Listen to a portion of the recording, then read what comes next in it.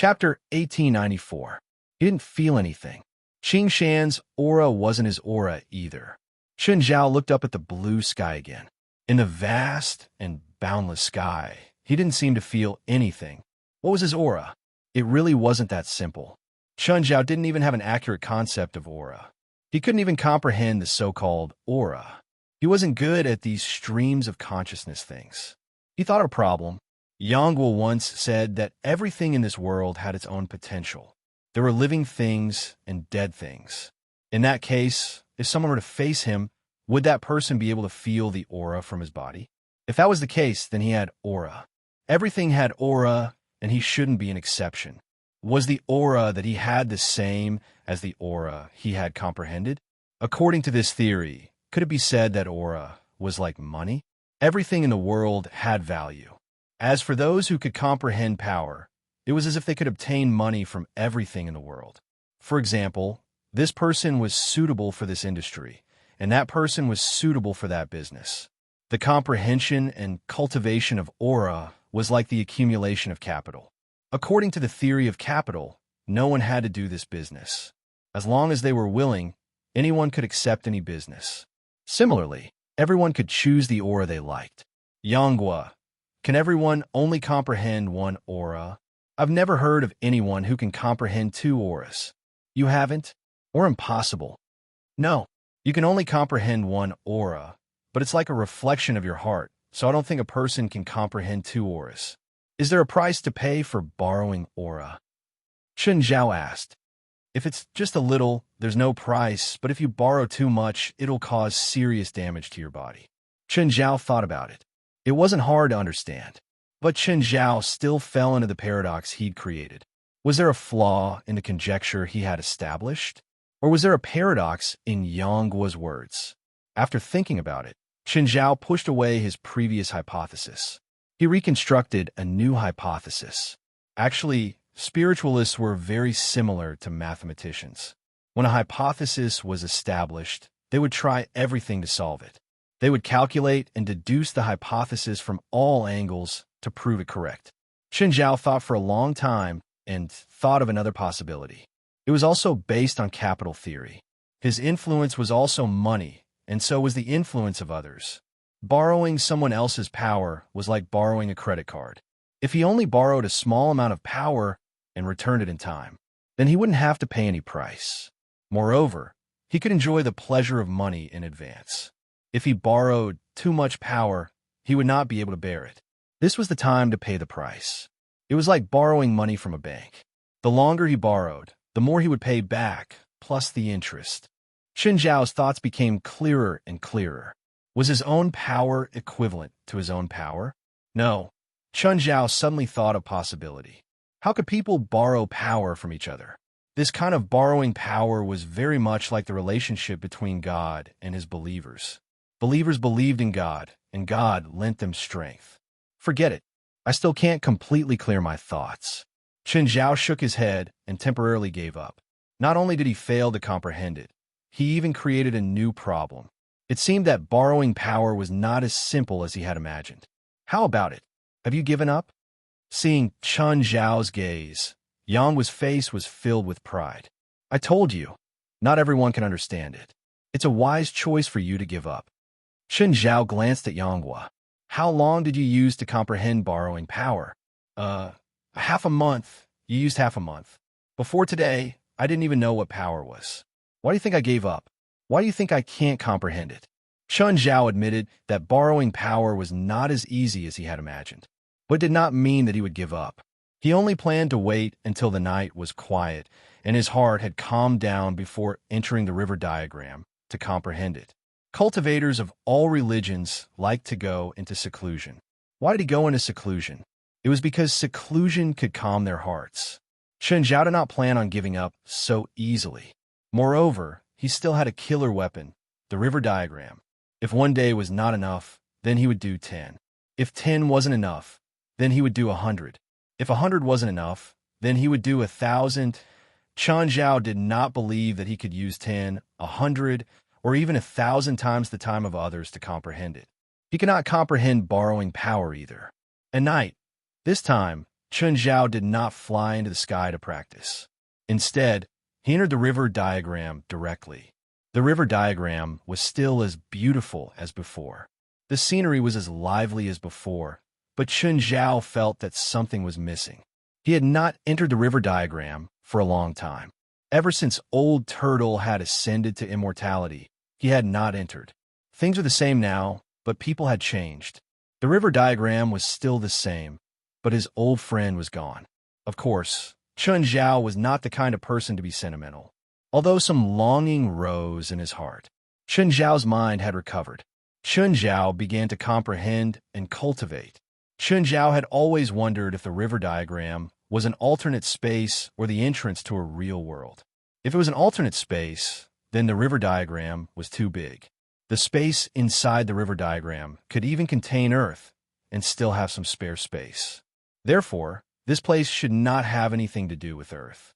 Another thing was the time here. An hour had passed outside, but only 3 seconds had passed here. Time is a very special power. Chun Zhao did not even know if time counted as a power. Chun Zhao also knew a lot of powerful people, but Chun Zhao had never heard of anyone who could control time. But Nuwa, an ancient god, could create a world with a completely different flow of time. In any case, this ability was many times stronger than Chun Zhao's. Nevertheless, Nuwa's power was not something Chun Zhao could guess right now. Of course, this also gave Chun Zhao motivation. He could not compare to the ancient god. At least he had a goal to pursue. He was far from the level of a god. He still had a lot of room for improvement. Right now, Chun Zhao's focus was still on borrowing power. If he wanted to borrow someone else's power, he first had to understand where his own power was. It wasn't his own power, nor was it his own magic. Chun Zhao raised his power to the maximum and used all his trump cards. 1 day, 2 days, 3 days, this was indeed not easy to comprehend. Chun Zhao racked his brains, but still had no idea. Chapter 1895. Chun Zhao had been sitting where he was for 3 days and 3 nights. Chun Zhao had been guessing what the so-called influence was, but each guess was raised again and again. He denied himself again and again. First, influence is related to a person's personality, Chun Zhao muttered to himself. Second, it's affected by emotions. What was related to a person's personality and could be affected by emotions? Spiritual power? Chun Zhao thought about it. Was it spiritual power? However, not everything had mental energy. Chun Zhao suddenly stood up from the ground. No, it wasn't that he didn't have any spiritual power at all. Apart from humans, other things could become demons and gain intelligence. Before transforming into a demon, they would develop intelligence. Even if it was a brush or a blade of grass, it could develop intelligence. So, these things had spiritual power too. If this guess was correct, it was definitely related to spiritual power. But it wasn't pure spiritual power. Chun Zhao had activated 3 keys now. A golden key, a spectral key, and a red key. The spectral key could absorb the souls of enemies of a similar nature. Chun Zhao had absorbed a black dragon soul before, so his spiritual power was much stronger than normal people's. But Chun Zhao didn't feel anything special about spiritual power. Spiritual power wasn't completely useless to Chun Zhao, but it wasn't very useful to Chun Zhao. First of all, strong spiritual power could increase one's resistance to spiritual spells and illusions. But strong magic could do the same. Also, when he cast spiritual spells, they would be much more powerful. But for this problem, it was the same as the former. The effect of strong magic was more obvious. Moreover, Chun Zhao knew very few spiritual spells. His best spells were Fall to Hell and Banshee's Charm. He could only use them a few times. In an intense battle, spiritual spells couldn't be used much. So, strong spiritual power was useless to Chun Zhao. It was tasteless, but it was a pity to throw it away. But now, if this guess was correct, then spiritual power wouldn't be useless anymore. Chun Zhao slowly rose into the air and looked down at the ground. Below him were green mountains and ethereal clouds. How could he use spiritual power to turn it into influence? Chun Zhao spread his spiritual power out. He mixed in celestial power to see if there would be any changes. Chun Zhao tried, but there was no reaction. His mental energy and immortal energy did not fuse, nor did they reject each other. The two of them were clearly separated, and there was no reaction from each other. Let's try the spiritual chi of heaven and earth again. It was still the same. There was still no reaction. It was not magic power, nor was it spiritual energy. Chen Zhao closed his eyes, and his spiritual power continued to spread out. Soon, Chen Zhao's spiritual power covered the entire small world. Just then, the earth, mountains, plants, rivers, and the clouds in the sky seemed to gather toward Chen Zhao's mind. Chen Zhao observed the things that gathered. A dark yellow air current rose from the ground. A green air current rose from the trees, and a blue air current rose from the river. There was also the white stream of air produced by the floating clouds. Chen Zhao clapped his hands. I understand now. After the colorful air currents gathered, they formed a colorful rainbow-shaped ring above Chen Zhao's head and spread out in circles. Above his head hung a ring of rainbow, like the halo of an angel. Chen Zhao looked up at the halo above his head. He felt a bit sick of it. If he added a pair of wings now, he could disguise himself as an angel. At the same time, Chen Zhao felt everything around him giving him power. It was as if everything was becoming his body. As long as Chen Zhao could bear it, there was no limit to this power. Chen Zhao's mental energy spread in the small world. It was like an amplified signal station filled with magnetism. It kept sending out some kind of signal, or rather, some kind of rule. Everything within a 10-kilometer radius seemed to be covered by Chen Zhao's mental energy signal. This power absorbed from the mountains, rivers, and everything in nature completely fused into Chen Zhao's body. It also did not conflict with Chen Zhao's yin-yang fish at all. Chen Zhao felt as if this power was his own. So, this was how Yanghua felt when he used borrowing power. Chen Zhao took a deep breath and pressed his palm down from above. Instantly, Chen Zhao's power merged with the power of the world. A huge palm pressed down like a Buddha's hand. The palm seemed to be real. It was almost 100 meters long. It fell from hundreds of meters in the sky and slammed into the mountain below. With a loud boom, a huge palm print was left on the slope of the mountain. The plants covered by the palm were completely destroyed. Damn, this move is awesome. Chen Zhao couldn't help but exclaim. The power of the world was even stronger than the fist shadows he'd developed earlier. Just then, Chen Zhao felt his right arm go numb and itchy. Chen Zhao reached out and scratched. With this, he realized that the fifth pristine eyeball on his right arm had opened. Chen Zhao removed the tube. As expected, the fifth pristine eyeball had opened. The fifth pristine eyeball was absorbing the power of the world in Chen Zhao's body. It had the same function as the fourth eye of the thunder, but the type of power it absorbed was different. Then, the fifth pristine eyeball would be called the eye of the world. In short, it was snobbish. After the eye of the general trend absorbed enough of the great trend of heaven and earth, it closed. The power of the world in Chen Zhao's body was still full. Chen Zhao returned the power of the world. The rainbow halo above his head also dissipated. Eye of the world, open. Chen Zhao tried twice and finally succeeded in opening the eye of the world. Once the eye of the world opened, it started pouring the power of the world into Chen Zhao. The amount of power stored in the eye of the world was the same as what Chen Zhao could handle himself. This meant that Chen Zhao didn't need to specially absorb the power of the world around him. If he needed it, he could open the eye of the world and absorb the power of the world from it. The eye of the world could replenish itself. This was different from the eye of the thunder. However, this was because they absorbed different things. The eye of the thunder absorbed lightning. Chen Zhao had to wait for a thunderstorm or run into the high-voltage electric laboratory himself. Otherwise, the eye of the thunder wouldn't be able to absorb it. The eye of the world was different. As long as it was in this world, Chen Zhao could absorb endless power of the world. Chen Zhao started trying the power of the world and the eye of the world again and again. He tried to integrate the power of the world with himself. Chapter 1896. Under the power of the world, Chen Zhao's fist shadows became even stronger. If the fist shadows from before were purely physical attacks, then, After the fish shadow was strengthened by the power of heaven and earth, it had an enchantment effect. However, there was one thing, and that was that the consumption of the worldly power far exceeded the absorption.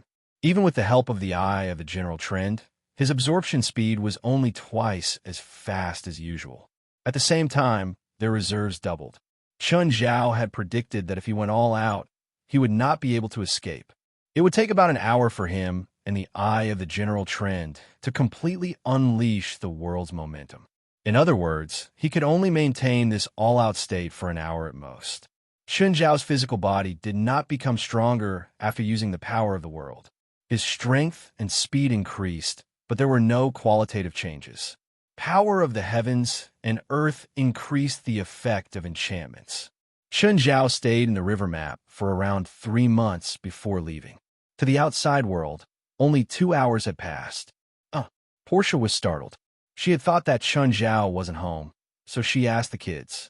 The kids didn't know where Chun Zhao had gone either. In the end, Chun Zhao appeared out of nowhere. "Boss, where did you come from? You didn't even say anything. You scare me to death. This is my home. Do I have to report to you where I go?" Chun Zhao rubbed his shoulder. Just then, Yangwa walked in. When he saw Chun Zhao, he was stunned. Strange, Chun Zhao's aura seemed to have changed after not seeing him for a while. And it became very strange. "Xiaoyang, I have something to talk to you about. Let's talk outside." Yangwa followed Chun Zhao to the front yard. Yangwa stared at him. "You look different from before." Chun Zhao opened his right palm. An invisible force gathered in his palm. Yangwa's pupils constricted. That familiar yet strange aura. Force? Yangwa stared at Chun Zhao in shock. "You succeeded? How could this be? How did you do it?" Yangwa's face was filled with disbelief. Previously, he had thought that Chun Zhao couldn't understand borrowing power. At the very least, it wouldn't be that easy to comprehend. However, only 2 hours had passed. Chun Zhao succeeded. Chun Zhao's injuries were clearly different from his. "What does your power represent?" Yangwa asked. "This is what I wanted to ask you." "I seem to be able to absorb all kinds of forces," Chun Zhao said. "Mountains, rivers, living beings, oceans, the world." "Are you sure?" "I'm sure." A colorful ball formed in Chun Zhao's palm. Yangwa looked at him. "Do you want to know what your power represents?" "Of course." "Do you want to hear an awesome name?" "Is my power that awesome?" "I don't know. I've never seen it before." "Then what did you mean before?" "It means that if you want an awesome name, you can think of one yourself." Everyone's power is different, but generally speaking, they can't escape the 4 forms of wind, forest, fire. What a waste of my feelings. Chun Zhao pouted. Chun Zhao glanced at Yangwa. "Will there be any special changes when you use force?" "Change? What kind of change?" Yangwa asked. "Is it the change in mana or the change in the body? For example, a phenomenon." "Phenomenon?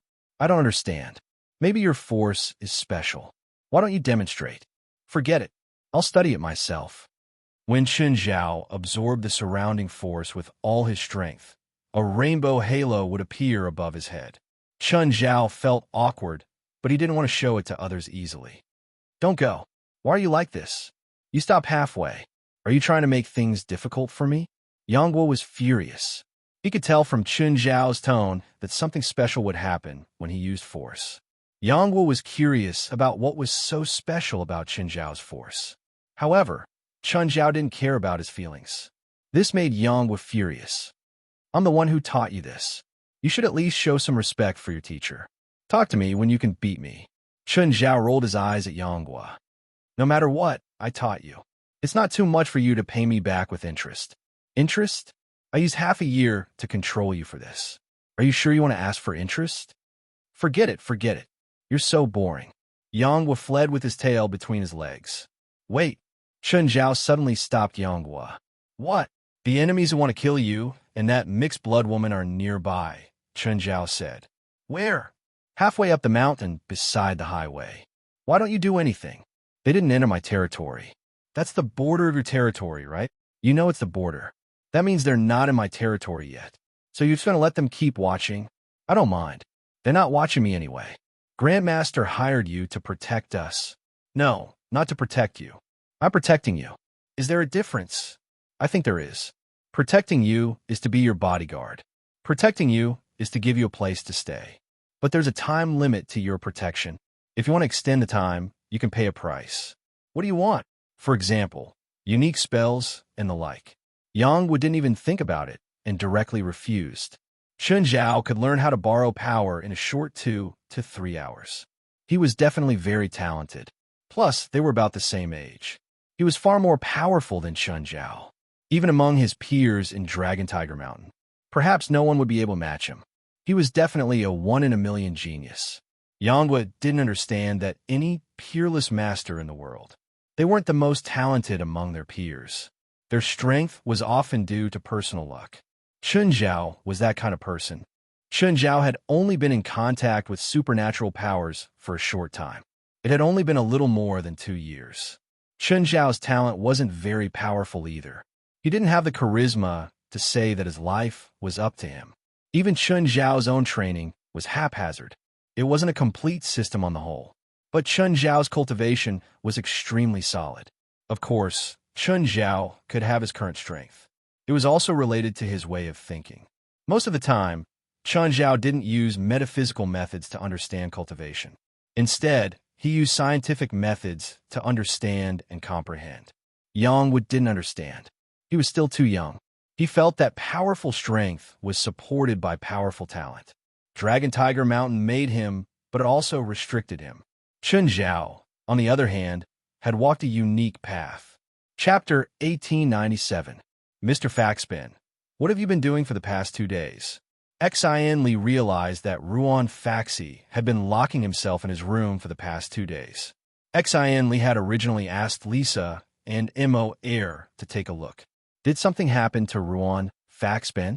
But the two of them were too lazy to care. They always said that nothing would happen to Ruan Faxi. Ruan Faxpin finally came out of his room today. However, his face was haggard and his eyes were lifeless. It's all your uncle's fault, Ruan complained. I've been working outside, and he insisted that I create a magic tool. Ruan Faxi could only craft magic tools for 48 hours straight without sleep. Maybe Uncle needs it urgently. Xian Li couldn't blame Chun Zhao, who she respected. She instinctively found an excuse for her uncle. This is used to suppress one's aura. Your uncle only needs this thing when he unleashes his full strength.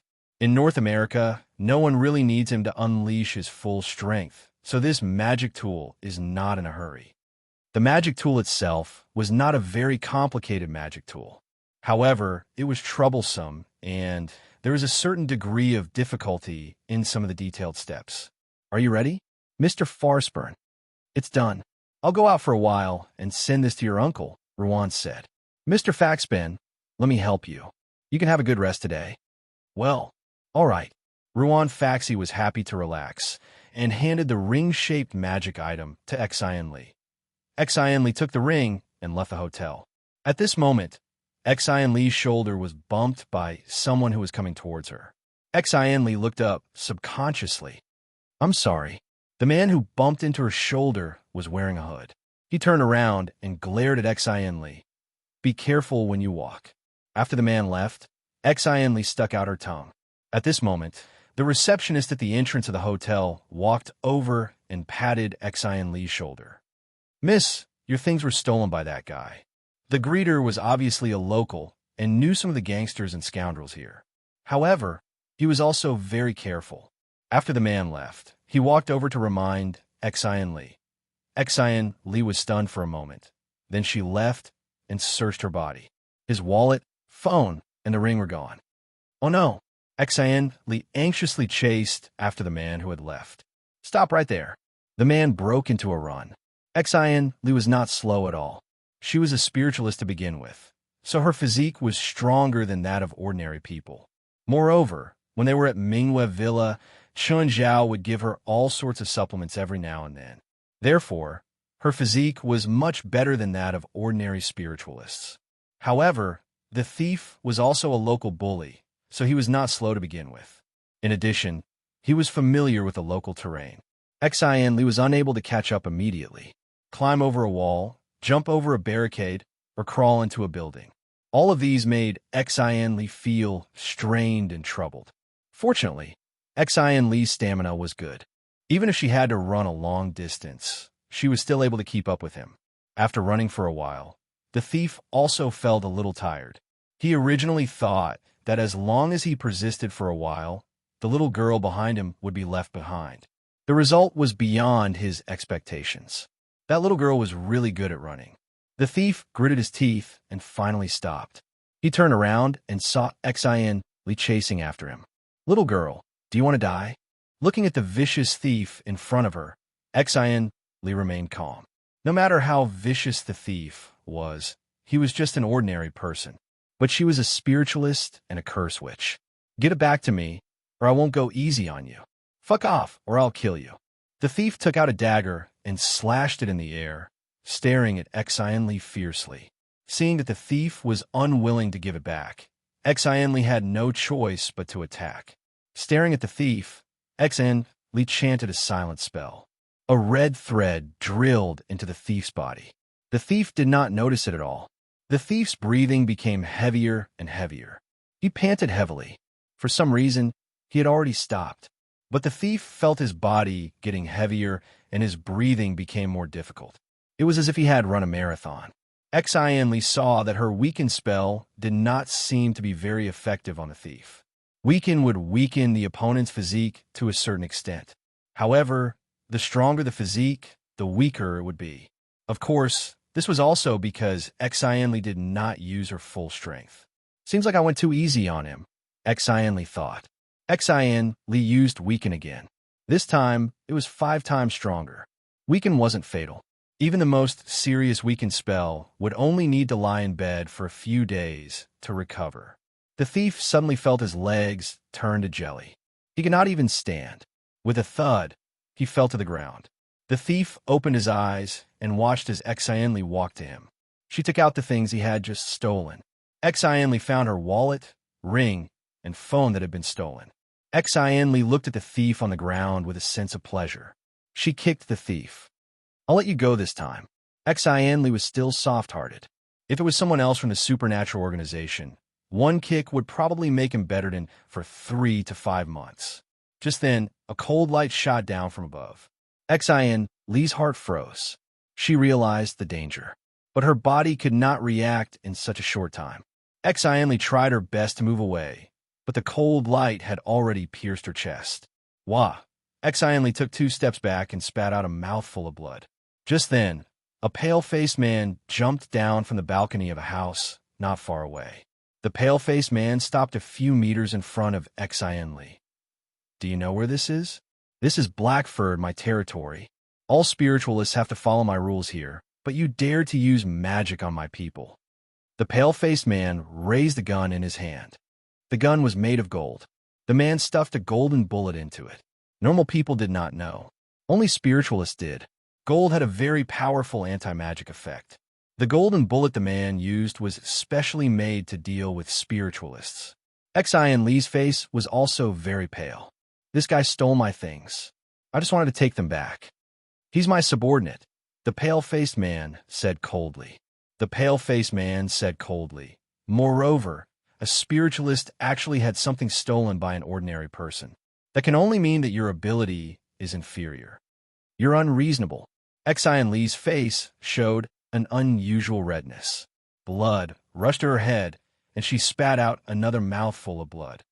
"Give me the things and get out of my territory." Chapter 1898. Xian Li knew she couldn't win. She turned around and tried to run, but she couldn't outrun bullets. In a flash, Xian Li's calf was pierced by a golden bullet. With a thud, he rolled on the ground. The pale-faced man took the things Xian Li had just found, ignoring her on the ground. He pulled the thief up and left. Xian Li was just a little girl. She couldn't take it. She didn't make a sound. Her face was covered in tears. She climbed up with difficulty and limped back. Back at the entrance of the hotel, the receptionist saw Xian Li with tears on her face and blood all over her body. She immediately knew something was wrong and ran over to help Xian Li. Xian Li finally couldn't hold back her tears any longer and burst into tears.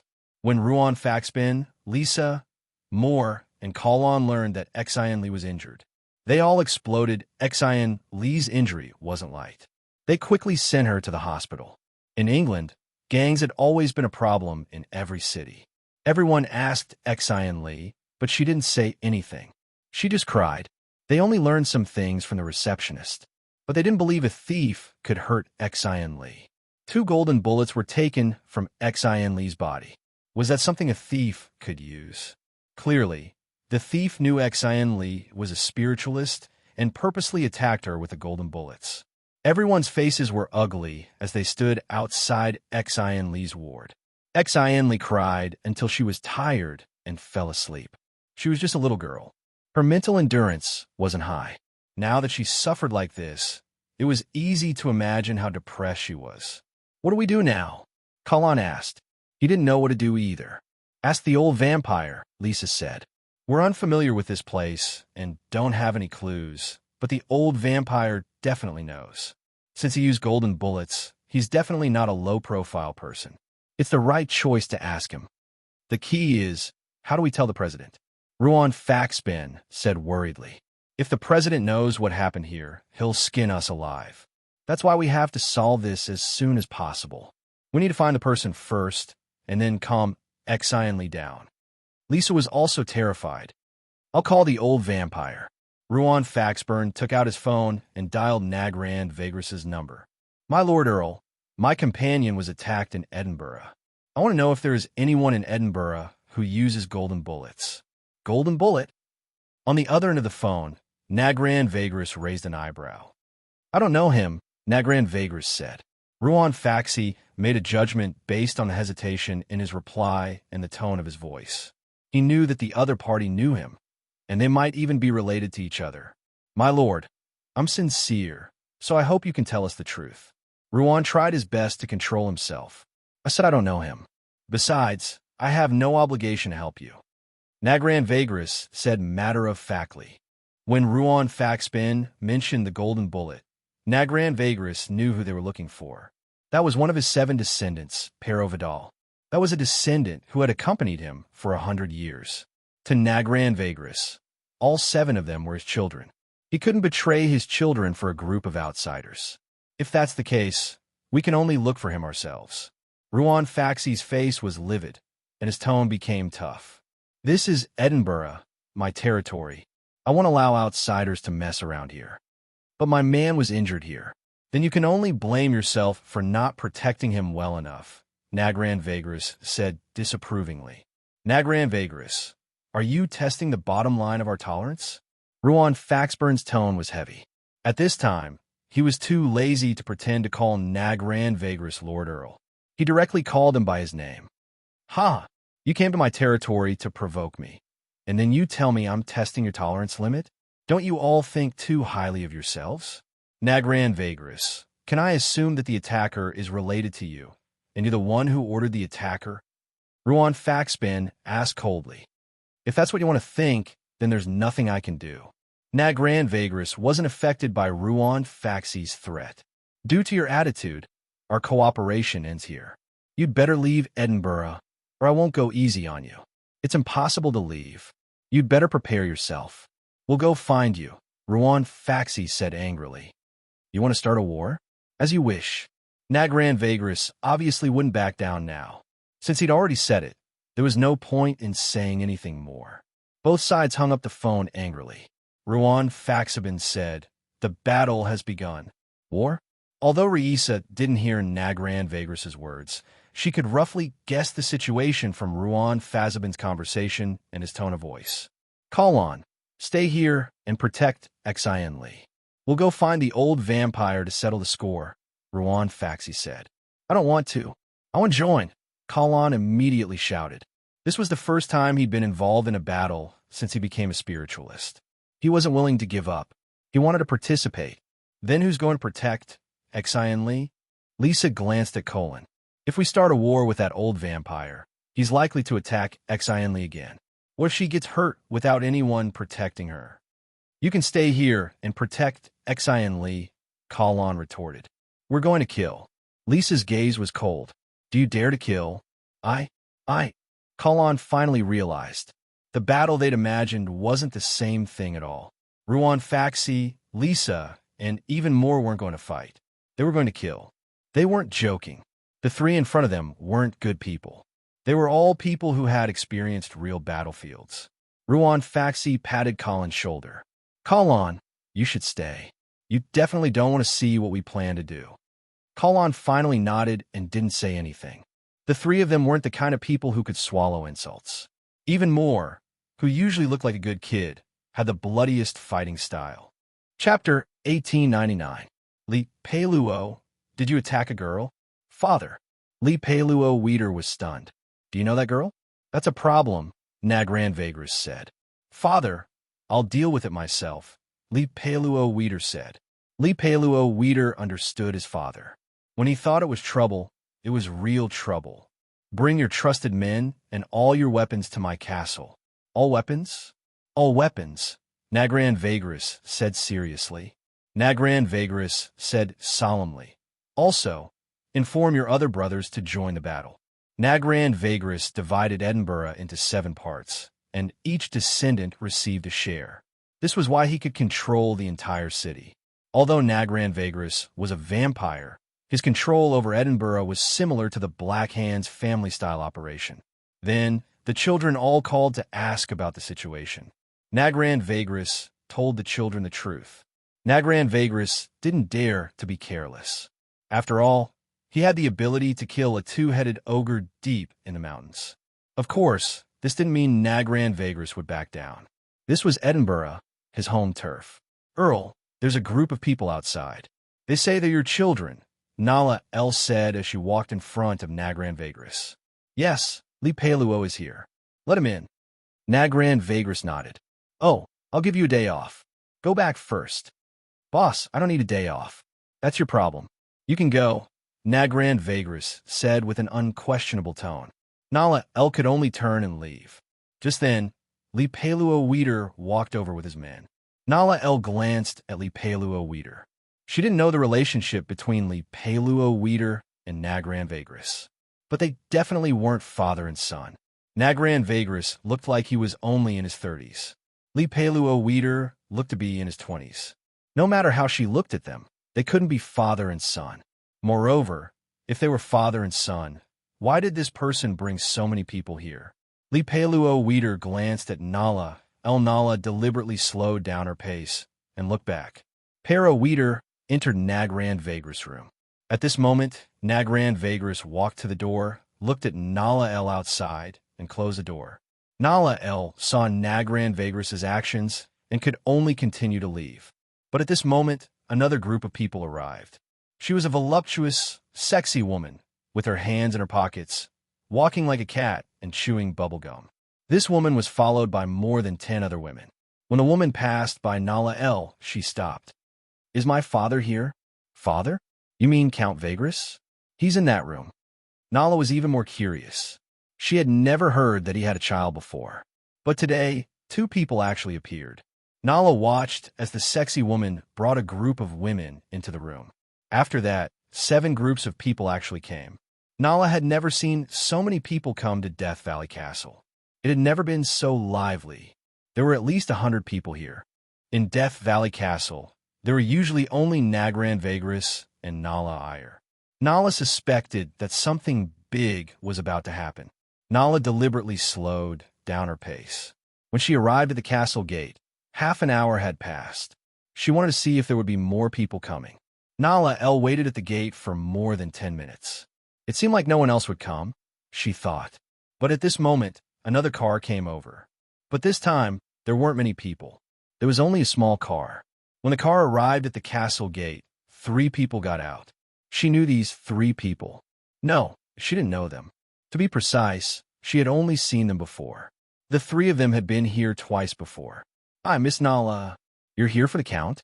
Yes, we're here for Nagran Vagris. I'll take you to see the Count.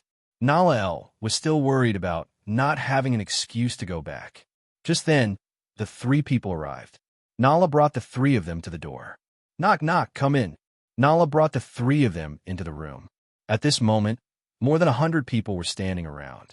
Among them, the 7 leaders were sitting beside Nagran Vagris. Nala El realized that when she came in, the atmosphere changed. The originally slightly noisy room instantly quietened down. Everyone shut their mouths and stared at Ruan Faxbin, Lisa, and more.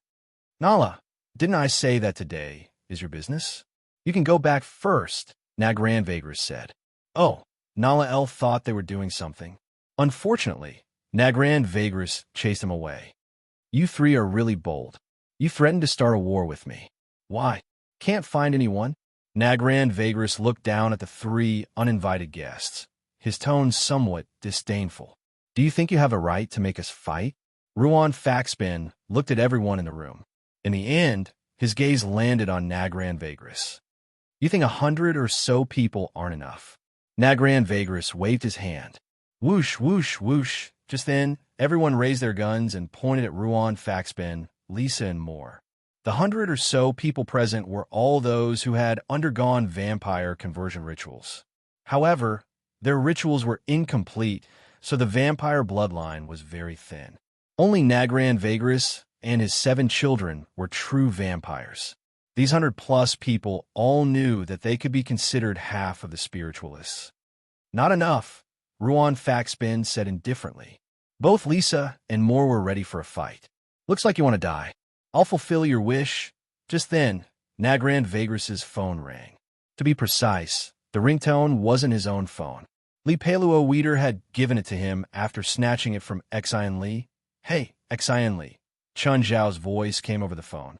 Did you forget to call me today? Chapter 1900. Nagran Vagris listened to the man on the phone muttering to himself. Then he hung up. Chun Zhao saw that the call had been hung up. He dialed Xian Li's number again. Xian Li, is it inconvenient for you to talk? Are you being held hostage? Is someone beside you? Chun Zhao started to use his imagination. Nagran Vagris silently hung up the phone again. This time, Chun Zhao didn't call Xian Li. Instead, he called Ruan Fashabin. When Ruan Fashabin saw the caller ID, a thought suddenly popped up in his head. I'm done for. In the instant that the call connected, Ruan Fashabin could almost feel the flames of anger erupting from the phone. Ruan, where's Xian Li? What happened to her? President, something happened to Xian Li. We're solving a problem now. Ruan Fashabin's expression was very ugly. Why didn't Xian Li say anything just now? She can't say anything? Is she seriously injured? Or is she being held hostage? She's injured. She's in the hospital. Her phone was stolen. We're negotiating with them now. Negotiating? Fight. Ruan Fashabin could only say honestly. Turn on the locator. Ruan Fashabin's expression was somewhat stiff. He turned to look at Lisa and more. Finally, he looked at Nagran Vagris. Big trouble is coming. My blood family and I are never afraid of trouble, Nagran Vagris said expressionlessly. You should be afraid. Hand over the murderer, and this will end here. Ruan Fashabin's tone became urgent. Don't even think about it. Nagran Vagris was still determined. Do it, Ruan Fashabin shouted. Do it. Nagran Vagris gave the order at this moment. All of Nagran Vagris's blood family members opened fire, but there were no flames bursting out of their guns. A bright red energy ball gathered in Reese's palm. This energy ball was full of destructive energy. It's useless to use firearms in front of me. To be precise, these lightweight firearms were useless against Lisa. Nowadays, guns filled the cartridge with gunpowder. The firing pin would cause an explosion and push the bullet out. But Lisa could absorb heat from the environment. Therefore, the guns in their hands were equivalent to scrap metal. It wasn't just the heat emitted by the guns in their hands. Even the temperature in the air had dropped. Lisa casually threw the energy ball in her hand. Dodge! Nagran Vagris shouted. The energy ball then exploded violently. 4 of 5 vampires were affected and instantly engulfed in flames. Nagran Vagris was instantly engulfed in anger when he saw his kin being killed. A relative threw himself at Reisa. A shockwave burst out from Lisa's hand. The relative was sent flying by the shockwave. Ruan Faxbin and more were still standing behind him. They had no intention of making a move. Lisa could control the situation here by herself. Another vampire was sent flying by the shockwave. However, this didn't stop the other vampires from moving forward. More vampires' dependents surrounded Rissa. Rissa placed her palms on the ground, and a shockwave hit the ground, causing it to collapse instantly. Then, all the vampires around her were sent flying by the shockwave. The room that was originally on the castle tower collapsed because of Rissa's shockwave. Everyone was sent to the lower floor. Nagran Vagris saw that a little girl was so difficult to deal with. He couldn't help but feel a little solemn. However, this wasn't the time for him to retreat. Nagran Vagris personally entered the fray. Nagran Vagris stretched out his arm and pointed at Rissa. A ball of blood seeped out from his arm. A ball of blood shot at Rissa. The blood suddenly spread out and enveloped Rissa. Rissa shouted softly, and a shockwave rippled out from her body. Rissa's thermal shockwave wasn't something that could be released with just her hands. The ball of blood was blasted apart. However, the scattered blood turned back and shot at Rissa again. Rissa wasn't good at dealing with this kind of attack. Her fighting style was to attack, not defend. So, under this concentrated attack, she seemed a little flustered. Rissa gave up defending and let the blood droplets hit her body. At this moment, Rissa pointed her palms at Nagran Vagris. Boom! Nagran Vagris was sent flying by the shockwave. Nagran Vagris didn't expect Rissa to be so difficult to deal with. He actually didn't get the upper hand in the first round. Rissa, how's it going? Ruan Faxben asked. Rissa was slightly injured, but it wasn't serious. Ruan Faxben handed Rissa a bottle of medicine. It's my turn, Morse said, walking up. Huh? Nala El walked to the door. Suddenly, she saw flames shoot out of a window on the castle tower. Her heart skipped a beat. What happened? Did something happen? Nala El didn't know what to do. Just as she was hesitating, she suddenly felt a shadow appear behind her. Nala El turned around and saw a strange Asian man standing behind her. When did this man come? You. Nala El was about to ask. The man ignored Nala El and walked straight into the castle. Wait. Nala El wanted to pull him, but when he stretched out his hand, he grabbed nothing but air. Nala El sped up and ran to him. Stop right there. Who are you? Chen Zhao looked down at Nala El Tur. This is private land, Nala El said seriously. Really? Whose land? Chen Zhao didn't stop. Stop. This is Earl Nagrand Vagris's property. He's a big noble. Really? I'm here for him. Nala El clearly didn't believe him. Stop or I'll call the police, Nala El threatened, taking out her phone. Chen Zhao reached out and crushed the phone in Nala El's hand. Chen Zhao glanced at Nala El indifferently. Sorry, I wasn't careful. Nala El stared at him in shock. Chen Zhao clearly didn't have good intentions. She couldn't stop him at all. Chen Zhao walked forward as if there was no one around. Boom! Just then, another violent explosion sounded in front of them. Chen Zhao had already walked over with big strides. When Chen Zhao pushed open the door, everyone's eyes were on him. Nala El saw that someone had died at the scene. Nagran Vagris and the others were in a standoff with Ruan Faxben, Rissa, and more. Nala El didn't understand what had happened. When Ruan Faxben, Rissa, and more saw Chen Zhao, their expressions changed. As expected, he still came. Chapter 1901.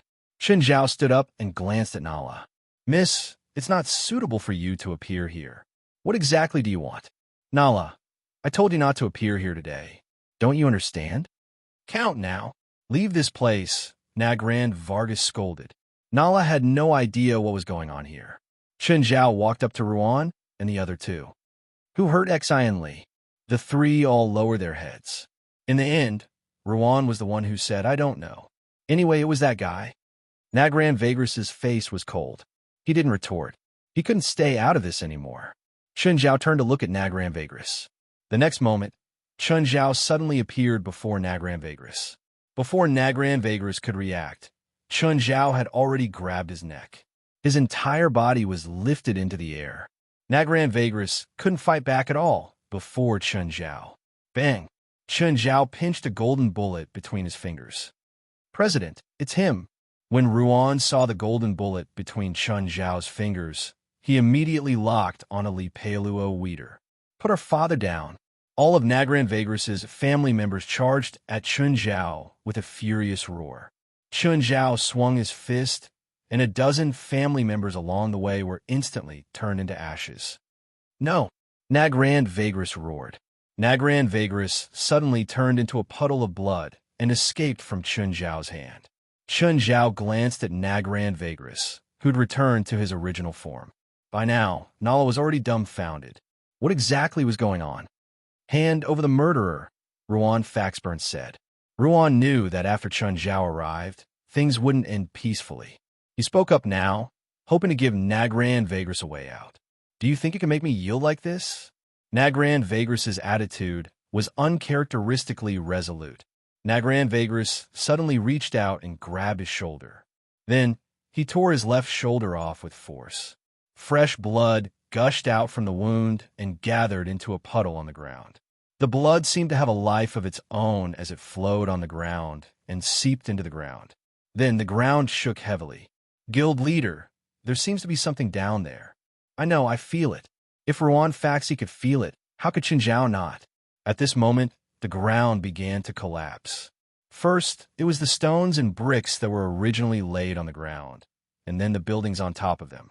Everyone kept retreating, and the ground collapsed more and more, almost covering half of the castle. The pit was bottomless, like a bottomless abyss. At this moment, a terrifying suction force suddenly came from the bottomless abyss. Everyone began to be uncontrollably sucked into the bottomless abyss. Even Nagran Vagrus, the instigator, could not resist this attraction. Only Chun Zhao stood where he was without moving, watching them get sucked into the bottomless abyss one by one. President, Ruan Faxi originally wanted to ask Chun Zhao for help. In the end, Chun Zhao ignored him. He just stood there and watched the three of them get sucked down. He immediately understood that Chun Zhao was angry at the three of them. Only when everyone was sucked into the bottomless abyss did Chun Zhao jump in. There was a deep pool at the bottom of the abyss. It was about a few hundred meters from the ground. The suction force lasted for a few seconds, and then it turned into an upward current.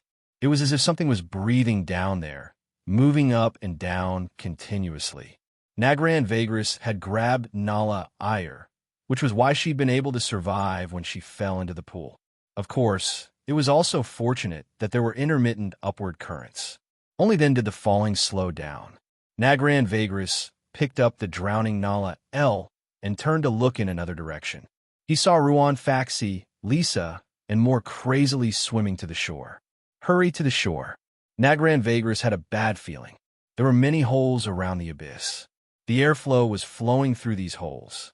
At that moment, the pool suddenly exploded, and a huge snake head drilled out of the pool. The snake's body above the water was dozens of meters long. Its head was as big as a plane's. The moment the bloody mouth broke the surface of the water, more than a dozen members of the clan were swallowed into its mouth.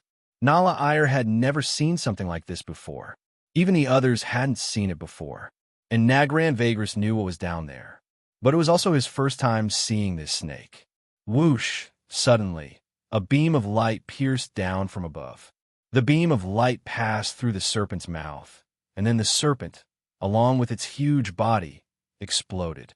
The broken parts of the snake's body sank into the deep pool. Everyone was shocked. They stared at Chun Zhao, who was floating above the pool, in disbelief. Just then, snake heads started burrowing out of the surrounding caves. Every head was the same as the one Chun Zhao had killed earlier. There were at least 100 of them. They all opened their bloody mouths and hissed at Chun Zhao. 100-headed snake? All the heads of the snake stared at Chun Zhao. Chun Zhao looked at them from afar. Chun Zhao didn't expect such a monster to be hiding here. Neither side immediately launched an attack. They were evaluating each other's strength. From this, it could be seen that the snake wasn't a mindless monster. Once it thought it could defeat Chun Zhao, it would attack immediately. The snake was very strong, but Chun Zhao could handle it in his normal state. Nagran Vagrus stared at both sides. He was the only one who knew the snake's background. He became a vampire largely because of the 100-headed serpent. When he undid the seal on the 100-headed serpent, he had the thought that everyone would die together. But after releasing it, he regretted it. He felt that he'd been too rash. Finally, the 100-headed snake attacked Chen Zhao. Plop! A huge snake head was chopped off and fell into the pool. When the head landed, it immediately created a huge wave. Everyone sucked in a breath of cold air. This man could actually chop off a snake's head in an instant against such a monster? Nagran Vagris was even more shocked. Where did this man come from? Chapter 1902. Nagran Vagris knew the origin of the 100-headed serpent. The 100-headed serpent had once wreaked havoc in England before the first year of the Common Era. At that time, England had been called the Island of Monsters. No one in Europe dared to cross the English Channel, much less land in England. Legend had it that giants and monsters lived there. It was even used as a place of exile for Europe. The French used it as a place of exile for criminals. However, most criminals couldn't even cross the English Channel and ended up in fish stomachs. It wasn't until explorers truly landed there that they realized that the people living there were indeed savages. The deeper they explored, the more they realized how terrifying this place was. However, no matter how terrifying a place was, it couldn't stop humans' desires. More and more humans occupied the island of monsters. The 100-headed serpent was the king of monsters. It breathed fog and covered a large area, protecting its people. At the same time, it saw humans as food. The war between humans and monsters finally unfolded. The result was obvious. Humans won. The 100-headed serpent led its monster army and hid in the forests of Scotland. However, humans didn't stop because of this. Humans continued to expand toward all lands that were suitable for living. The war started again. It was still the humans who emerged victorious. This time, the 100-headed serpent's monster army was almost completely wiped out. The rest were also scattered and fled deeper into the forest. The 100-headed serpent was sealed. Humans built a castle on the seal of the 100-headed serpent. It was Death Valley Castle. Of course, Death Valley Castle wasn't called that back then. Vagris was the oldest noble family in England. This was because his family had always guarded this castle and shouldered the responsibility of watching over it. In the end, people had even forgotten the meaning of this family's existence. However, the people in his family still kept their previous vows. This was also why Nagran Vagris was shocked by Chen Zhao, a human who could fight against the king of monsters.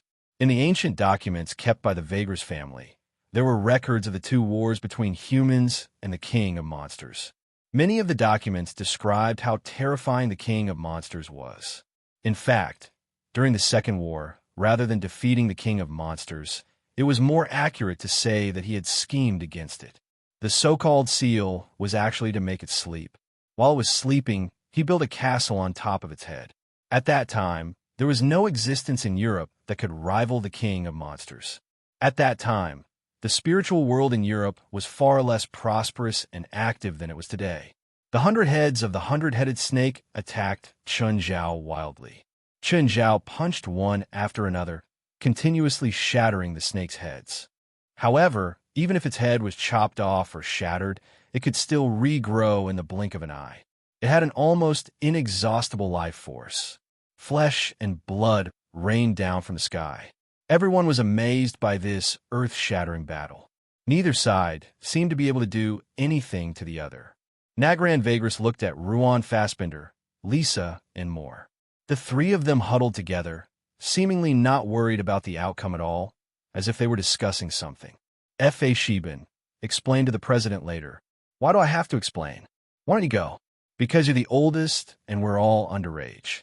You're not embarrassed to ask us to face the president? Why? I'm old. You should think about me too. Anyway, the president spoils you kids a lot. You're more suitable than me. I don't want to." Lisa rejected immediately. "The president almost killed me back then."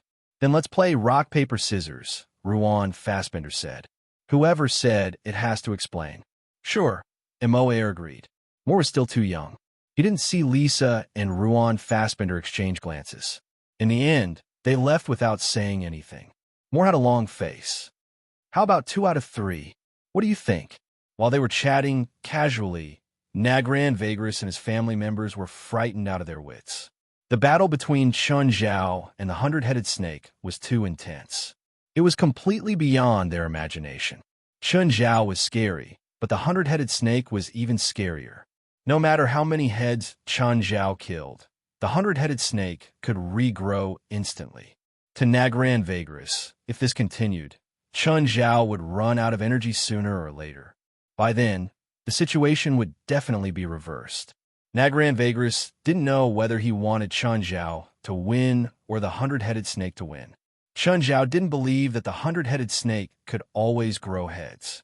There was no such thing as immortality in the world. Chun Zhao had only killed 1,000 heads of the 100-headed snake. Basically, he cut off 10 heads on each neck. But the 100-headed snake still didn't run out of energy. The heads continued to grow. Chun Zhao was getting tired of it. He suddenly sped up and charged into the mouth of a head. To Nagran Vagris, it looked like Chun Zhao was swallowed by the head. Chun Zhao forcefully charged into the 100-headed snake's esophagus. Chun Zhao wanted to see what the 100-headed snake's body looked like. But halfway through, Chun Zhao realized that the 100-headed snake's body started turning into rock. More accurately, the body of a snake grew out of the rock. All the snake's bodies were connected to a rock that was hundreds of meters wide. The 100-headed snake should have been sealed here in ancient times. Could have been sealed for too long and turned into a fossil. Chun Zhao broke out of the snake's stomach. Of course, this was just Chun Zhao's imagination running wild. As long as a creature was still alive, its cells would be active. It wouldn't turn into a fossil for no reason. By then, the other snake heads had retracted too. They attacked Chun Zhao even more crazily. Right now, Chun Zhao was more interested in the rock that had fused with the 100-headed snake. He wasn't interested in fighting the 100-headed snake anymore. Chun Zhao took out his black trident and stabbed it at the place where the 100-headed snake and the rock were connected. The 100-headed snake's body started shrinking rapidly. As expected, the black trident had never disappointed Chun Zhao when it came to killing creatures with strong recovery abilities. Chun Zhao grabbed the rock that weighed hundreds of thousands of tons and put it away. He would study it later. Chun Zhao walked out of the cave. He glanced at Ruan Faxbin, Risa, and more. Then his gaze fell on Nagran Vagris and his kin. President, the culprit is already dead. I think it's about time. They've been punished. Ruan Faxbin kicked the corpse in front of him. It was Lepero Weeder's body. Chapter 1903. Chun Zhao looked at them, and then at the corpses on the ground. Without saying anything, he flew out of the pit. Dozens of people stared at each other. Chun Zhao knew that Ruan Faxai wanted him to let these people go. Chun Zhao was just using this as an excuse. He didn't kill them all, but this didn't mean that Chun Zhao could calm down. Lepero Weeder had sacrificed himself. His act of self-sacrifice in order to protect his compatriots might seem noble to them, but it didn't mean that Chun Zhao would pity him. He was the one who had caused all of this. Of course he should be punished. Ruan Faxabon glanced at Nagran Vagris. Take us out. Don't tell me there's no way out. Nagran Vagris silently led the way and didn't say anything along the way. His relatives followed behind him. They were also quiet. Ruan Faxai, Lisa, and more didn't care about their feelings. They were still chatting happily. They also knew that their relationship with Nagran Vagris wasn't the same as before. In the past, they weren't that good, but they could at least pretend to be polite. But now, they didn't even pretend to be polite anymore. Both sides had extremely bad impressions of each other. Nagran Vagris was just angry, but didn't dare to say anything. He watched as his own son sacrificed himself to protect the entire clan. This was a huge blow to him, but he couldn't do anything. The power that Chun Zhao had displayed was too terrifying. No wonder Ruan and the others had said that the person behind them could talk to 23rd Blood Mary and Zhang Tianyi on equal terms. When Ruan and the others returned to the hospital, they saw Chun Zhao standing outside Exine Li's room, waiting for them. President, did you go see Exine Li? No, Chun Zhao said. Don't tell her that I didn't interfere. Just pretend that I never came and that I don't know anything. Why do that? If she knows that I interfered, she'll only feel more defeated. Okay, I understand. Ruan Faxburn handed Chun Zhao a ring. This was a magic tool that he'd made. He'd just gotten it from Nagram Vagris. Okay, I'm going back. Ah, President, you're going back just like that? What else? What do you want from me? Punish you? The expressions of the three of them were unnatural. Risa and more silently cursed Ruan Faxi for being a busybody. Not really. Ruan Faxburn's expression was a little stiff. It's okay. Everyone has inconveniences in the outside world. I can understand. Thank you, President. The three were overjoyed. All the debts will be settled after we return. I won't punish you for now. In the next moment, the three of them fell into despair. After saying a few words to the three, Chun Zhao turned and left. As soon as Chun Zhao left, Kalon opened the door. Mr. Farspin, Lisa Moore, you're back? Who are you talking to? It's nothing. How is Xianli doing? He's just a little depressed. Everything else is fine. His injuries haven't worsened. Chun Zhao returned to Moon Villa. It was only 3 in the morning in Los Angeles. Chun Zhao realized that Yanghua and Lily were still awake. In the front yard, Yanghua and Lily suddenly saw Chun Zhao descend from the sky. They all jumped in fright, wondering who it was. You're still awake? Chun Zhao looked at them. You're awake too. Where did you go? Yanghua drank a mouthful of beer. Would you believe me if I told you I went to England? It's more than 8,000 kilometers from here. Yanghua's tone clearly indicated that he didn't believe Chun Zhao. Chun Zhao shrugged. Unless he flew with him, Yanghua wouldn't believe him. Oh, do you know what this is? Chun Zhao took out a piece of stone the size of a finger. At first, Yanghua thought it was a normal stone. However, after turning it over and over in his hand, he discovered that this finger-sized stone carried a special aura. It contained some kind of energy, but he couldn't tell what it was. Where did you get this? Yanghua asked. I picked it up. Can I send it back to Dragon Tiger Mountain? Perhaps the elders of Mount Longhu will be able to tell. Sure, take it. Yanghua didn't expect Chun Zhao to be so easy to talk to. Just then, the butler's system suddenly sounded an alarm. Master, 2 unidentified people are approaching Mingyue Villa. With that, the butler system projected a surveillance image on the wall. Lily and Yanghua stood up abruptly. It's them. You're the 2 of them. Yes, it's them, Lily said without hesitation. Mingyue Villa didn't have a front door. There were only a few mechanical blocks. If no one wanted to stop them, they couldn't stop them. Of course, Chun Zhao didn't plan on stopping them. Chun Zhao, what do we do? Fight. What's there to hesitate about? Are you sure? These 2 people are quite strong. Don't you have confidence in me? They're not weak, after all. Chun Zhao didn't refute Yanghua's doubts. By then, Beast and Spirit Fox had arrived at Mingyue Villa in the front yard. With the holy spear in his hand, Beast glanced at Chun Zhao, who was lying on the bench with his legs crossed. He then shifted his gaze to Lily and Yanghua. At this moment, Yanghua and Lily were ready for battle. Beast and Spirit Fox saw that Chun Zhao was still sitting there without moving. They thought that Chun Zhao didn't plan on interfering. If Chun Zhao didn't interfere, it would save them a lot of trouble. Chun Zhao had been lying down lazily, but when he saw the spear in Beast's hand, he raised an eyebrow and stood up. Let me see that thing. Chun Zhao curled his finger. Chun Zhao actually really wanted to borrow it to take a look. But to Beast and Spirit Fox, it sounded like Chun Zhao was provoking them. Without hesitation, Beast raised the spear and pointed it at Chun Zhao. If you want to stop God's will, you should accept God's punishment. Chun Zhao listened to Beast's tone. Why did it sound like a madman who'd been brainwashed by religion? I want to ask, how do you want to punish me? With the holy spear, of course. Beast raised the spear and shot it at Chun Zhao. Chun Zhao raised his palm and blocked the spear's trajectory. But just then, Chun Zhao's palm was pierced. Chapter 1904. Everyone was stunned, including Chun Zhao. What was this? It could actually hurt him. After piercing through Chun Zhao's palm, Beast waved his hand. Beast waved his hand. Chun Zhao felt a suction force appear on the holy spear that had pierced through his hand. It was about to leave his hand. Chun Zhao grabbed the holy spear in his hand.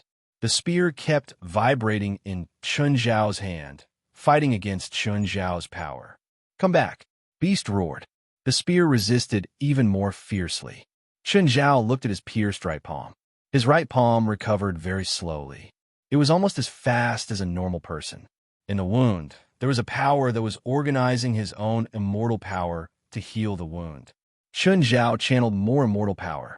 If the power didn't force the wound out, it wouldn't heal at all. Get out. Chen Zhao tried his best to force the power out of the wound. The power wasn't weak indeed. But Chen Zhao's body was his home field, after all. How could Chen Zhao lose to an ownerless power in his home field? A black ball of energy shot out from the wound on Chen Zhao's palm. This massive energy was enormous. After hovering in the air for a while, it suddenly charged at the spear. After Chen Zhao forced the black ball of energy out of the wound, it healed immediately. At the same time, the spear resisted even more fiercely. It also emitted a scorching heat. If a normal person held it, they would probably fall out in the blink of an eye. Giant spirit transformation, dark assimilation, body double, all techniques returned to one. Chen Zhao entered his complete form. Chen Zhao had already put on the ring that hid his aura. So, Chen Zhao only looked like his form had changed, but his aura wasn't leaked. Beast and Spirit Fox were very anxious. This had never happened before. They couldn't retrieve the spear. This had never happened before. By now, the spear had turned crimson in Chen Zhao's hand. It was like a red-hot soldering iron. But Chen Zhao still held it tightly. The spear started growing bigger and heavier. Chen Zhao didn't hold back anymore. He increased his grip on the spear to the maximum. The part of the spear that he held started cracking. Beast and Spirit Fox's expressions changed drastically when they saw this. They attacked Chen Zhao directly. Chen Zhao lifted his foot, and the beast was kicked into the air. He then raised his right arm and aimed it at the beast. A white light shot out. When the wild beast landed on the ground, it was already charred. It couldn't be any more dead. The beast's corpse released a black energy that returned to the sacred spear. The Spirit Fox held two swords and slashed at Chen Zhao's thigh. However, the Spirit Fox's twin swords were broken. Chen Zhao lifted his foot and stomped down. The Spirit Fox was also crushed into meat paste. Yang's expression was unnatural, and Layli covered her mouth. The two people who had been chasing them were actually defeated and killed by Chen Zhao, just like that. The entire process was too easy and casual. It was so casual that they couldn't believe it. The Spirit Fox's corpse also released a wave of black energy and returned to the sacred spear. Chen Zhao focused more on the holy spear in his hand. The power of this weapon was unparalleled. He couldn't even control it. If you continue to cause trouble, I'll destroy you. By now, Chen Zhao had gone all out. Rainbow halos appeared above his head. Yangguo raised an eyebrow. He couldn't sense Chen Zhao's aura. He couldn't feel Chen Zhao's aura, but he could still feel it when Chen Zhao used force.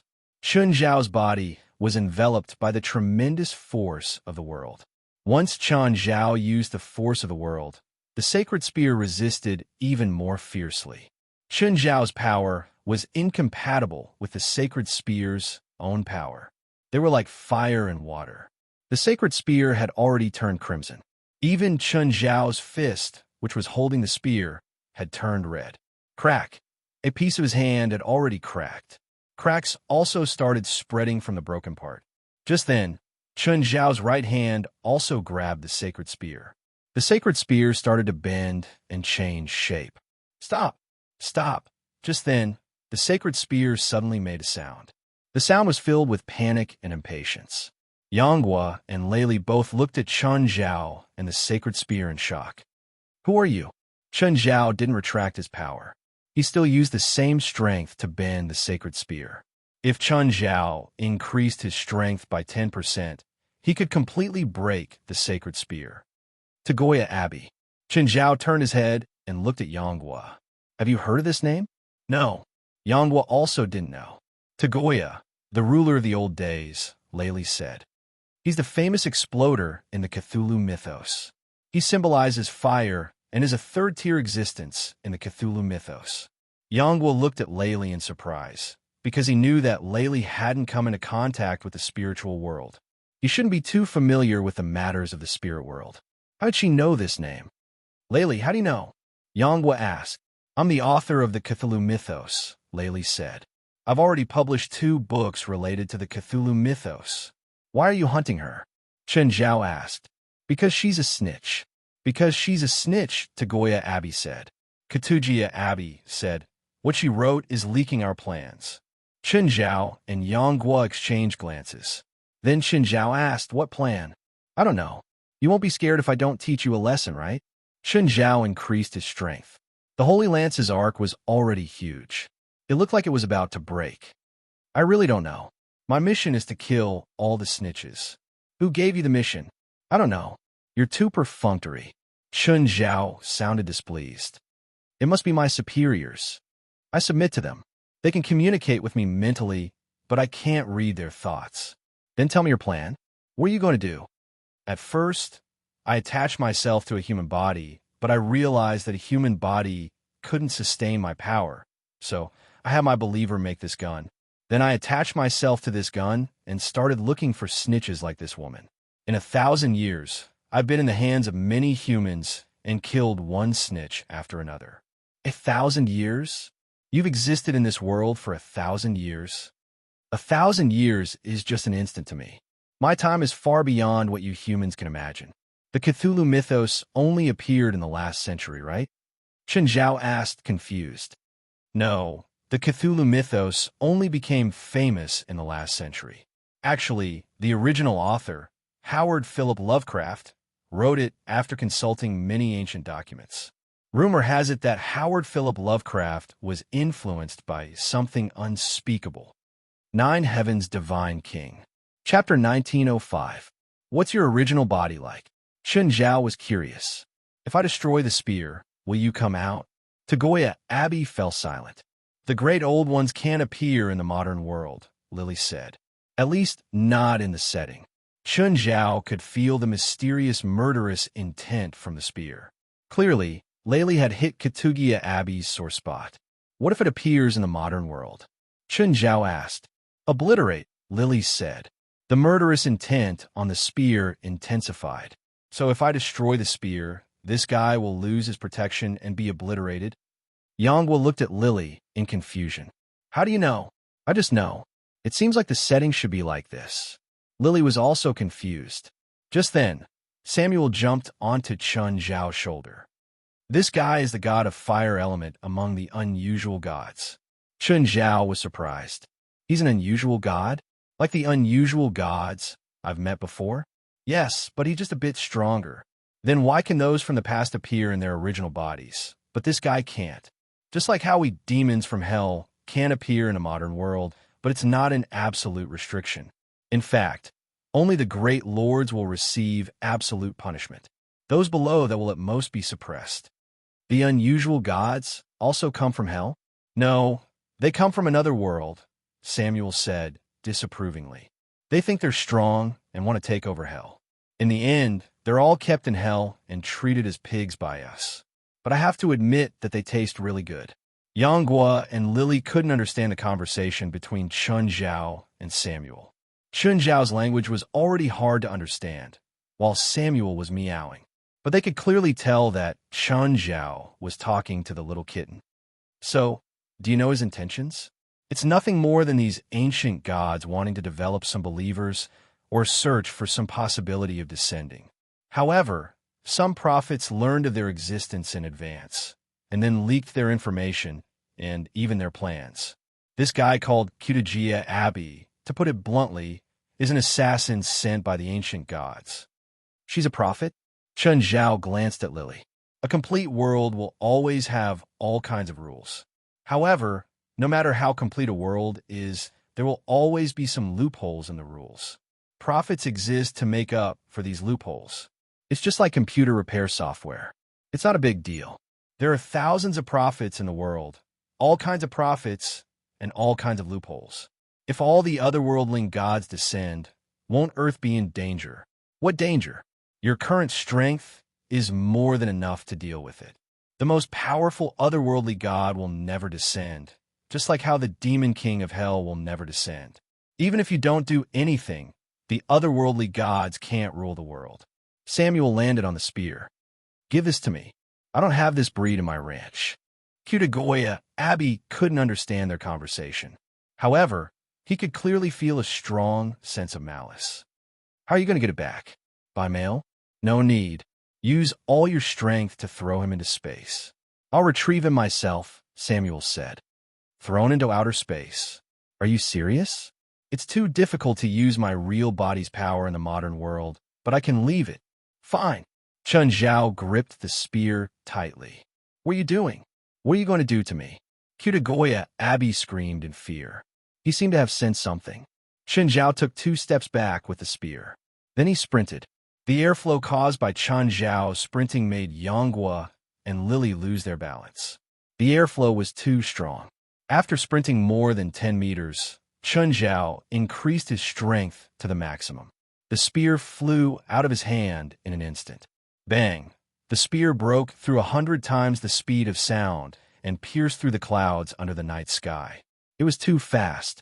In the blink of an eye, it was tens of thousands of meters in the sky. Chun Zhao had thrown it with tens of millions of tons of force. The speed was unimaginable. No aircraft in the world could compare to this speed. Yonghua and Lily's mouths were agape as they watched the long spear disappear into the night. In 2 minutes, it had surpassed the International Space Station. In 3 minutes, it had left low Earth orbit. With Chun Zhao's strength, the spear also disappeared after leaving low Earth orbit. In the end, it disappeared into the void. Perhaps a human device had found the spear. But because the spear had gone too fast, there was no time to monitor it. How can you give it up so easily? That spear should be a powerful weapon, right? Yonghua looked at Chun Zhao, confused. I have something better, Chun Zhao said matter-of-factly. Why do I need the spear? You can give it to me even if you don't want it. I'm happy to accept it. Then go get it. Yonghua was speechless. If the spear was on Dragon Tiger Mountain, it could probably be their trump card. Okay, Chun Zhao said. You're not a threat anymore. You can leave now. That's not nice of you. Why are you in such a hurry to chase away guests? You two are troublemakers. If I don't chase you away, would I keep you for New Year? But it's 3 in the morning. Then leave tomorrow morning. Oh, don't forget our bet. In half a year, you have to come whenever I call you. Chun Zhao hadn't forgotten their bet. Thinking of it, Yonghua felt a toothache. Why was he so stupid back then? Why'd he bet with Chun Zhao? In the end, he'd fallen into a trap himself.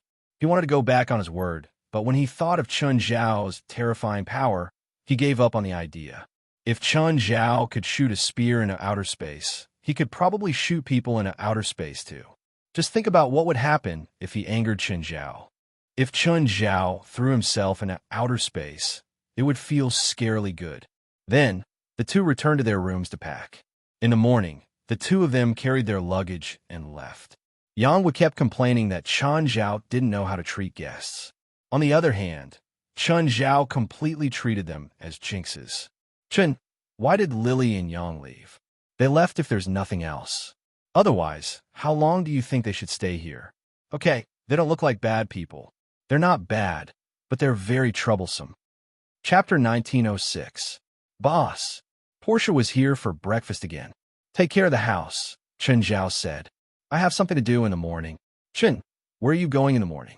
West, and the others are going to Africa, Chun Zhao said. I'm taking them to the airport. When Chun Zhao arrived at the headquarters, the luggage of 20 to 30 people filled up 2 trucks. There was no one in Chun Zhao's MPV. It was filled with luggage. Chun Zhao increasingly felt that he should get a private plane.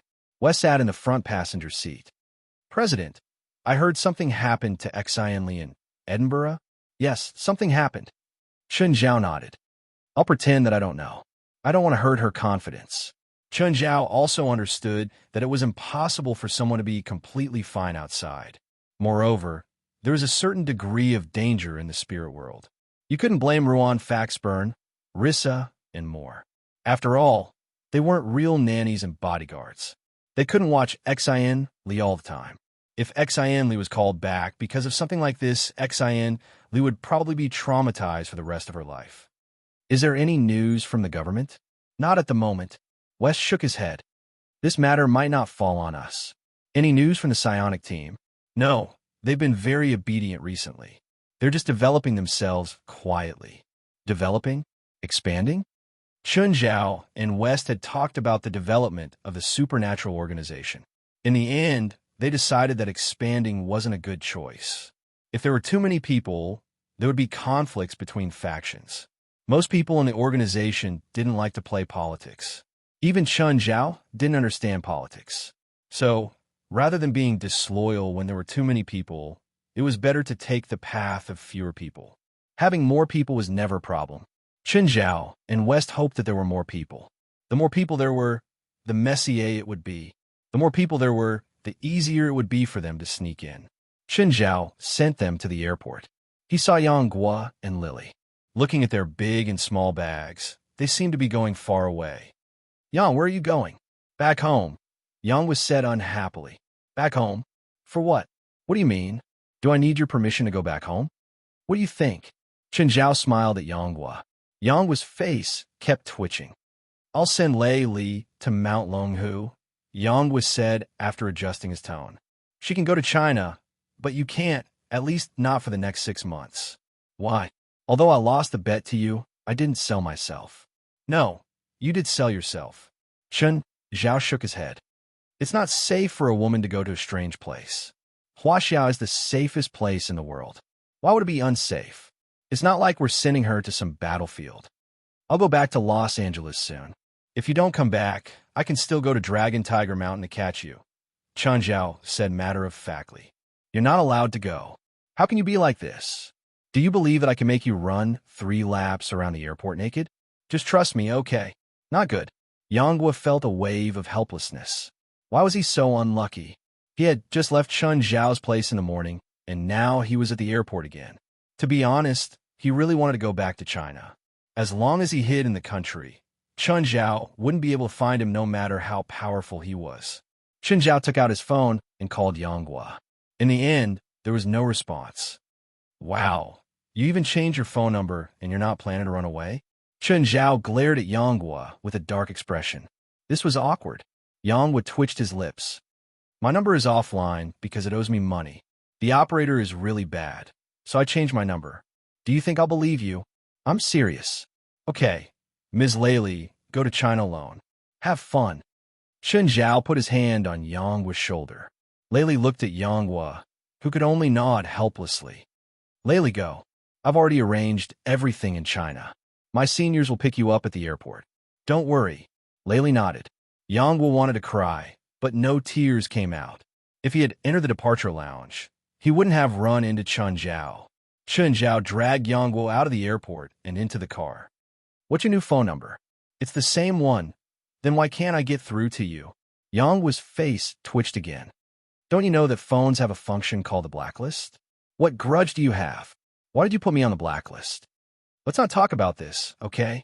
Yang Guo kept sighing. Why was he so unlucky? Why was he caught by Chun Zhao? Where are you going? Send me to my place, Yang Guo said. Yang Guo's place wasn't bad. It was a high-end neighborhood. But when he reached his house, Yang Guo didn't get out. He kept frowning. What's wrong? There's an uninvited guest in my house. Yang Guo was very unhappy. Which house is yours? Chun Zhao asked. That one. Through Yang Guo's directions, Chun Zhao realized that there were 2 people in Yang Guo's house. There are 2 people inside. Are they the uninvited guests? Chun Zhao turned to Yang Guo. Do you need me to send them away? No. I don't like them, but they're not enemies. They broke into your house. Aren't they enemies? I don't like them, but I don't want to be enemies with them. Who are they? An organization called the Spiritual Team. Chun Zhao raised an eyebrow. Spiritual Team? Is the person in charge called Vestana? You know them? Yang Guo looked at Chun Zhao in surprise. The purpose of the Spiritual Team is to be my enemy, Chun Zhao said. So, they're your enemies? Good thing I didn't join them. Do they want you to join them? A smile appeared on Chun Zhao's face. Seeing Chun Zhao smile, Yang Guo had a bad feeling. Please don't ask me to be a spy. I don't have the talent. Since you're so enthusiastic, I'll agree to your request. You can join the Spiritual Team. What? I said I won't join. I'm for Dragon Tiger Mountain. I can't betray my master. It's fine. If old Zhang has any complaints, I'll handle it for you. Go in peace. You don't have a choice, Chun Zhao said coldly. Don't worry about being a spy. If there's any news, remember to tell me. You have my number. You can get out now. Chapter 1907. Can I say no? Yanghua looked at Chun Zhao with a sad face. Oh, which generation are you from Dragon Tiger Mountain? Chun Zhao suddenly changed the topic. The Dao generation. Are you the successor of Mount Longhu? No, why do you ask? It's fine. I just want to know if old Zhang will turn against me if I kill you. Chun Zhao, we don't have such a big grudge. Also, my grandmaster loves me a lot. It's okay. I'll go find a few Qiao Fengs, Ling Hu Chong, Duan Yu, Guijing, Zhang Wuji, and so on. Your grandmaster just wants to have some fun. Hearing that, Yanghua felt even more stifled. In Chun Zhao's words, he was a joke. All right, don't pull a long face. Go. Chun Zhao patted Yanghua's shoulder. It's only half a year. It's not like you have to be an opportunist for the rest of your life. Yanghua did not believe this sentence. Being a spy once meant being a spy for a lifetime. After Yanghua got off, Chun Zhao drove away. Just then, Chun Zhao received Dell's call. Chun, come here. Oh, are you at home? No, I'm at the hotel. All right, I'll head over now. Chun Zhao arrived at the hotel and saw that Li Qing was also in Dell's office. Chun, please persuade my master. What's there to advise? Sister Qing, what's wrong? Nothing. I just want Dell to help me save the money. It's nothing big, Li Qing said. She had a check in her hand. Chun Zhao was confused. Dell, since Annie Qing asked you to save money for her, just do it for her. What's so difficult about it? Chun Zhao took the check from Li Qing and looked at it. His eyes almost popped out. $20 million. 20 million US dollars? Dell, did you give it to your master? Not me. Dell shook his head. Master said it was a client you introduced last time. That client paid her. Chun Zhao was amazed. Last time, he had introduced Li Qing to Amira casually. Amira then introduced Li Qing to her father. She didn't expect her father to be so generous as to give her 20 million US dollars. This was an astronomical figure for any spiritualist. Even if it's a lot of money, it shouldn't be a problem, right? I can guarantee that the money came from a clear source. I'm not afraid that Master's money came from an unknown source. I just feel that with so much money, Master doesn't need to work for that old bastard Ethan anymore.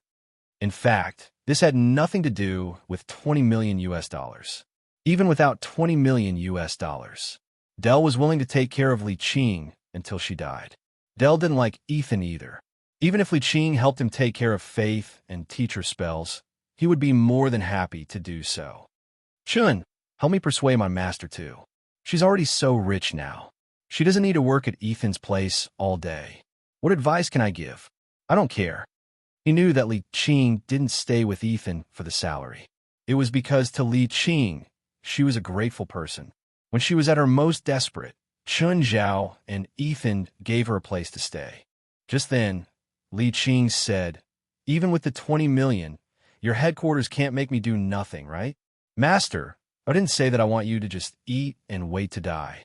If you feel that you have nothing to do, come to my hotel. We are short of a department manager. You can come here and be a department manager.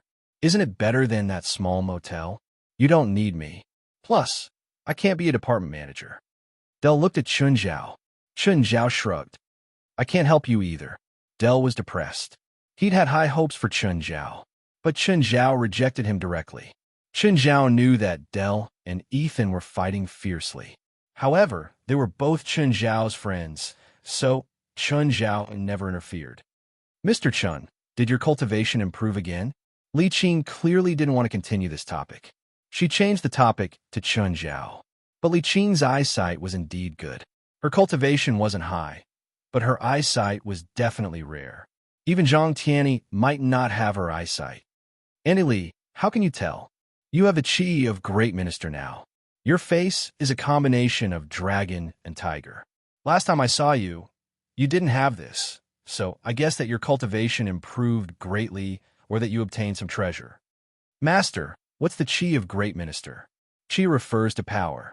The so-called chi of great minister is described as the tides move the wind and clouds, the hidden dragon in the mountains, the spiritual light in the heart, the treasure elephant dancing in the wind. Li Qing said, you haven't learned physiognomy yet. So you can't tell Mr. Chen's level. What about the combination of dragon and tiger? What is it? In physiognomy, a person's face is divided into upper and lower chi. The upper is cloud and the lower is wind. The cloud follows the dragon and the wind follows the tiger. That's why it's said that everyone has a dragon and a tiger.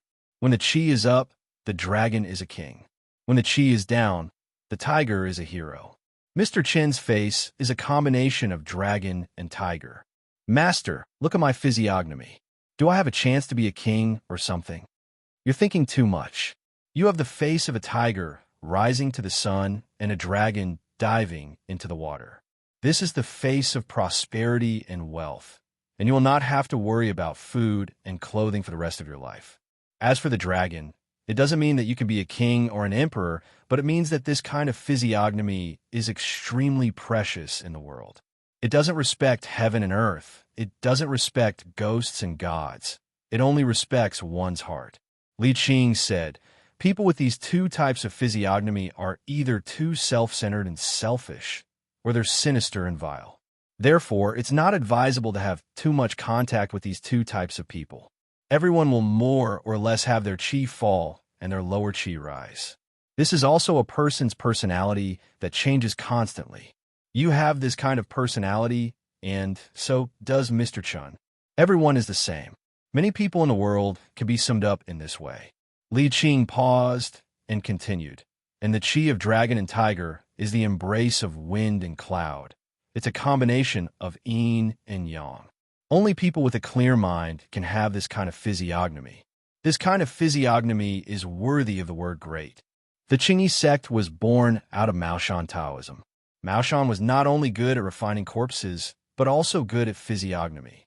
The founder of the Qingyi sect, Shangliu Qingyi, traveled the world in his early years, relying on his physiognomy. Later on, he established his own sect and became the Qingyi sect. Shangliu Qingyi's name also spread all over the world.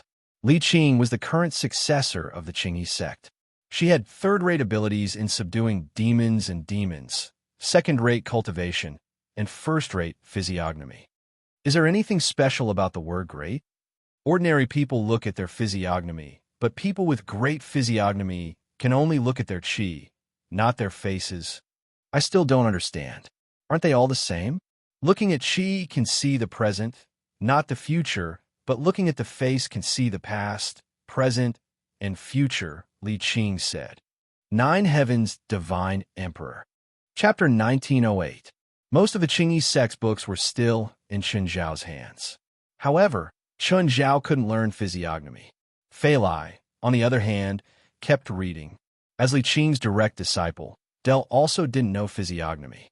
Actually, Li Qing cared more about Dell's daughter, Faith. Faith was too talented. She had a higher chance of inheriting Li Qing's legacy. Master, Chen's cultivation is higher than yours, right? Li Qing rolled her eyes. Mr. Chen's cultivation has always been higher than mine. Then how high is Chen's cultivation now? Then you should ask him yourself. Dell looked at Chen Zhao. Chen Zhao shrugged. I can't tell how high it is, but I should be in the top 10 in the world. That's strong. Dell wasn't convinced. Chen, let's fight. Chen Zhao and Li Qing rolled their eyes at the same time. Although cultivation did not represent one's battle prowess, but Chen Zhao said that he could be in the top 10 in the world. His combat ability definitely wasn't weak. Dell was still at a mediocre level.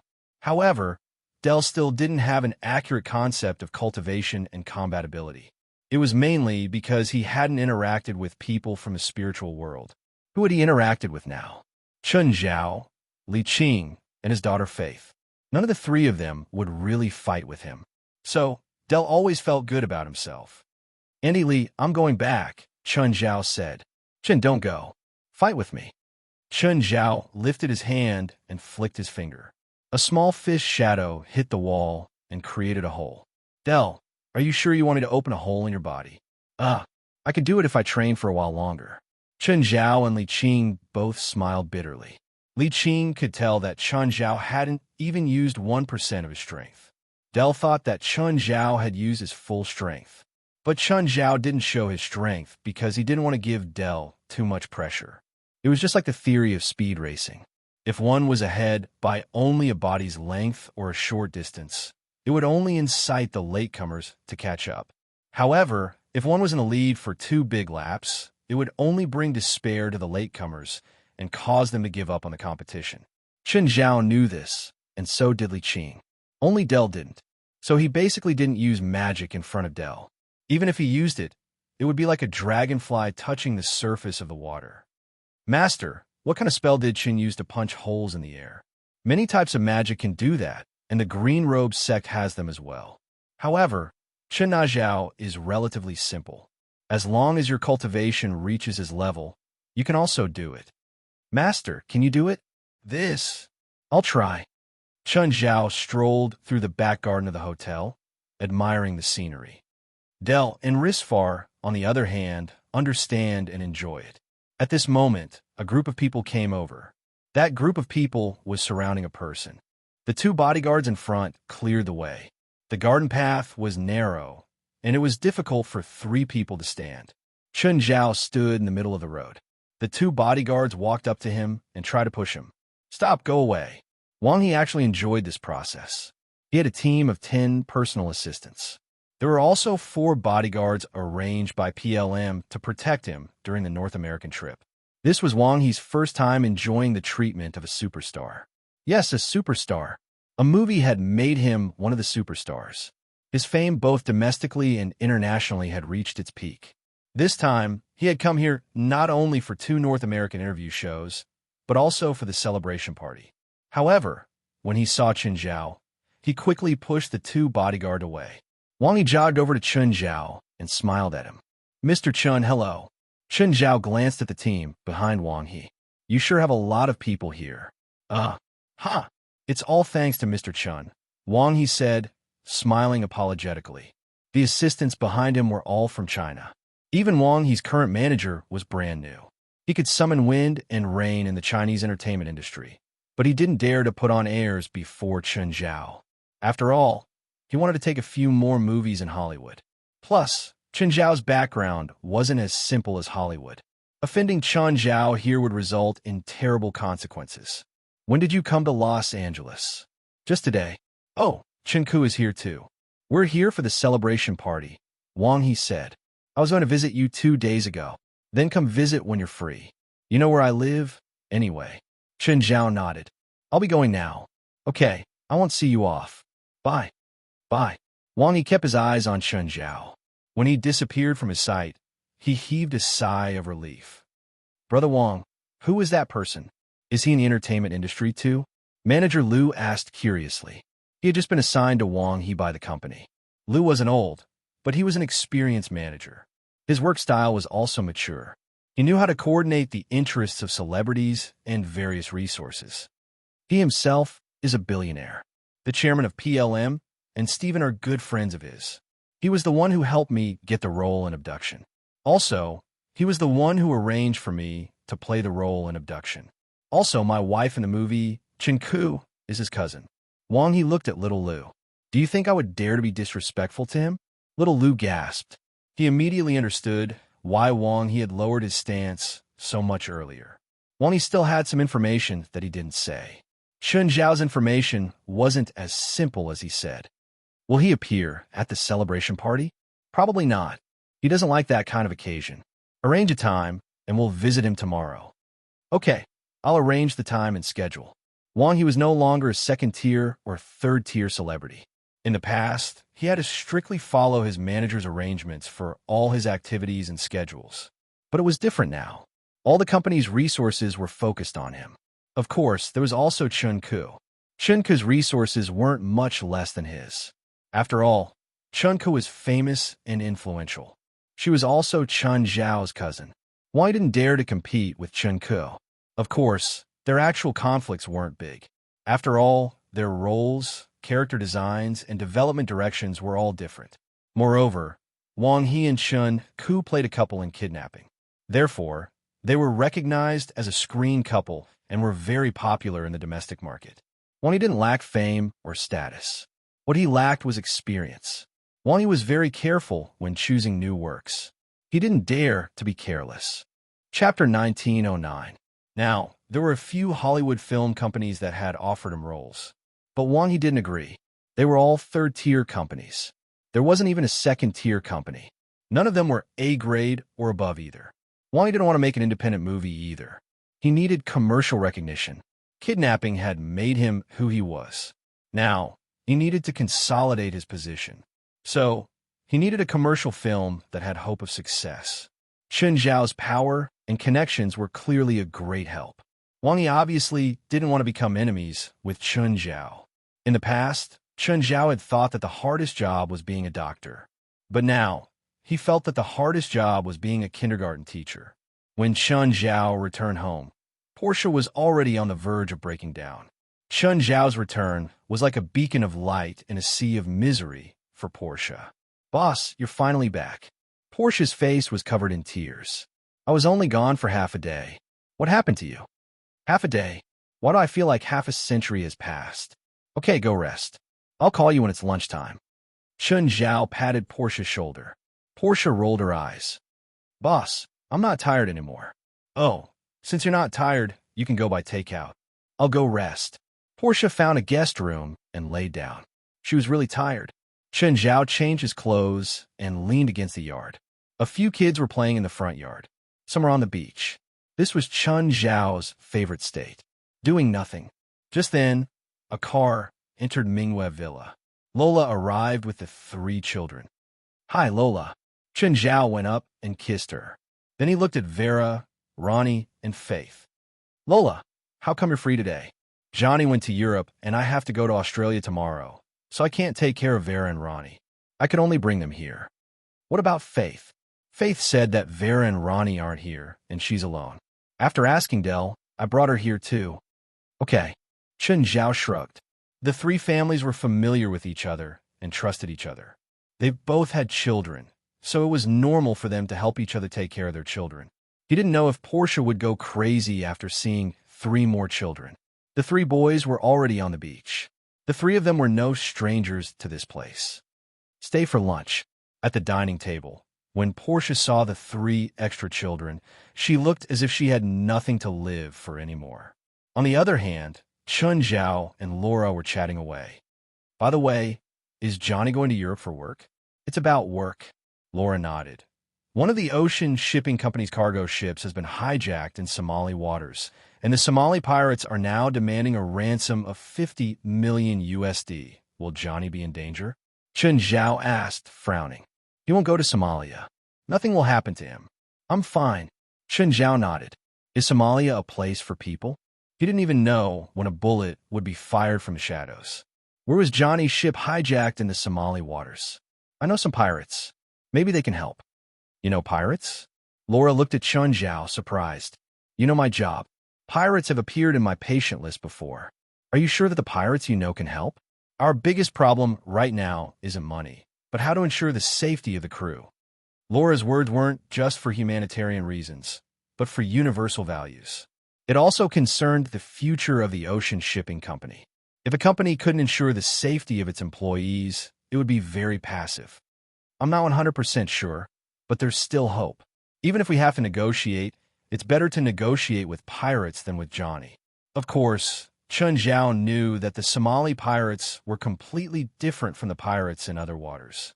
Most of the Somali pirates were actually rebels. Plus, they wouldn't follow the rules, let alone be trustworthy. Laura hesitated for a moment. "Do you want to give it a try?"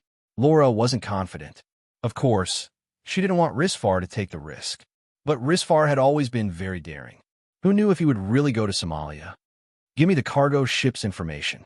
After lunch, Laura was about to leave. "Chun, I'll leave it to you, but don't force yourself. At most, you'll have to pay a ransom. It's not unacceptable for us." "I understand."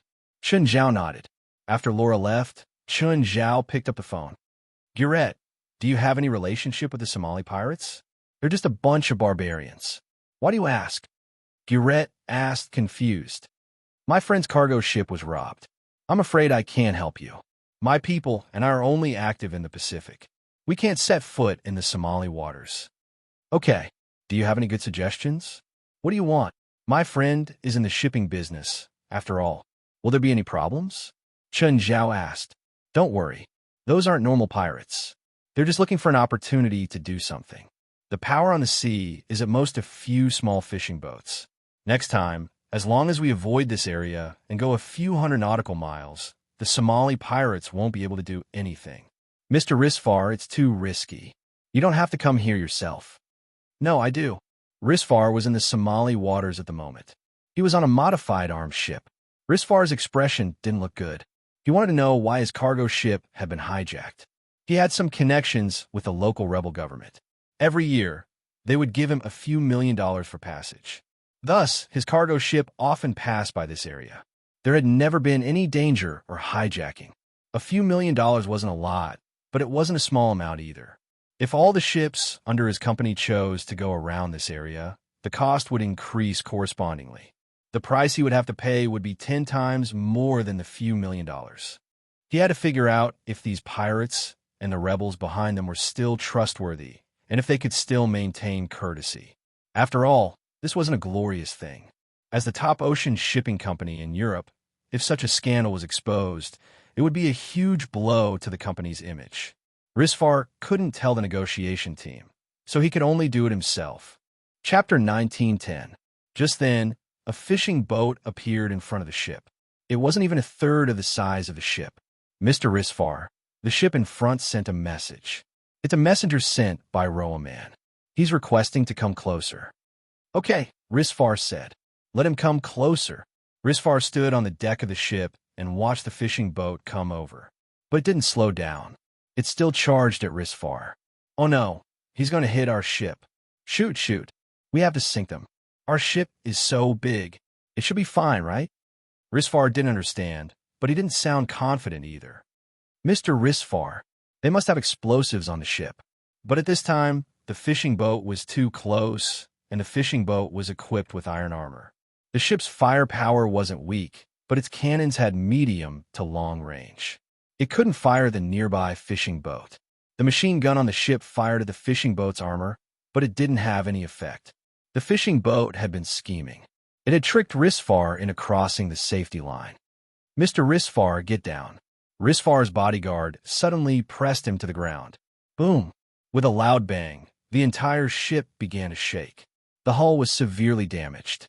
It started tilting. Just then, a dozen fishing boats appeared around the ship. It was obvious that this was a trap that had been prepared beforehand.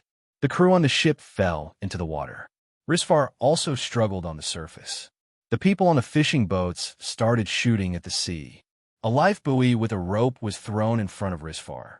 Then, he was pulled onto one of the boats. Less than 20 minutes later, he was thrown onto the deck. He went from a big boss to a prisoner. Risfar looked up and saw his former partner, Roaman, standing before him. Beside Roaman stood a white man. He clearly wasn't a Somali pirate. Mr. Roaman, what do you think of my plan? Good, very good. Roaman grinned, revealing a mouth full of black teeth. Although Luo Amon was dressed like a tribesman, he spoke fluent English. Luo Amon looked at Risfar on the deck. Mr. Risfar, this is the second time we've met, right? Roaman, do you know what you're doing? Risfar was furious. Of course I know, Mr. Risfar. I'm short of money recently, so I can only do this. I hope you can understand my difficulties, Luo Amon said proudly. How much do you want? Risfar regretted it at the moment. However, he knew very well that if he didn't pay the price this time, he wouldn't be able to escape. In fact, he might even die here this time. Not much, just 1 billion USD. You won't get the money, Risfar snorted. In the business world, asking for a sky-high price was important, and the same applied to kidnapping and ransom. If he directly agreed to the other party's request, then the other party would feel that he wanted too little. Then, he would ask for more money. I believe your family will agree, the white man standing next to Luo Amon said with his hands in his pockets. You're dreaming. Risfar closed his eyes. Crawl, are you sure the guy's family will pay? 1 billion USD. That's not a small amount. Of course, I'm very sure. Does he really have that much money? For a Somali rebel leader like Luo Amon, a few million USD was already a windfall for them. 1 billion USD was an unimaginably astronomical number.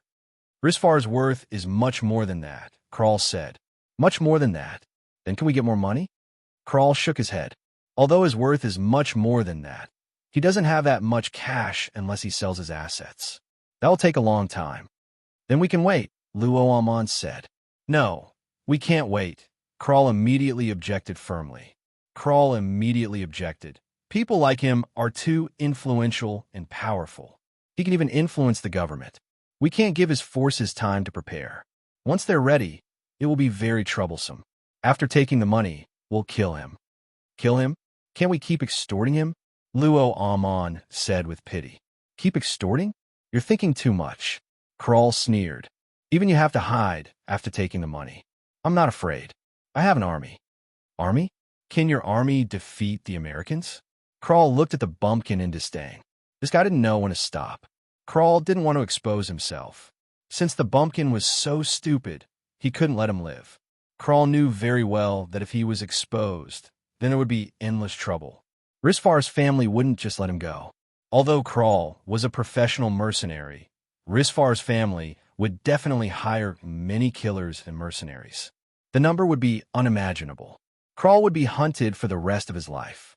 No matter how capable Crawl was, he didn't want to face such a life. Luo Amon was naive enough to think that he could do whatever he wanted with an army. He didn't understand how terrifying capitalists were. After the fishing boat docked, Risfar was dragged ashore. Then, he was thrown into a smelly dungeon. Risfar knew very well that he wouldn't be able to survive this time. He was too confident. He thought that with enough force, he could protect himself even in Somalia. He didn't expect that Luo Amon would prepare a trap for him. Just then, the door to the dungeon opened again. Luo Amon and Crawl walked in. Two other people came with them. They aimed their cameras at Risfar. Risfar immediately understood their intention. They wanted to film him being kidnapped and send it to Lola. This made Risfar very angry, but his anger was of no use. He couldn't do anything. Crawl threw a piece of paper to Risfar and asked him to read it. Risfar was obviously unwilling, but then there was a series of punches and kicks. Risfar quickly gave in and compromised. These people were very heavy-handed. They beat Risfar until he curled up on the ground. The footage they filmed was even more cruel and bloody. Mr. Risfar, look, if you cooperate with us obediently, you won't have to suffer like this. Chapter 1911. Chun, something happened. Laura ran to Mingyue Villa in a panic. What happened? Chun Zhao saw Laura running over in a hurry. Didn't he say he was going on a business trip today? However, when Laura saw Ronnie and Vera, she forced herself to control her emotions. Didi, take your sister outside to play, Chun Zhao said. After the children all left, Laura gave Chun Zhao her phone. It was a video. The more Chun Zhao watched, the more serious his expression became. What's going on? Johnny's in trouble. He went to Somalia and was kidnapped by the local rebels. Laura was at a loss. Chun, do you have cash? Johnny and I only have 200 million in our accounts. Yes. Chun Zhao nodded and picked up the phone. Andrews, help me transfer all the cash in my account.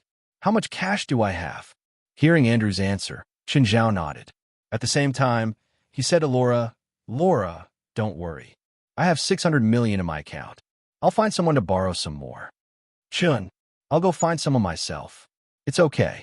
My friend has cash, Chun Zhao said, shaking his head. Okay, Laura, rest here. I'll go find my friend. Thank you, Chun. Chun Zhao called Fei Lai first, telling her to put down her work and come back to accompany Laura. Hearing the situation, Fei Lai immediately rushed back from the coastal rescue team. Laura, don't worry. Chun knows a lot of friends. It'll be fine. Fei Lai immediately went to Laura and comforted her. Laura actually wanted to believe Fei Lai, but she also knew that Fei Lai's words were mostly to comfort her. To Laura, it wasn't the time to think about money. Instead, she was thinking about whether Risfar could come back alive. Laura, do you know the information about the person who kidnapped Johnny? The more detailed, the better. I only know that his name is Roaman, a rebel leader in Malka. He has more than 10,000 people under him. Laura looked at Chun Zhao worriedly. Chun, is this enough? Yes. Chun Zhao nodded. Fei Lai, stay with Laura. I'm going out. Okay. Fei Lai nodded understandingly. Mr. Graves, can I ask you something? Gravis was surprised to receive Chun Zhao's call. "Mr. Chun, did the two bodyguards I arranged make a mistake?" Glavers thought that something had happened to the two bodyguards, which was why Chun Zhao had called to question them. "No, I wanted to ask if you have any intelligence on Somalia." "What would you like to know, Mr. Chun?" Glavers asked. "A rebel leader called Roaman. The more details, the better." "Mr. Chun, I run a security company. Although I have my own contacts and intelligence, I can't guarantee anything. $10 million. I don't care how much you give to your network. I want an answer in 30 minutes. I want all the information about this rebel leader named Roaman." "All right, I'll find out all the information about this guy in 30 minutes. As soon as Glavers hung up, he received a message from his bank. $10 million had been added to his account. Glavers didn't know why Chun Zhao was looking for this rebel leader called Roaman. However, he could feel the coldness in Chun Zhao's tone. Half an hour later, Glavers called Chun Zhao again. "Mr. Chun, did you receive the message I sent you?" "Yes, I got it." Chun Zhao saw that the information was quite comprehensive and was quite satisfied. "Mr. Chun, if you need, I can help you get rid of this guy. Of course, the price will be good." "Thanks, but no need," Chun Zhao said indifferently. Glavers was a bit disappointed. Chun Zhao had actually spent $10 million on intelligence. If he hired them, wouldn't it be even more? Unfortunately, Chun Zhao didn't choose them. If there was one place in the world that was wild, it would be Somalia. There was no other place in the world that was as wild and chaotic as Somalia. There were no rules here. No one was absolutely safe. Even the Middle East was like heaven compared to Somalia. Government troops, rebels, warlords, criminal organizations, pirates, mercenaries, and even killers formed a terrifying and chaotic zone here. Here, kids as young as 7 or 8 would attack people with weapons. Perhaps this 7 or 8-year-old child had killed more people than anyone else. At night, the gunshots wouldn't stop. Every now and then, there would be gunshots. After a while, it would fall silent again. This was a norm here. Chun Zhao arrived at Marca, Somalia. There were broken walls everywhere. The buildings were very old. After the war, they became even more dilapidated. Chun Zhao seemed to have entered a Chinese village in the 1970s. Marca used to be an important city in Somalia. It had a certain industrial base, but the civil war had destroyed everything here. There weren't even 100,000 people in Marca now. More than half of them were related to the rebels. There were fortresses and pillboxes everywhere. There were traces of war everywhere. While Chun Zhao was strolling around, 2 black men stopped him and interrogated him in Somali. Their muzzles were almost at Chun Zhao's head. Chun Zhao raised his arms, his expression fearless. He allowed the 2 of them to search his body. "Do you speak English?" Chun Zhao asked. These 2 black men were complete foot soldiers. How could they understand English? They didn't understand English, but they knew that Chun Zhao was speaking it. When they didn't find anything, they pushed Chun Zhao, cursing. They seemed to want to take Chun Zhao somewhere. Just then, a white man suddenly appeared. When he saw Chun Zhao, he was clearly stunned. "Asian? Hey, hi. You speak English, right?" Chun Zhao was surprised. Crawl glanced at Chun Zhao. He thought that Chun Zhao saw him as his savior. "Do you know where Risfar is now?" Crawl was about to leave. Hearing Chun Zhao's words, he suddenly stopped. "Who are you?" Crawl stared at Chun Zhao. "I was sent by Mr. Risfar's family to negotiate with Roaman," Chun Zhao said seriously. "What do you want to talk about?" "Mr. Roaman already gave us his conditions," Crawl said. "Your only choice now is to accept our conditions." Chapter 19:12. "I need to at least confirm if Mr. Risfar is alive," Chun Zhao said. "Otherwise, why would I give you the money?" Crawl thought for a moment. Then he spoke to the 2 men in Somali. Then he brought Chun Zhao to the dungeon. Outside the dungeon, Chun Zhao was searched again. They were clearly worried that Chun Zhao had some kind of tracking device on him. Of course, reality proved that they were worried for nothing. Chun Zhao didn't have anything on him. The man who searched Chun Zhao wanted to take his ring. However, he couldn't take it off even after trying for a long time. Crawl and his men checked Chun Zhao's body with equipment again. Just then, Luo Amon arrived. Chun Zhao had seen Luo Amon's information, including his photo. He knew that the last man was Luo Amon.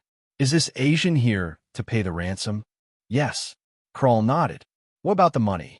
He needs to confirm if Risfar is still alive. Is he okay? No, I checked him. There's nothing wrong with him. Then hurry up. Let him take a look at Risfar and then take the money. Then Chun Zhao was pushed into the dungeon. In the dim dungeon, Chun Zhao saw Risfar lying on the ground covered in wounds. Risfar. Chun Zhao immediately went up to check his injuries. Risfar slowly opened his eyes. When he saw Chun Zhao, his face was filled with shock. Risfar propped himself up with difficulty. Chun, why are you here? To take you home. What nonsense are you talking about? You shouldn't be here. Don't worry. Wait here. I'll go out and talk to them. I think they'll agree to my request. Chun Zhao patted Risfar's shoulder. Chun, those people can't communicate with words at all, Risfar said worriedly. Find a chance to leave. Don't worry, Chun Zhao said with a smile. I didn't plan on communicating with them in the first place. Bang, bang. At this moment, the mercenary standing outside the door knocked on the metal door heavily. Time's up. Come out now. Chun Zhao gave Risfar a look and walked to the door. The moment the metal door closed, Risfar, who was in the dungeon, suddenly heard a scream from outside. After calming down, Risfar could tell that it wasn't Chun Zhao's voice. Moreover, he knew that Chun Zhao was very skilled. Did Chun Zhao want to kill their way out of here with just one person? But was that even possible? The people outside the passageway also heard the screams coming from inside. Kral's expression changed. The person he'd sent to follow Chun Zhao didn't come out. One of Chun Zhao's hands was stained with blood. He immediately raised his gun and pointed it at Chun Zhao. Bang, bang. Clower fired without hesitation. Chun Zhao moved his body twice, and Kral's 2 shots missed. Kral was stunned. Smiling, Chun Zhao took out a grenade and pulled the ring. Kral's expression changed drastically, and he immediately flew to the side of the aisle. Chun Zhao had already thrown the grenade out. Bang! Both Kral and Roaman ran out of the room and called for their men to rush in. Meanwhile, Risfar, who was in the dungeon, fell into a state of panic because intense gunshots and explosions could be heard everywhere outside. After Chun Zhao had left, the gunshots and explosions hadn't stopped. Kral and Roaman didn't know what to do. They realized that the Asian couldn't be killed at all. In the beginning, their men could still rush into the building. However, after they entered the building, all they heard were miserable screams. Then, they never came out again. Eventually, no one was willing to go in anymore. Just because they didn't go in didn't mean that the person wouldn't come out. Then, miserable screams rang out beside them. 1, 2, 3, 4, 10, 2100, Kral, hurry up and think of something. Aren't you an elite mercenary? Roaman yelled at Kral, somewhat terrified. Kral wanted to solve the problem, but he didn't know how. His men weren't good at direct conflict. He was best at planning behind the scenes. For example, this time, it was through a series of traps that he managed to kidnap a billionaire. Now, he was facing a terrifying murderer. He'd completely lost his sense of propriety and thought. No matter how many people came, they couldn't kill the man. Seeing that Kral didn't know what to do, Roaman could only keep calling for his army. Just then, a tank entered the battlefield. Boom! The tank fired into the darkness. However, the tank's shell didn't hurt him. Instead, it helped Chun Zhao get rid of the minions around him. Chun Zhao went over and dismantled the tank. Soon, Kral and Roaman realized that they couldn't understand the situation on the battlefield. Many times, the situation on the battlefield was beyond what humans should be capable of. For example, the tank had been cut open for no reason. Gradually, they vaguely realized maybe it wasn't humans who were fighting them. To be honest, killing was the most boring thing. Chun Zhao couldn't understand people who were addicted to killing. At least, the process wasn't interesting. The rebels weren't actually all bad people. Most of the time, they were forced to join the rebels and participate in this immoral war. More and more rebels chose to escape. Of course, Chun Zhao wouldn't let the main culprit escape. After half an hour of madness, the entire Marca fell into silence. Roaman and Kral were curled up in a low bungalow. They thought that they could escape the butcher this way. But the moment the door was pushed open, they fell into despair. They had guns to kill. Their guns were all aimed at the man at the door. Chun Zhao stood at the door. Do you think that thing in your hands is really trying to kill me? At that moment, Roaman opened fire. But Chen Zhao reached out and pinched the bullet. This action made them completely lose the will to fight. They finally realized that the person before them really wasn't human. At least, humans couldn't catch bullets. Seeing them put down their guns, Chen Zhao finally smiled. Good. It seems like you finally understand your situation. How much money did Risfar give you? I can give you double, no triple. No. You can work with us. We can extort more money from him, Roaman said excitedly. Chapter 19:13. Just then, Chen Zhao suddenly heard strange cries from the forest. Unusual lights seemed to appear in the forest. They were like the eyes of a pack of beasts, but there weren't many beasts that moved in groups in the forests of Africa. Mountain gorillas were one, and there were also mountain wolves. But mountain gorillas would never approach human settlements. Mountain gorillas might look big and burly. In reality, they were all very timid and smart. They knew the dangers of humans. As for the wolf pack, it was even more unlikely for them to get close to human settlements, because wolves decided their range and number of packs based on the amount of food they had. The closer they were to human settlements, the less food there was. Perhaps 1 or 2 mountain wolves would occasionally approach a human village, but it was impossible for the entire pack to approach. Moreover, there weren't just a dozen pairs of eyes in the forest, but hundreds. The owner of those eyes let out a low and hoarse voice. Luo Amon suddenly shivered. He seemed to know what it was. Spirit beast. Spirit beast. It's a spirit beast. Luo Amon cried out in terror. Just then, a long howl came from the forest. The howl was loud and clear, echoing in the forest. At that moment, the few rebel soldiers who had escaped earlier ran back in panic. They weren't afraid of Chen Zhao anymore. They passed by Chen Zhao, shouting as they ran. Chen Zhao didn't care about them. Instead, he kept looking forward. Just then, a rebel in front of Chen Zhao was suddenly pounced on by something. At first, Chen Zhao didn't see anything. But with a flash of light, a translucent beast more than 3 meters long appeared on the rebel's body. It wasn't a wolf, lion, or leopard, but it was very big and ferocious.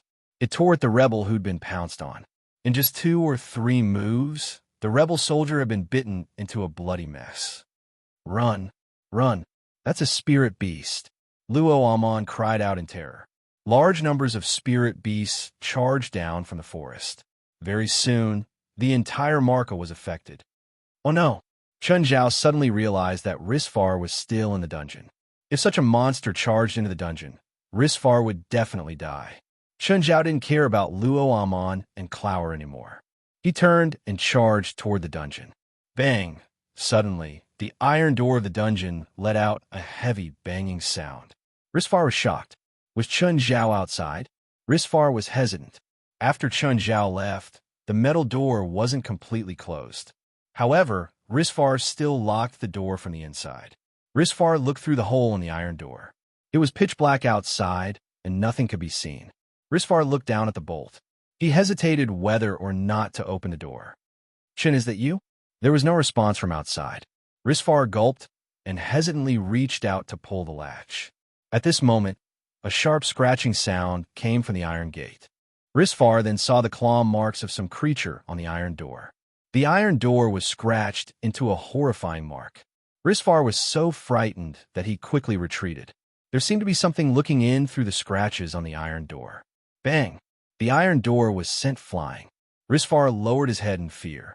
The metal door slid past Risfar's scalp and stabbed into the wall behind him. Then Risfar felt something pounce on him. He clearly didn't see anything, but his body felt like it had been hit by a car. Then he saw a huge creature on top of him. The creature's body appeared slowly. Risfar didn't know what it was, but he knew that it was definitely a carnivore. Now, he was probably on the carnivore's menu. And now, he was likely to be on the menu of this carnivore.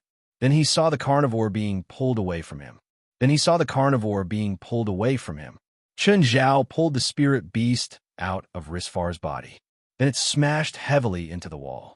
The spirit beast smashed into the wall and immediately turned into a glowing cloud of dust. Then it gathered again and returned to its beast form. Chun! Risfar felt as if he had just stepped through the gates of hell. Risfar panted heavily. He was frightened, really frightened. He had never experienced something so terrifying. The spirit beast pounced at Risfar again. It seemed that it also bullied the weak and feared the strong. It knew that Chun Zhao wasn't easy to deal with. But Chun Zhao lifted his leg and swept it horizontally. The spirit beast was sent flying. However, it once again turned into dust and returned to its original state. Chun Zhao grinned. Risfar grabbed the corner of Chun Zhao's shirt. Chun, can you handle it? When the spirit beast pounced at him again, Chun Zhao added force to his fist. Bang! Chun Zhao pierced through the spirit beast's body. This time, it didn't turn into dust. Its body gradually returned to its original state. At the same time, the place Chun Zhao had pierced started bleeding. Chun Zhao twisted his neck and looked back at Risfar. Let's go. Risfar gulped. Will it be okay outside? You'll be fine as long as you don't run away. When Risfar followed Chun Zhao out, he saw that the outside had become a hell of flesh and blood. Broken limbs were everywhere. Some were done by Chun Zhao, but most were done by the spirit beasts. These spirit beasts were like a sumptuous dinner. Chun Zhao and Risfar saw Luo Amon. A spirit beast had pounced on him. The spirit beast didn't kill him directly. Instead, it was gnawing on his arm. Roaman was howling. Save me. Save me. Mr. Risfar. Save me. Chun Zhao looked back at Risfar. How was it? Did you vent your anger? Risfar's body was a bit stiff. He didn't care about Roman's life or death, but there were so many spirit beasts around. He wasn't sure if Chun Zhao could handle it. Chun, are you sure you can handle it? Risfar asked uncertainly. If you can't, you can leave first. I'll hide in that dungeon. I crossed the North Atlantic to save you. Do you think I'll give up on you now? You crossed the North Atlantic? How'd you do it? Are you touched? Chun Zhao grinned. I'm not in a mood to joke with you. Okay, I won't joke anymore. Let's deal with these problems first. Chun Zhao stretched his arms and legs. I warmed up just now. We can officially start now. To Chun Zhao, the battle with the rebels was just a warm-up. These spirit beasts were the real battle. Chapter 19:14. Careful. Suddenly, a spirit beast attacked from behind. Chun Zhao suddenly disappeared from Risfar's sight. The next moment, he kicked the spirit beast's soul away. Do you have a cigarette? Chun Zhao felt that he should light one and take a long drag. Risfar glanced at Chun Zhao. There are still many things around. It's not the time to relax yet. It's not a big problem. The spirit beasts all stopped eating and turned to look at Chun Zhao. The intelligence of these spirit beasts wasn't low. They could even understand the human language. Chun Zhao's arrogant and disdainful attitude had clearly angered them. All the spirit beasts attacked Chun Zhao at the same time. Chun Zhao casually smashed a spirit beast. Then he kicked another one to death. In the blink of an eye, he killed two. Apart from invisibility and turning into dust, these spirit beasts didn't have any special abilities. They were also very poor at attacking. They could only use physical attacks. Each individual's combat power could barely compare to an adult lion. But this level of power wasn't enough to defeat Chun Zhao. It couldn't even be considered a threat. Risfar suddenly realized that he didn't know Chun Zhao at all. If it weren't for this crisis, Chun Zhao would probably never have revealed his true abilities before him. He watched as Chun Zhao continuously slaughtered the spirit beasts before him. Risfar had a strange feeling, and a bit of anger. Chun Zhao actually hid so many secrets from him. Soon, more than 10 spirit beasts were killed. Although it was only 1%, the other spirit beasts seemed to have discovered Chun Zhao's combat power. Just then, a loud howl came from the back of the spirit beast horde. The other spirit beasts started retreating one after another. They retreated just like that. Chun Zhao had originally planned to fight for a long time. He didn't think that they'd retreat after killing only a dozen spirit beasts. Chun Zhao was quite disappointed. After all, he hadn't completed the battle he wanted. But this wasn't a bad thing. After all, Risfar was beside him. In such a chaotic situation, it was difficult for Chun Zhao to protect Risfar and fight at the same time. Their retreat wasn't a bad thing for Risfar. However, the spirit beasts had also taken away many corpses. They'd attacked Marka and killed at least 1,000 rebels. Was this the spiritual world of the African continent? It was completely different from the spiritual world in Europe, Asia, and North America. The African continent was not only human society, but it was also in a semi-barbaric era. Even the spirit world was still in a primitive age. There were actually so many magical beasts here. This spirit beast was definitely a type of magical beast, although Roman called them spirit beasts. However, they were living creatures, not ghosts or hell creatures. However, in this continent where human society was not developed, there was still a lot of natural scenery. That was why there were so many natural magical beasts. Moreover, these spirit beasts didn't appear out of nowhere. They must have resided in this forest for a long time. That was why the locals were so familiar with them. The battle between Chun Zhao and the rebels was probably the trigger that triggered their appearance. Risfar felt like he was on a roller coaster. Chun Zhao appeared, disappeared, and reappeared again. He saw the spirit beast horde again. In the end, the spirit beast horde retreated. Risfar had never experienced such ups and downs. As the spirit beasts retreated, Risfar finally felt the joy of surviving a calamity. Chin, what should we do now? Go to the beach. I contacted a group of pirates. Pirates? Risfar shuddered. You know pirates? They're a bunch of immoral bastards. Okay, I'm different from you. The pirates I know are different from the pirates you know too. Don't compare us. What's the difference? At least I won't be kidnapped. I'm a victim. Can you give me some warmth? Laura borrowed money from me earlier and I transferred $600 million to her. Transfer it back to me later. Fuck you. Risfar gradually calmed down. He was even more grateful to Chun Zhao. When he was in the most danger, Chun Zhao had come all the way here. Then, he'd come to save him despite the danger. Before leaving, Chun Zhao had contacted Guret. When they arrived at the beach, Guret's people were already waiting there. Chun, are you sure they won't treat me as a hostage again? They wouldn't dare, Chun Zhao said. Oh, call Laura first. Chun Zhao handed a satellite phone to Risfar. But don't tell them what just happened. Risfar nodded. He respected Chun Zhao's request. Since Chun Zhao wasn't willing, he'd let him. Hey, Laura, it's me, Risfar said. I'm fine. Chin's friend saved me. Johnny, is that you? Is it really you? Laura's face was filled with disbelief. She asked Risfar over the phone. Johnny, how did you get saved? Don't ask about the details. Anyway, I should thank Chin the most. If not for him, I'd probably have died here. Risfar was truly grateful. Laura realized that Chun Zhao had gone out for a few hours. There was no reply. She didn't expect that it would only be a few hours. Chun Zhao had actually saved Risfar. Risfar and Laura chatted for a long time before hanging up reluctantly. Oh, Johnny, do you know where your ship is now? Risfar looked at Chun Zhao and then at the people on the pirate ship. Can your friends help? I only asked them to send you back. They don't care about anything else. Then what do we do? Did you forget me? It's just a ship. I don't want you to take the risk. It's not a risk for me.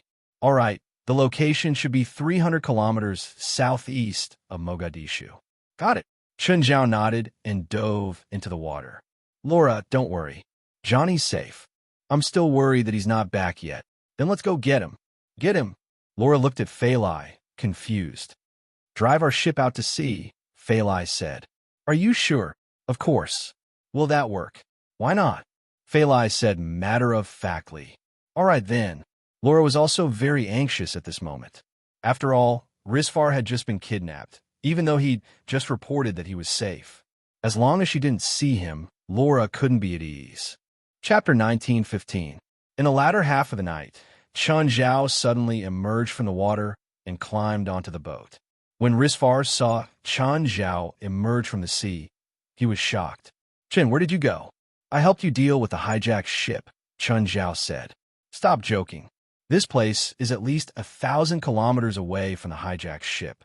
You can't swim that far. Even if you can, you don't have that much time. It'll only take you an hour to go back and forth. So you don't know me well enough. Know me? Risfar suddenly remembered that Chun Zhao's appearance here didn't make sense. Logically speaking, he hadn't been kidnapped for more than 8 hours. It would take 15 hours to get from America to Somalia. Crossing the North Atlantic Ocean Then the Gulf of Aden and the Red Sea was almost half the distance of the world. Then you would have to drive from Somalia's capital, Mogadishu, to Malka. It would take more than 10 hours. It could be said that it would take at least a day and a half to reach Marca if there were no accidents along the way. But Chen Zhao appeared in Malka that night. This wasn't normal. Moreover, Chen Zhao had charged in alone, especially in the end, when Chen Zhao had fought against the spirits. Chen Zhao's various abilities in battle all proved that he wasn't a normal person. Risfar suddenly remembered. After their hotel had opened, Del had been acting strangely. He would occasionally do something strange. For example, he hung a Chinese 8 trigrams mirror in his office. He even had to get a strange potted plant in Risfar's office. He said it was a Chinese custom to attract wealth and treasures. Did Del know already? Risfar asked. No, he didn't just know. We're the same kind of people, Chen Zhao said. What? You're saying Del is as powerful as you? Of course. He can't cross half the world in a short time. Chen Zhao shrugged. People like us are spiritualists. Del is one of us. I'm very angry now, even angrier than when I was kidnapped. I'm actually the last person to know about this, Risfar said angrily. Risfar said angrily. If this didn't happen, how long were you planning to hide it from me? Forever. I won't forgive you and Del. Risfar was even angrier. Unless you teach me too. I can't teach you, but Del has a master. You can try your luck with her, Chen Zhao said, smiling. Of course, I can't promise you that you have the talent. Del, and you can do it. I'm sure I can too. Risfar looked at him. Are all spiritualists the same? It's different. Every spiritualist has different attributes and magic. What's your magic? My magic system is rather complicated. Anyway, I'm developing in the direction of Superman in the movies, strength. I thought it was swimming. Risfar was very curious about this strange, supernatural world. He kept asking for all sorts of information about the spirit world. Risfar asked again, did you swim across a distance of more than 10,000 kilometers? Just then, Chen Zhao's feet left the deck. Fly, fly. Risfar's eyes widened as he held Chen Zhao's feet. You can fly? Chen Zhao nodded. I will. Then why don't you fly me back? Of course, unless you want to be crushed to death by the high-pressure airflow. Chen Zhao could bring Didi around the world, but it didn't mean that he could bring Risfar. Didi was a spiritualist herself. She'd also put on all sorts of equipment before leaving. With Chen Zhao's protection, she could passively resist the high-pressure airflow. But Risfar was different. He was just a normal person. Chen Zhao could either fly slowly with Risfar or let him die in the air. This ship is too slow. When we go around Africa and reach the Atlantic Ocean, I'll have Amon send you, Chen Zhao said. Amon? You didn't forget Amon, right? Of course I remember Amon. Oh, Amon isn't a normal killer whale, right? If you see Amon now, you'll definitely be shocked. It's not like I haven't seen Amon before, Risfar said in disdain. At most, he's a bit bigger. He felt that his willpower had been thoroughly tempered. No matter what happened, he wouldn't be affected. After a 48-hour journey, the pirate ship released Chen Zhao and Risfar into the sea. The pirates on the ship were confused too. After all, they weren't familiar with Chen Zhao. But Chen Zhao got off the ship in the vast ocean. This place was thousands of kilometers away from the nearest land. They really didn't understand why Chen Zhao and Risfar would get off here. Risfar and Chen Zhao were soaking in the water. Are you sure Amon is nearby? Risfar asked worriedly. Yes, he's here. As soon as Chen Zhao said that, Risfar suddenly realized that a huge shadow was looming over from the sea. Then, he felt like he was stepping on something. Gradually, Risfar realized that he could stand up. He felt like he was stepping on land. Moreover, this piece of land was still floating up. Amon? Risfar was shocked. Soon, Amon floated to the surface with Chen Zhao and Risfar on his back. Although Amon was not completely exposed to sleep, but Risfar still saw Amon's huge and illogical form. This Amon? Risfar was dumbfounded. Amon was really too big. He was more than 100 meters long and had many bone spikes on his body. He also had a pair of huge wings. From his form, one could still tell that Amon was originally a killer whale. But Risfar still couldn't calm down. Too big. Amon was really too big. He was unbelievably big. See? I told you that you'd find it unbelievable. Is this really Amon? What kind is he? Chen Zhao wouldn't tell Risfar about Amon's true identity. Risfar kept patting Amon's back, trying to talk to him. Amon was really fast. Chen Zhao was also controlling the water to speed up. This greatly shortened their journey time. Amon's appearance made Risfar even more curious about everything in the spiritual world, until the Hydra appeared in their field of vision. Chapter 1916. 3 days. Risfar had been on the sea for almost 3 days. When he boarded the Hydra, he hugged Lola excitedly. Lola had too many questions to ask Risfar. Of course, right now, she only wanted slap. Lola gave Risfar a hard slap on the face. She was angry that Risfar had gone to Somalia despite the danger. On the other hand, Chun Zhao looked at Risfar gloatingly. Risfar was helpless. What could he say? Chun, how come you're with Risfar too? I got lost on the sea. Chun Zhao grinned at Risfar. Risfar rolled his eyes. Lola glanced at Chun Zhao and didn't continue asking. She felt that she could ask Risfar later. All the children were here. This time, Lola was here to welcome Risfar. But to the children, this was a chance to go on a vacation. The children didn't know what had happened to Risfar. Of course, the adults wouldn't tell them what had happened to Risfar. Other than the beating, Risfar didn't have any other side effects. Risfar had wanted Chun Zhao to help treat him. But Lola stopped Chun Zhao. She wanted Risfar to endure the pain for a few more days. That way, she would remember this lesson. Chun Zhao and Fei Lai just watched the show. After picking up Risfar, the Hydra toured the sea for another 2 days. If Risfar and Lola didn't have to go back to clean up the mess, they probably wouldn't have left. Both of them were busy people. They might not even have a few days of vacation in a year. If not for this accident, they probably wouldn't even have time to rest. When they returned to Mingyue Villa, Risfar and Lola hurriedly said goodbye. But they still left the children at Mingyue Villa. Bang! Del, you astroshole. Del put down the phone and looked at Risfar in shock. Fuck, Lola said something happened to you. I've been trying to see if I can save you. Why did you come back yourself? And why are you scolding me as soon as you come back? Did I offend you? Chun, save me. Risfar stared at Chun Zhao angrily. Are you blaming me for not helping? Del looked at Risfar confused. No, I'm angry that you and Chun hid it from me. You're both spiritualists, but I'm the last to know.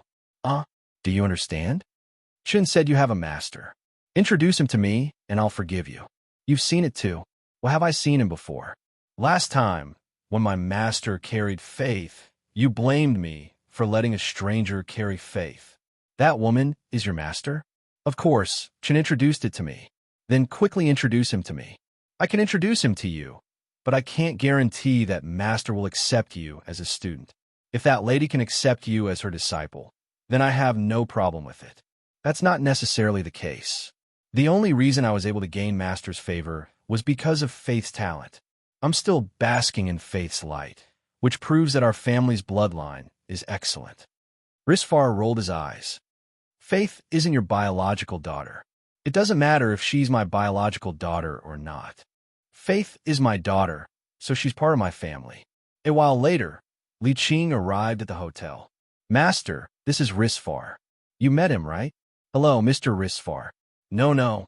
After all, Risfar was asking for help, so he didn't dare to be disrespectful. Master, Johnny wants to be your disciple too. Li Qing looked at Risfar in surprise. Mr. Risfar, you know about the spiritual world? I just found out not long ago. Li Qing glanced at Del. You told him? No. Shin told him. I see. Li Qing looked at Risfar. Mr. Risfar, if Del's talent is bad, then you have no talent at all. So, you can't learn any of our spells. I can't learn any. Yes.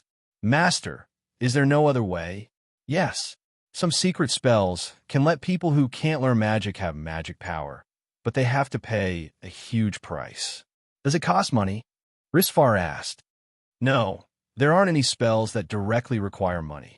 However, those that can be called secret spells often require the sacrifice of some lives, or even one's own family. Risfar was shocked.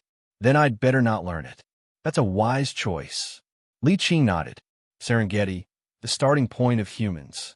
According to archaeologists, the savanna of Serengeti was the origin of modern humans.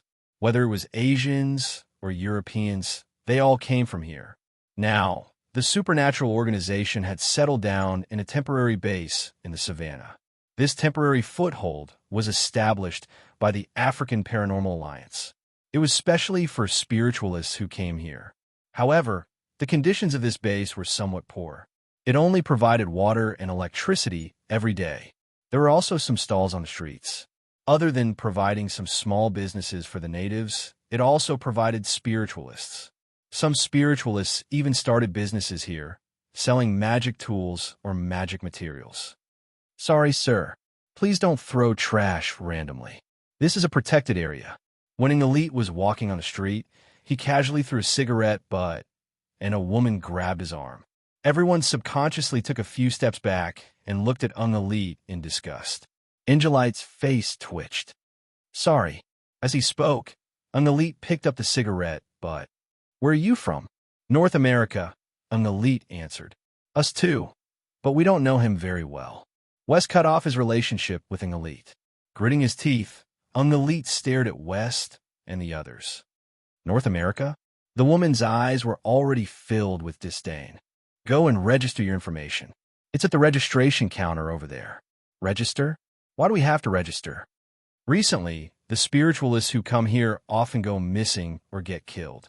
Hence, in order to ensure the safety of every spiritualist who comes to help, as well as to have a clearer understanding of every spiritualist's actions, every spiritualist who comes here now has to register. Have there been battles here all this time? There have been 2 large-scale battles, the woman said. The last one was the most intense. At least 20 spiritualists died. Miss, you are? Jiuqian Shenwang. Chapter 1917. When the woman heard West's question, her eyes clearly drifted. With a condescending look, she said, Northern Europe, the Holy Council. West had heard of the Holy Council in Northern Europe. The Holy Council wasn't a top-tier supernatural organization, but it had a certain reputation. It was like the soccer players in England and Spain. Even in second-tier leagues, they felt that their standards were higher than in China. Of course, that was the truth. They were indeed very skilled. That was undeniable. The North American supernatural world was basically the same. Even the second-tier or even third-tier organizations or sects in Europe and Asia, their standards were still higher than North America's supernatural world. The Holy Council's reputation wasn't because of their glorious deeds. It was because they were mortal enemies of the Scarlet Church. Of course, the current supernatural world wasn't like the past, where one side would fight to the death. Most of the time, mortal enemies wouldn't kill each other for no reason. Most of the time, they competed over certain things, which were battles of words. For example, if there was a competition in the supernatural world, the 2 sides might not perform the best. But once they met, they would go all out in the arena. Or if one side did something, the other side had to do it. Of course, in the past 100 years, the Scarlet Church had produced a 23rd generation Blood Mary. That was why the Scarlet Church had always suppressed the Holy Council. When Sivir looked at West and the others, she did look down on them. How barren was North America's supernatural world? Most of the time, 1 or 2 evil spirits could cause a ruckus, because no one was there to deal with it. If they were in other areas, if an evil spirit dared to cause trouble, they would definitely be dealt with properly. I'll take you there, Sivir said. In this temporary settlement, half of the people were spiritualists. The other half had interacted with spiritualists before. So here, everyone was familiar with the supernatural world and magic. The registration process was simple. Basically, everyone just had to state their identity and the organization they belonged to. But West felt that the registrants seemed to be on guard against something. West led the group out of the simple registration office. Sivir was still by his side. You better not wander around at night. Why? It's not absolutely safe here. Are you saying that other people will harm us? West asked. Do you know why we are gathered here? Protect Poison Dragon, the guardian of the grassland, West said. That's right. The ones who attacked the poisonous dragon were not only unclean creatures, but also a group of unclean humans. They worship evil gods. They think that as long as they kill the poisonous dragon, they could destroy the balance of nature. Sivir said, so, not only do we have to fight against the unclean creatures, but we also have to fight against our own kind hidden among us. Sylvie paused for a moment before continuing. In the past, most of the missing people were attacked by humans. So this registration is also to distinguish between friend and foe? Sivir nodded. Yes. Then are we under suspicion? Your passports have minimized your suspicions, Sivir said. Looks like we're in luck, Wes said with a smile. I live in a small house to the north of the settlement. If you have any trouble, you can come to me, Sivir replied calmly. Sivir turned around and left. Come on, let's go to our place. Mr. West, where are we staying? By the river, West said. There are some houses there. I paid some money just now, so the person in charge arranged a nice house for us. When they found a place to stay, they found that it was indeed nice. Other than the crocodiles and the river, there were no obvious flaws. As for the crocodiles' activities, it was not a problem for them. Although the houses here were all made of wood, the style was not bad. They also had some electrical equipment. They did not have to live like primitive people. Wes said he paid some money, but it was not a small amount. At least the money was enough to build these wooden houses. Otherwise, they would not have been assigned such a nice house. The houses by the river were in a row. 80% of them were occupied by the supernatural organization. After a few days of traveling, they could finally rest. However, before they could pack their luggage, they heard a noise outside. Come out. I want to see who dares to live in a place I like. Curses came from outside. The voice was very arrogant. Everyone in the supernatural organization heard it. One by one, they came out of their rooms. When they came out, they immediately saw an old acquaintance. When this old acquaintance saw the people from the supernatural organization, he felt as if his throat was choked by a hand. His voice was stuck in his throat. This person was none other than the person they had met in the Norwegian forest during their last mission. He was the person in charge of the Holy Flame sect in Norway, Magori Modric. Magori Modric opened his mouth. His face was filled with stiffness and awkwardness. He never would have thought that he would meet someone from the supernatural organization in the Serengeti Plains that was tens of thousands of miles away. He had escaped death last time. He did not expect to meet people from the supernatural organization again this time. Mr. Magori, what a coincidence. We meet again. Wes stood in front of the door and squinted at Magori Modric. Jalanash walked over too. A ball of fire gathered in her palm. Mr. Magori, I've mastered the little son I got from you last time. I can ask you for some pointers. That misunderstanding, it's really a misunderstanding, Magori Modric hurriedly said. What a joke. If they fought with these people, they would not even know how they died. Last time, he and his men had already suffered. This time, he did not bring as many people as last time, mainly because they had suffered heavy losses last time. They still did not have enough people. If there was another conflict, even if all his men died, they would not be able to defeat the supernatural organization. Also, in the supernatural organization, the person who had left the deepest impression on Magori was Helios. This guy had killed that lunatic Ribrick. Magori felt that even if Helios was alone, they would not be able to deal with him. At this moment, he groaned inwardly. He wanted to turn around and leave. Chapter 19:18. Mr. West, long time no see.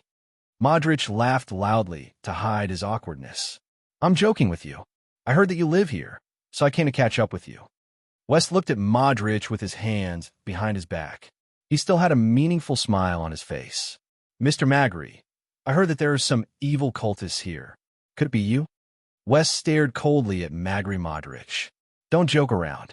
Although our Holy Flame sect's teachings are incompatible with the general public, we are very different from the real evil cultists. Holy Flame sect was now an evil sect, but evil sect and evil cult were two different concepts. Evil sects were the kind where I know I'm a bad person and do bad things. Evil cultists turned twisted logic into truth. I'm a good person. You have to believe in me and my teachings. Like Holy Flame sect, if they were willing, they could even carry out 1 or 2 internal reforms to correct some behaviors that were not tolerated by the secular world and the government. Then they could become an ordinary organization. The government and the spiritual world wouldn't be so ruthless. Many sects were even examples of turning over a new leaf. But evil cultists couldn't. Their teachings had already determined their identity. Whether it was the government or the people of the spiritual world, there was only one way to deal with evil cultists and evil cultists. Destroy. Destroy from the body to the soul. Modric didn't want to be treated as an evil cultist, especially in this place where there were people from the spirit world all around. He and his subordinates combined wouldn't be able to do anything here. Of course, Magri Modric had also registered his presence here, although they were still a little suspicious in the eyes of the person in charge here. But since he could appear so brazenly, it meant that he wasn't afraid of the shadows. You're also here for the protection mission? Wes was curious. Magri Modric was actually participating in this mission. There are benefits. Benefits? Are you talking about the reward for the Scarlet Mission? Although the reward for the Scarlet Mission is great, it's too difficult to get the reward in front of hundreds of spiritualists. Modric shook his head. I'm interested in the gift from the Nature Guardian. Are you talking about Poison Dragon? Can he give a reward? As a Nature Guardian, Poison Dragon has a special power that can bestow some special powers to others. What special power? Not necessarily. Magri Modric shook his head. There are very few people who can obtain this power, and there are certain restrictions. The only thing that is certain is that only those with outstanding performance can obtain this gift. Just then, Sivir walked over. She had heard that people from the Sacred Flame sect were nearby, so she had come over to take a look. If the people from the Sacred Flame sect were to cause trouble, she would be able to stop them in time. Due to the Sacred Flame sect's misdeeds in the past, they were the main suspects after arriving here, even though it was unlikely that they were cultists.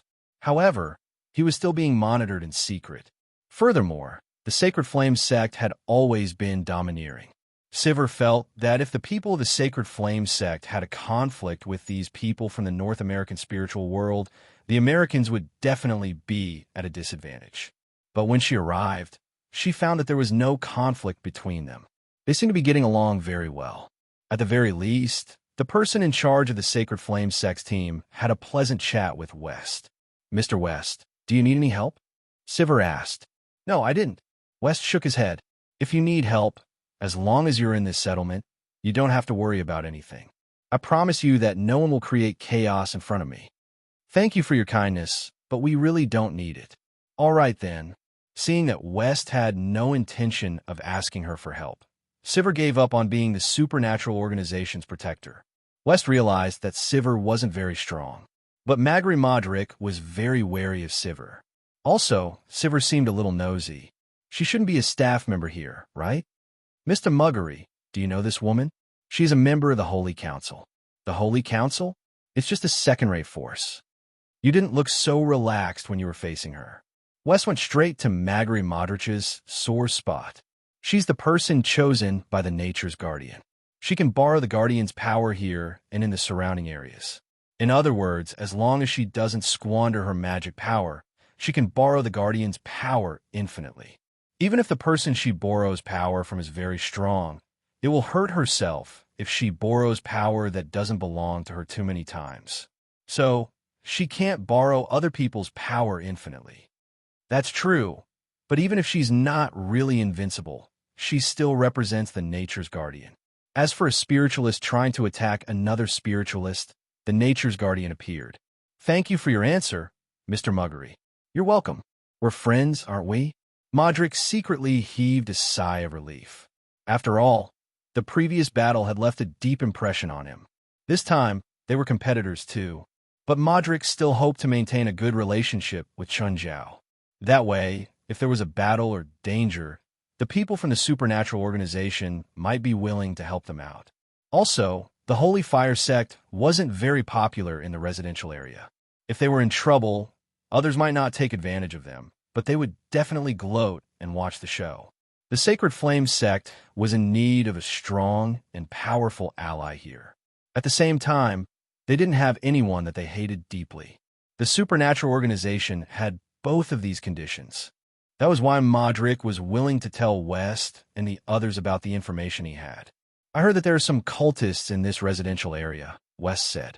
Do you know who they are? I'm not sure who it is exactly. However, when we first arrived here yesterday, someone hinted that he hoped that our Sacred Flame sect could cooperate with him. The other party's words sounded like he was trying to bewitch me. Chapter 1919. Sivir returned to the temporary headquarters. Sivir, why are you back so early today? I didn't have anything to do, so I came back. Sivir sat on the wooden floor. Her roommate, Irene Horton, was the same as her. They were both guardians and managers of order here. Their identities weren't decided by any organization or person. They were given by the Nature Guardian, Poison Dragon. They could also borrow the power of Nature Guardians. In this gathering area, there were a total of 6 Order Guardians and 1 manager. They were in charge of maintaining order here and planning every operation in battle. There are more and more spiritualists in the gathering area. Many cultists have snuck in too. The Guardians give us power, but they don't give us the ability to identify cultists. Sivir rubbed her hair. So troublesome. Why did I accept this mission? I didn't see you hesitate when you accepted the Guardian's gift, Irene Horton said calmly. You didn't reject the power for free either. Of course, it was impossible for them to get it for free. They had to give as well. Is this where the group of suspicious people you mentioned lives? The people from the supernatural organization came to a house under Modric's lead. Yes, Modric said, but I can't guarantee that they're cultists. Wes glanced at them. Who wants to go? I'll do it. Unleet said, stepping forward. They were only suspicious now, so they couldn't all attack. If they got the wrong person, they'd all be chased out later. So if they wanted to attack, one person was the best choice. Even if they were chased out, they'd be chased out alone. Plus, Unleet was the most convenient. After all, he was the fastest. As for how to tell if they were cultists, there wasn't an accurate answer. They could only rely on experience. Unleet nodded at everyone. The next moment, Unleet disappeared before everyone's eyes. Modric was shocked. What fast speed. If he were to fight Unleet, he would be able to break through his defense in the shortest time possible. Wasn't North America a magic desert? How did this unknown organization have such great power? Furthermore, it wasn't just 1 or 2 of them who were powerful, but all of them. Not everyone was willing to provoke the cultists. Evil cultists were evil cultists. It was because of their anti-human way of thinking. He was ruthless to himself, and even more ruthless to others. In an instant, an elite had already entered a room. There was no one in the room.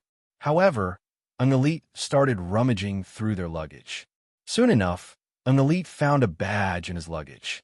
This emblem was carved with 3 ferocious dragon heads. An elite looked at the badge. 3-headed dragon. What sect is it? Church of Truth. Just then, someone entered the room. An elite narrowed his eyes at the newcomer. The Church of Universal Truth. Huh? This is the first time I've met someone who's so cooperative. Truth was what the Church of Truth pursued. But their truth is very different from that of the general public. Their truth is sociopathic. One of the top 10 evil cults in the world. The cultist exuded a dangerous aura and looked at an elite with a sinister gaze. Angelite's pupils suddenly dilated. The next moment, an elite suddenly dodged. A sharp blade slashed through the place where an elite had been standing without any warning. Spatial magic. An elite frowned. He was a spiritualist who specialized in speed, and theoretically, spatial magic was higher than speed. Of course, an elite wouldn't be scared even if he faced a spatial opponent. Even if it was superior magic, in the end, it still required actual combat experience and personal magic power cultivation to rely on. The cultist waved his arm. An elite suddenly sensed danger in front of him. Although there was nothing in front of an elite, he knew that he would be in danger if he took one more step. Spatial magic wasn't just rare, it was also very dangerous and troublesome. Although necromancy was dangerous and strange, most necromancy magic was visible. But spatial magic was mostly invisible. When fighting against spatial enemies, one had to rely on one's senses. There are spatial traps all around you. You'll die if you move again. The cultist stared at an elite coldly. An elite raised his hands decisively. I surrender. The cultist sneered. He didn't believe that an elite would surrender so easily. A lot of sharp blades suddenly shot out from the spatial traps around an elite. An elite was prepared as well. In an instant, Angelite's arms danced in the air. All the sharp blades were caught between his fingers. The next moment, Unelite waved his arms. The blades flew back into the spatial traps. Also, when Unelite returned the blades, he had filled them with magic power. These spaces themselves were constructed from magic power. Once abnormal magic power appeared, it would directly cause space to become unstable and collapse. Unelite broke free in an instant. The cultist felt a pain in his neck. Unelite had already grabbed him by the neck. Just then, the cultist pressed the alarm. All the cultists who lived nearby swarmed over. You can't escape. The cultists stared at Unelite. You're fighting against the world's consciousness, so you're bound to lose. Unelite smiled casually. You don't represent the world's consciousness. By then, more cultists had charged into the building. Unelite sped up again. His figure was beyond the limits of what the naked eye could see. Unelite left a trail of flames behind as he charged. All the cultists in his path collapsed. Unelite was too fast. He didn't give the cultists any time to cast their spells. The first cultist had always been in Angelite's grasp. The pressure he endured had also exceeded the limits of human endurance. When Unelite stopped again, the cultist in his hand was on the verge of death. See? You lost. Unelite had a faint smile on his face. The cultist looked up at Unelite. Are you sure we lost? Unelite had the cultist firmly in his control. He didn't have a chance to attack. Then show me how you resist. One day you'll understand. The viruses of your world don't understand. Everything is arranged by fate. Even everything you're doing now is part of the plan. Chapter 1920. The battle here had already alarmed more than half of the gathering area. Many people came to watch, but no one interfered. Sivert and Irene Horton pushed through the crowd. When Sivert saw Unelite, she recognized him. It's him. Do you know his mom? Irene Horton asked. I brought him and his friends to register. I only know that they're from North America. This person is very strong, at least stronger than most people in the gathering area. Is he really from North America? Irene Horton asked in surprise. It was like a football genius in China. It would cause a sensation. This person is not only strong, but also very experienced. Sivert was also surprised. He could face more than 20 enemies alone and still fight with ease. His enemies weren't weak, but they couldn't do anything to Unelite. Sivert frowned and was about to stop the fight. Irene Horton stopped Sivert. Don't go over yet. What's wrong? Sivert asked, confused. Look at the weapons they're holding. The two daggers are strange. They look like ancient daggers. They're used to bleed. Some ancient religions would use these daggers to bleed sacrifices. Sivert raised an eyebrow. There were a few victims a few days ago. They were bled. That's right. Irene Horton nodded. Very few people use this kind of dagger now. Those two looked very familiar with it, as if they had practiced it before. They're cultists? Sivert suddenly realized. Sivert looked in the direction of the supernatural organization. They didn't want to fight either. They were all watching from the side. The battle didn't last long. Unelite displayed overwhelming strength and his unparalleled battle experience. Even with his back to the enemy, no one could attack him from behind. Unelite clapped his hands and walked to Sivert and Irene Horton. Then he flicked his finger, and a badge he'd found from the cultists landed in Sivert's hand. Sivert's pupils contracted when she saw the badge. Truth, reason, sect was a famous evil sect. They found it there. Unelite, on the other hand, strolled back to the team in a carefree manner. The records in the Heroic Spirit's notebook are not bad, West said. The reason they attacked the cultists was for the merit points. There are a few unfriendly gazes, Helios said. Looks like there are still fish that escaped the net, Unelite said. These cultists seem to be planning something. Grandpa, I'm already at your door. Sandel called Stephen. Wait. You're in front of my house? Stephen suddenly realized. Yeah, what's wrong? I'm not home now. I'm at the company, Stephen said quickly. It's okay. I have the key to your house, Sandel said. Wait, I'm going to change the key, Stephen said. I'll get my bodyguard to give you the key. But you didn't lock the door. Sandler pushed open the door of Stephen's villa. I'm already in. Don't go in yet. Stephen was anxious. Raymond was still in his house. Don't scare Sandel by barging in like this.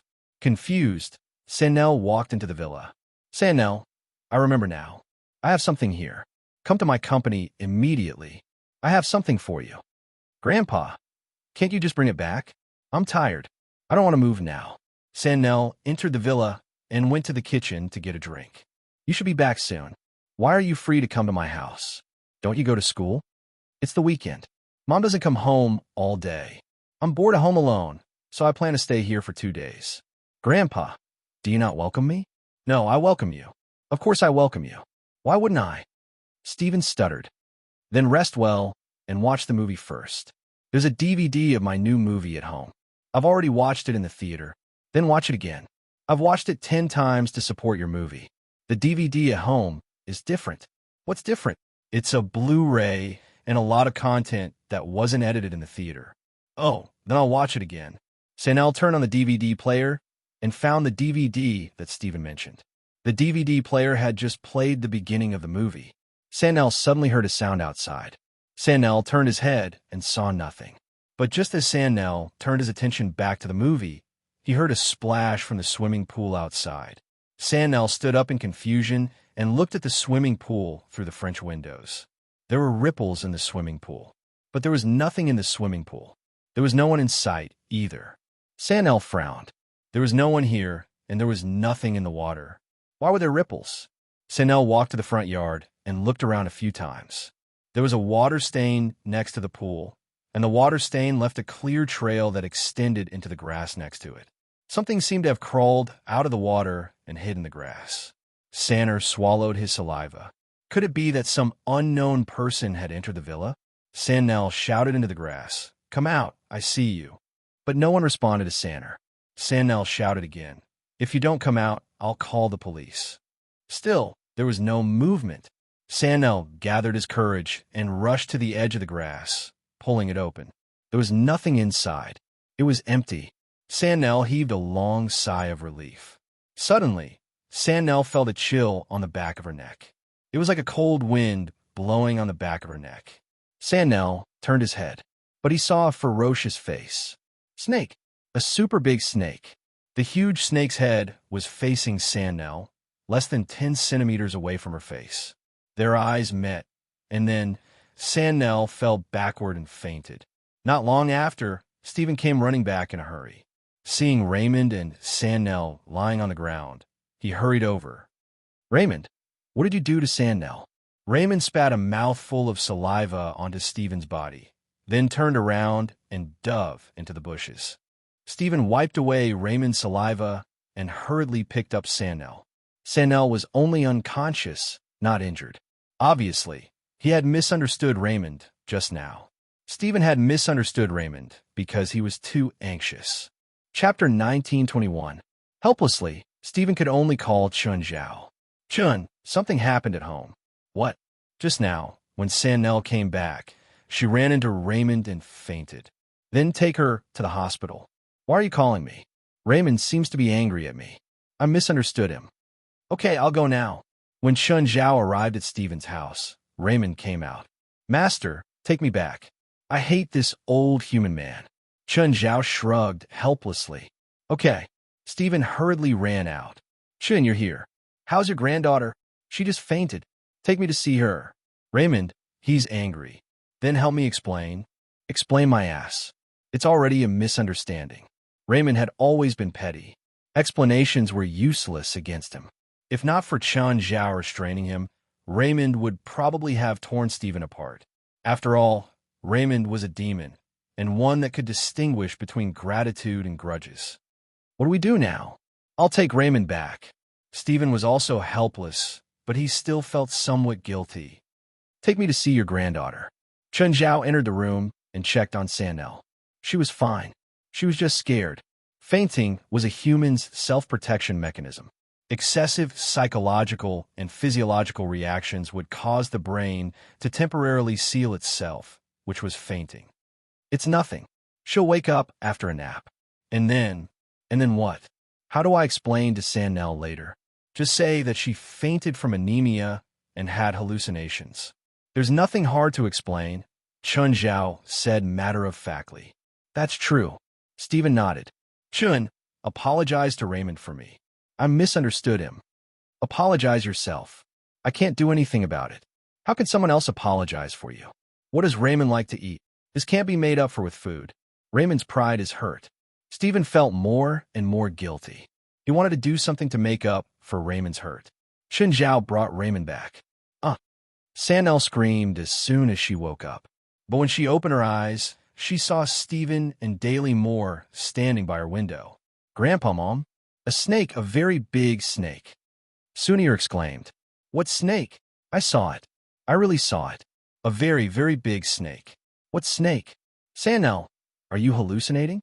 The doctor came just now and said you're in a coma due to anemia, Daly Moore said. Illusion? Is it an illusion? Sandler looked at Stephen in surprise. Yeah, I don't have any snakes here, Stephen said with certainty. Was it really an illusion? Xanel heard Stephen and Dahlia Moore's replies. He was also a little unsure. After all, the giant snake in her mind was too exaggerated. Normally speaking, it was impossible for such a huge snake to exist. Therefore, Stephen and Daly Moore's explanation made more sense. However, when he was unconscious, how could he have such a hallucination?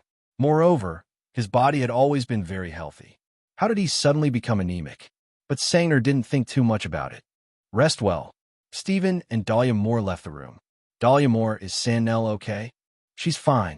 She's just scared. What can happen to her? I was worried that she'd be like you. How can there be such a coincidence? Dahlia Moore shook her head. That's good. Otherwise, it'll be troublesome. It's not troublesome. I can solve it myself now. Plus, I know my kind. Plus, even if my friend and I can't solve it, there's still Chun. There's nothing he can't solve. Is Chun stronger than you and your friend? There's no comparison. Dahlia Moore had never seen Chen Zhao fight with his full strength. But Not Singer had seen him before. She'd even told her about Chen Zhao's terrifying side. Stephen, on the other hand, was just an ordinary person, so he didn't have any concept of strength. But Stephen had seen Chen Zhao fight before. That was the only time he'd experienced a supernatural event. Stephen still had a deep impression of it. Basically, as long as it's a supernatural event, Chun can solve it. Is Chun that strong? My friend said that there's almost no one in the world who can beat Chun. Then he should go boxing. He can definitely become a boxing superstar. No, I think he has a student who's a boxer. Dahlia Moore felt like she was playing the piano to a cow. Stephen couldn't understand it all. Boxing? All the boxers combined couldn't even compare to one of Chun Zhao's fingers. Nagasaka Reiko enjoyed the scenery along the way. It was her first time in Los Angeles. Before coming, her grandmother, Yoko Hikari, had reminded her many times. She had to maintain a good relationship with Chun Zhao. This would determine whether she could successfully take over the position of the Witch of Tokyo Grand Shrine in the future. Nagasaka Reiko had also seen Chun Zhao's most terrifying side. She was one of the few people who'd witnessed and survived the battle between Chun Zhao and Tamamonome. After passing the coastal highway, a gorgeous manor built on a cliff appeared before them. When the car arrived at Mingyue Villa, Nagasaka Reiko alighted. Nagaka Reiko entered Mingyue Villa and saw Chun Zhao and the children playing around. Nagasaka Reiko saw a huge head in the courtyard. It was clearly the head of a dragon. Hello, Mr. Chun. Yes, hello. Nice to meet you, Ms. Reiko. Chun Zhao nodded. I just arrived in Los Angeles today, so I came to greet you as soon as possible. Don't be so polite. I'm not used to it. What plans do you have next? Chun Zhao looked at Nagasaka Reiko. He was not used to Nagasaka Reiko's politeness. Nagasaka Reiko had too many etiquettes. The moment she found Chun Zhao, she knelt on the ground and kowtowed to him. I'm planning to go through the enrollment procedures at UCLA, Nagasaka Reiko said respectfully. Also, I hope to become a part of the supernatural organization. Even if it's just an internship, it's fine. Please allow me, Mr. Chun. Sure, but the people from the organization have all gone to Africa, so there's no one at the headquarters now. Find a place to live first and focus on the enrollment procedures. When the people from the organization come back, I'll arrange for you to join the organization. Yes, Mr. Chun. I think you've just arrived in Los Angeles and have many things to do, so I won't keep you here. Chapter 1922. Yes, Mr. Chun. I will follow all your orders. Nagasaka Reiko knelt before Chun Zhao and bowed. Chun Zhao rubbed his forehead. He really couldn't accept Japanese etiquette. It was as if this was the only way they could talk properly. Before he left Japan, he promised Yoko White that he would take care of Nagasaka Reiko. One of the most important reasons was Donya Tianchi.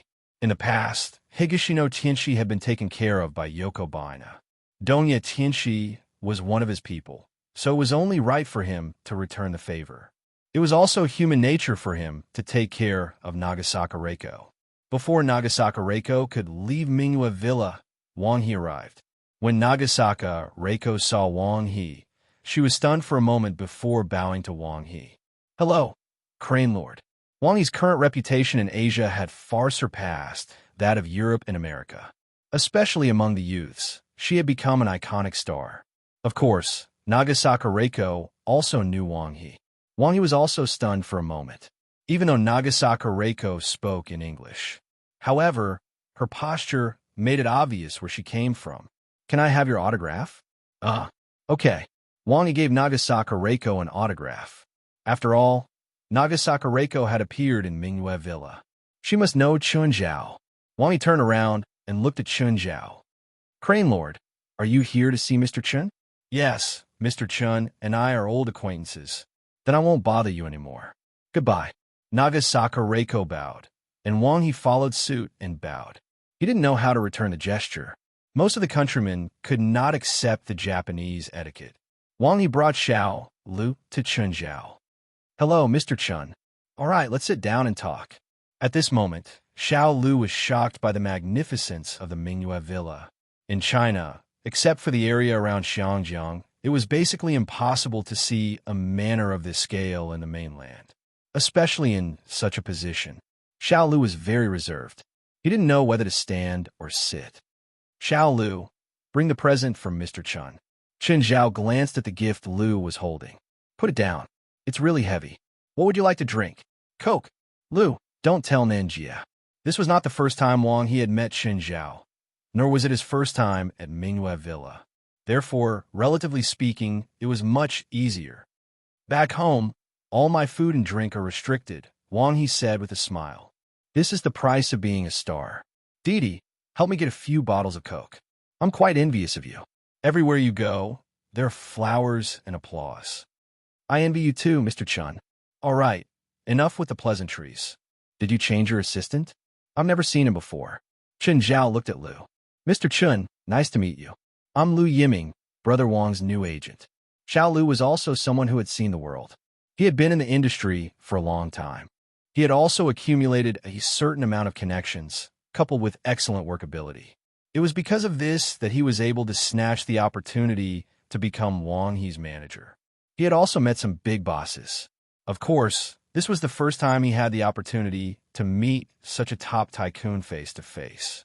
There was no chance for him to talk to such a tycoon in China. After all, he was in the entertainment industry. The biggest boss in the entertainment industry was not considered a top tycoon, not to mention a small fry like him. There were many people in the entertainment industry who had more connections and skills than him. At most, he had a bit of fame in the industry. Therefore, he did not dare to be careless when facing Chun Zhao, nor did he dare to put on airs and think too highly of himself. That young lady earlier is a Japanese? Yes, a relative's child. Mr. Chun, you have Japanese blood? You're the one with Japanese blood. Your whole family is Japanese. Chun Zhao scolded immediately. Wang He smiled awkwardly. The more Chun Zhao scolded him, the more he felt fine. Mr. Chun, where's Ms. Gaia? Oh, she went to Africa, Chun Zhao said. Is there any new movie? I'm waiting for Mr. Chun to invest, Wang He replied, smiling. I'm just playing. God knows when the next movie will be. If you wait for me to invest in a new movie, don't even think about it for the rest of your life. Wang He chuckled. He also knew that Chun Zhao could not invest in every movie. Compared to when they first met, Wang He was much more mature now. Whether it was his speech, behavior, or expression, he could be calm. He no longer showed his emotions on his face like before. His conversation with Chun Zhao was more like a conversation between friends. Mr. Chun, are you going to the movie celebration party? I won't go. I hate those kinds of occasions the most. It's too troublesome. Chen Zhao shook his head. I want to be as carefree as you, Mr. Chen. But Wang He also knew that it was impossible. After all, he was an artist, no matter how high his status was. He had to be respectful to investors, sponsors, and even directors and assistant directors. Mr. Chen, when are you coming back? I don't have any plans for now. Wang He was not the first person to say this. But Chen Zhao did not know what he would do after returning. There were only a few people he had contact with in China, such as his university teachers. He would only say good wishes to his teachers during holidays. As for his classmates or friends, he had basically lost contact with them. He did not even visit his relatives in China. Why would he go back? Therefore, Chen Zhao basically gave up on the idea of returning. Wang He and Chen Zhao chatted for an hour. They were basically talking about the changes in China. Wang He had always thought that Chen Zhao had been abroad for more than 10 years. In reality, Chen Zhao had only been abroad for a little more than 2 years. There would not be any drastic changes in China. Chen Zhao did not correct Wang He's thoughts. The two had a good chat. Then, Wang He said goodbye and left. Chen Zhao glanced at the time. He had not called Xin Li and the others today. It should be around 9 at night in England. Chen Zhao called Xin Li. Xin Li, are you still in Edinburgh? Uncle, we're in London now. Our next stop is Denmark's capital, Copenhagen. Oh, had a good time. Uncle, we're not playing. We're exploring. Xin Li corrected him immediately. Okay, I was wrong. I hope your exploration goes well. Xin Li still did not know that Chen Zhao had interfered when she was injured last time. She thought that she had hidden it perfectly and that Ruan Faxi and the others had cooperated well too. Her explanation to Chen Zhao was that she had lost her phone for the past 2 days, so she had not called him. Chapter 1923. Chen Zhao took out the stone that he'd gotten from Edinburgh. This stone had fused with the king of monsters, the 100-headed snake. The stone was very big. The longest part was about 40 meters long, and the smallest part was 20 meters. It was almost oval. It weighed more than 1,000 tons. Even the 100-headed snake couldn't move it. Chen Zhao had been studying the stone's texture over the past few days, but he didn't get any results. Yang Guo had said that he could feel the life force contained in the stone. He'd already sent the small stone back to Dragon Tiger Mountain. Chen Zhao couldn't feel the life force in it, but he'd seen it in his battle with the 100-headed snake. No matter how many heads Chen Zhao cut off, he could always regrow them. Even Chen Zhao couldn't compare to its surging life force. Other than those that could crush Chen Zhao with a finger, the 100-headed snake's life force was the strongest he'd ever seen. It was closest to being immortal. Even with the black trident, Chen Zhao had to stab the place where the 100-headed snake was connected to the stone to kill it. Chen Zhao suddenly thought of something. Satan's blood was pure destruction, while this stone was pure life force. If they collided, who would be left behind? Satan's blood was the most domineering thing Chen Zhao had ever seen, except for Chen Zhao's black trident. When Old Turtle ascended, he'd fused his inner core, which was transformed from immortal power, into the black trident. Therefore, it wasn't an exaggeration to call it an immortal weapon. Satan's blood was even more domineering. Anyone below the Demon King level would die with one touch. Chen Zhao would need hundreds or even thousands of years to absorb the power in Satan's blood. Therefore, Chen Zhao was thinking that if there was something that could neutralize Satan's blood, would it be easier for him to absorb it? But how to fuse it was another problem. Should he release Satan's blood directly from the bottle? Just the destructive power of Satan's blood alone was enough to destroy Chen Zhao's Mingwei Villa and all the living things within 100 miles. Of course, Chen Zhao could use a cool spell to absorb the power of Satan's blood in advance. But then, Satan's blood would become a one-time weapon. Chen Zhao couldn't absorb it for his own power. He could only use it as a weapon. Therefore, the idea of using Satan's blood to fuse with this stone was obviously not feasible. He wanted to see if his immortal energy would react to it. Chen Zhao tried to send his immortal power into the stone, but there was no reaction. Chen Zhao touched the rough surface with his palm. The material of this stone was very hard. However, it was not indestructible. Chen Zhao thought of the 100-headed snake. It could fuse with rocks. Furthermore, he could absorb the life force within it. However, that kind of fusion was clearly not what Chen Zhao wanted. He didn't want his body to grow on a rock. Chen Zhao thought of a solution, a very old-fashioned one. Eat. Eat stones. Chen Zhao broke a stone off the boulder and put it in his mouth to chew. Of course, the taste was not good, very bad. Chen Zhao finished it in one bite. His mouth was already dry, so he had to drink it with water. Useful? He realized that his digestive system was absorbing the life force in the stone. But isn't this absorption and digestion speed a little too slow? Not only was it a problem of low efficiency, but the utilization rate was also very low. If it is taken orally in this manner, even if Chen Zhao ate day and night, it would take him more than a decade to finish over 1,000 tons of stones. By then, even if Chen Zhao didn't get stones, his teeth would fall out. Moreover, there was an 80% to 90% chance that this method would also waste the vitality within. Would Chen Zhao have to absorb it a second time? Just thinking about it was disgusting. So, taking it orally was clearly the stupidest method. There had to be a more efficient way. Chen Zhao thought of another problem.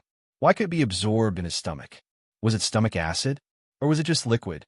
Chen Zhao thought about it and decided to do an experiment. He soaked the stones in fresh water, seawater, and vinegar. He wanted to see how the three reacted to the stones. After 20 minutes of soaking, Chen Zhao observed the three separately. They all seemed to have similar effects. Then, Chen Zhao drank the liquid that had soaked the stones. Seawater had the worst effect. Chen Zhao absorbed very little life force, less than 20%. Fresh water had the best effect. It could absorb about 80% of the liquid's life force. Vinegar was average. It could absorb about 50% of the liquid's life force. However, vinegar dissolved the stones the fastest. This was understandable. After all, acid was the most corrosive substance in nature. Chen Zhao thought about it. Even if he soaked it in fresh water, it would probably take decades to completely dissolve such a large stone. Just then, Zhang Tianyi called. Chen Zhao, how have you been? Nothing much. Why are you so angry? Who made you unhappy this time? Nothing, what's up? Can I call you to greet you for no reason? All right, are you done greeting them? You must have taken the wrong medicine, Zhang Tianyi said frivolously. Tell me what's up. Zhang Tianyi could hear Chen Zhao's impatience and immediately returned to the topic. Okay, do you still have the stones you asked Yang would send? Yes. Chen Zhao's heart skipped a beat, but his tone remained calm. Give me some more. No more. Chen Zhao, can we be more sincere? You want them all the time? Do you think there's a lot of them? I only have a little myself. From the marks on the stone you gave me, it's definitely from a very large stone. It's at least dozens of kilograms. I don't want a lot. Just give me half. Chen Zhao sneered. Tell me your conditions, Zhang Tianyi said dejectedly. This stone contains a lot of vitality, right? Chen Zhao asked. Hearing this, Zhang Tianyi was even more dejected. Since Chen Zhao already knew, he couldn't ask for too low a price. Cut the crap. Tell me your conditions. What do they call them in the spiritual world? Chen Zhao asked. In China, they call them primordial stones. In Europe and America, they call them life stones.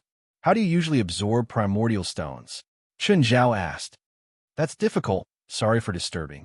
Chen Zhao hung up. A while later, Zhang Tianyi called again. How can you be like this? You hang up the moment you don't agree with me. It's because you're not honest at all. Fine, let's be honest. First, tell me how many primordial stones you have. Around 100 kilograms, Chen Zhao said.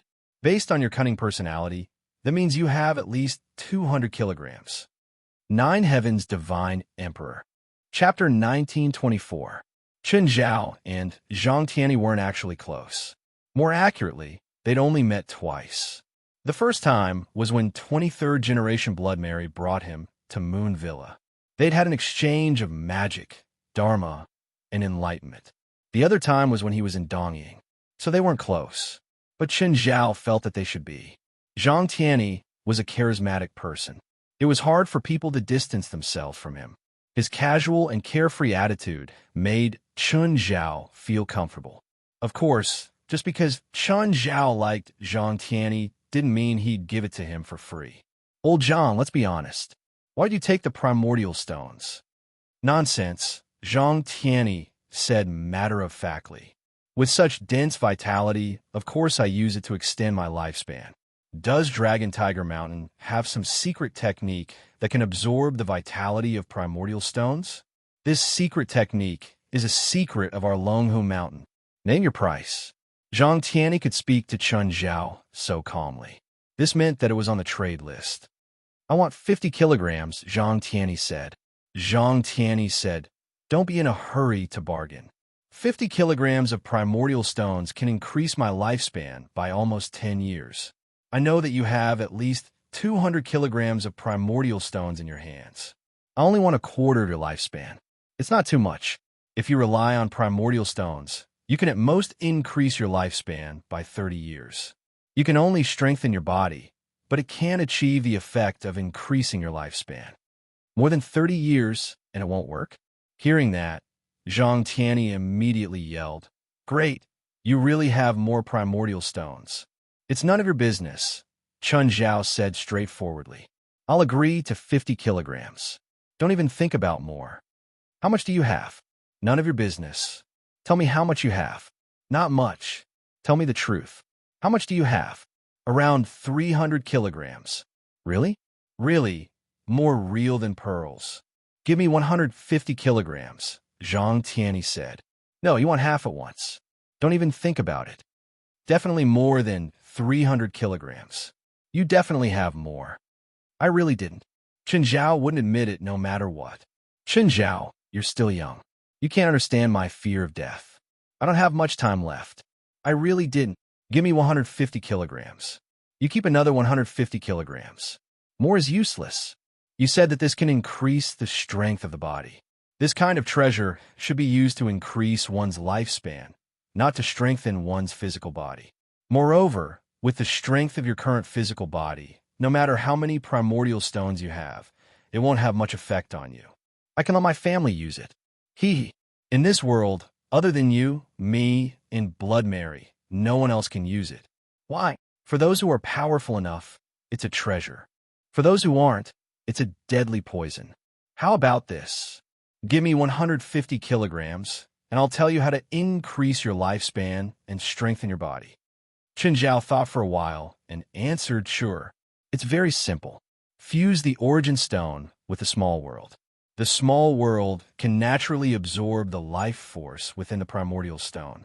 That's simple. That's simple, Zhang Tianyi said with certainty. You tricked me of 150 kilograms of primordial stones for such a simple answer. What do you mean by tricking? It's a fair trade. If I figure out myself, I can figure out too, Chun Zhao said, gritting his teeth. But you haven't figured it out yet. You said that this is a secret technique of Dragon Tiger Mountain. Yes, it's simple, but it's indeed a secret technique. Zhang Tianyi answered shamelessly. Oh, right. This method can only be used once. After that, it can't be used again. What do you mean it can't be used again? Once the small world fuses with the primordial stone once, it can't be fused a second time. Zhang Tianyi paused. Actually, the small world can fuse with everything in the world. Similarly, there's only one chance. What do you mean by fusing? Your small world has no element, right? Chun Zhao didn't deny it. To Zhang Tianyi, this wasn't a secret. Yes, everyone's small world has no element at the beginning. Apart from replenishing near-infinite magical power, it has no other use. However, it can be fused with some special power or some treasure to give your small world a special element, Zhang Tianyi said. Zhang Tianyi said, You've met some enemies who have the power to call the wind and summon the rain, right? Their small world has a special attribute. Chun Zhao nodded subconsciously. Indeed. He met some enemies who were clearly weaker than him. However, they had the power to summon wind and rain. So, what they lacked was the small world's element. Has your small world never fused with other things? Chun Zhao asked curiously. No, I don't need it. I'm strong enough now. Nothing or anyone can threaten me. Also, in the past few decades, there's nothing worth fusing with. So even if it's a small world with no element, I have absolute power. I'm pissed off by your tone. Let's fight? I can't be bothered with you. Do you want to argue with me or listen to my explanation? Fine, continue. The benefit of fusing with the primordial stone is to increase your lifespan and strengthen your physical strength at the same time, but it will also make you lose the opportunity to obtain other attributes in the future. Zhang Tianyi said, the use of the small world is actually more mysterious and complicated than you think. If it was just increasing his lifespan, Chen Zhao might not be tempted. However, Chen Zhao didn't just have a few primordial stones now. He had more than 1,000 tons. Chen Zhao was very tempted. He could use the stones to strengthen his body. This wasn't an unacceptable condition. Moreover, Chen Zhao didn't need other elements. For example, Chen Zhao's second small world, Lightning Storm. The effects of Lightning Storm were shocking. However, it wasn't that useful against someone of the same level. It was even useless. The first owner of Lightning Storm had used it against Chen Zhao, but it didn't seem to have any effect. What steps do I need to fuse with the stones? Or some secret technique? No, go figure it out yourself. It's not difficult for you. Okay, if there's nothing else, I'm hanging up. Okay. As soon as Chen Zhao hung up, Mary, the 23rd generation's blood, called. Chen Zhao's heart skipped a beat. Zhang Tianyi, that old bastard, really didn't keep his mouth shut. Mr. Chen, do you know why I'm calling you? Not really. 150 kilograms of primordial stones. Name your conditions. Chapter 1925. Blood Mary. You know the value of the stone, right? I know. That's why I want you to name your price. To the 23rd Blood Mary, what did the stone represent? As an old person who knew her destiny, the last thing she wanted to face was time. The 23rd generation Blood Mary thought that she could face death calmly. But when she found out that Chen Zhao had the stone, her heart, which had already been dead silent, began to stir again. Chen Zhao cursed Zhang Tianyi. What can you give me? Chen Zhao asked. Chen Zhao knew the value, and so did 23rd Blood Mary. Chen Zhao had to make sure that he could get the most out of it. He didn't need to think about the ways of the world anymore. The ways of the world couldn't compare to the stone's value, especially to the 23rd Blood Mary. It was a life-saving treasure. It wasn't more valuable than the stone in the entire world. She could give up everything for this mixed essence stone. Of course, she had to give something that could move Chen Zhao. After all, Chen Zhao wasn't someone she could mess around with. The 23rd Blood Mary was silent for a long time. Chen Zhao patiently waited for Mary's reply on the other end of the phone. It wasn't an easy decision. The 23rd Blood Mary had a lot of collections. There were even things more precious than the mixed essence stone. The Scarlet Church had accumulated over 1,000 years. But there weren't many things that could make the 23rd Blood Mary take out for a trade. After a few minutes, the 23rd Blood Mary finally spoke. I can give you a piece of information. A piece of information? Are you sure? Chen Zhao didn't think that a piece of information could make him pay the stone. Your cultivation is higher than mine and old Zhang's, the 23rd Blood Mary said with certainty. Your lifespan is definitely not low, so the stone's greatest effect might not be attractive to you. Chen Zhao was silent. He didn't admit or deny it. No matter what she said, she couldn't deny the stone's value. So for you, the greatest effect of the primordial stone is to strengthen your body. However, the effect of the primordial stone on strengthening your body is far less obvious than increasing your lifespan. The 23rd Blood Mary's tone gradually calmed down. It seemed that she calmed down. Her words were orderly. The information I can give you is about the legendary golden apple tree. Golden apple tree? That's right. Isn't your adopted daughter looking for the golden apple? I know where the golden apple tree is, the 23rd Blood Mary said. Since you know where the golden apple tree is, why don't you go get it? The golden apple tree is in the legendary sacred garden, and there's a god guarding the sacred garden. That god is the legendary Hercules. The Hercules, the illegitimate child of Zeus and Alcmene, said Mary. You're not kidding me, are you? No, I'm not joking. The 23rd Blood Mary said seriously. Also, the golden apple that your adopted daughter is looking for is pointing to the holy garden. In other words, even without your guidance, my adopted daughter might be able to find it on her own. Anyone who enters the holy garden will be killed. If I didn't warn you, Are you sure your adopted daughter would have survived? After all, they are about to face a true god. Fine. Chen Zhao had to admit it.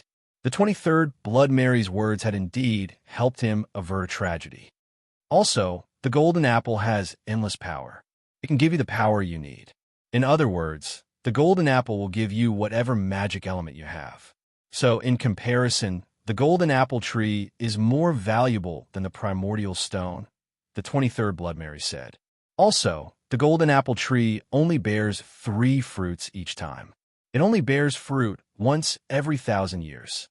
You only provided me with information. You didn't bring the golden apple tree to my house.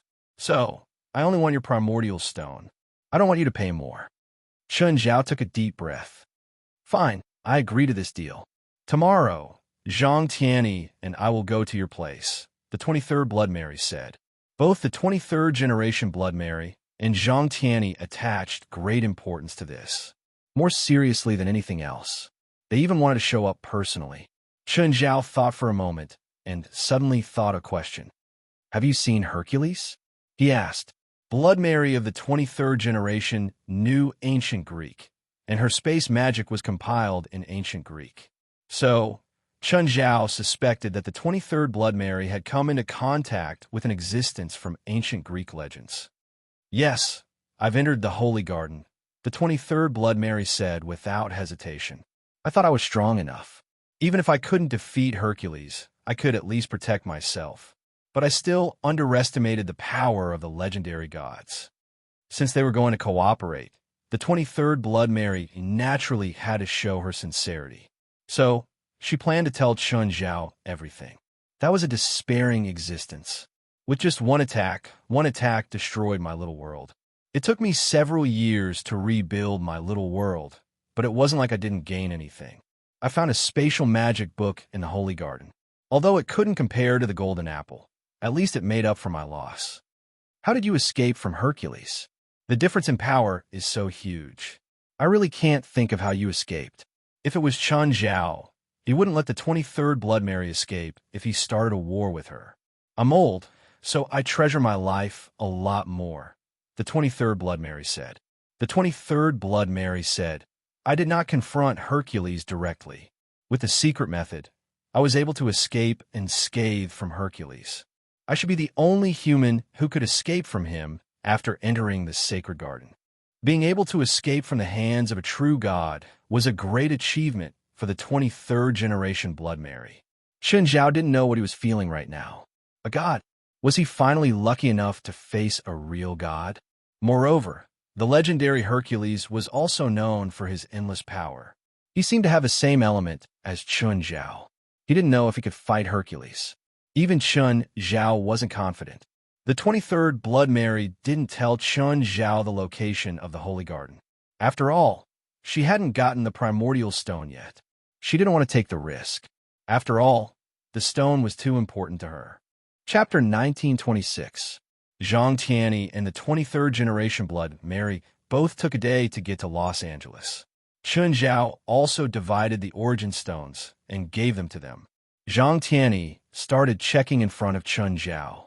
Old Zhang, your actions clearly show that you don't trust me. We're not that close. Zhang Tianyi rolled his eyes. Zhang Tianyi and the 23rd Blood Mary didn't tell anyone about this. They didn't even tell their subordinates or disciples. After all, the primordial stone was too important to them, even if the others couldn't use the mixed essence stone.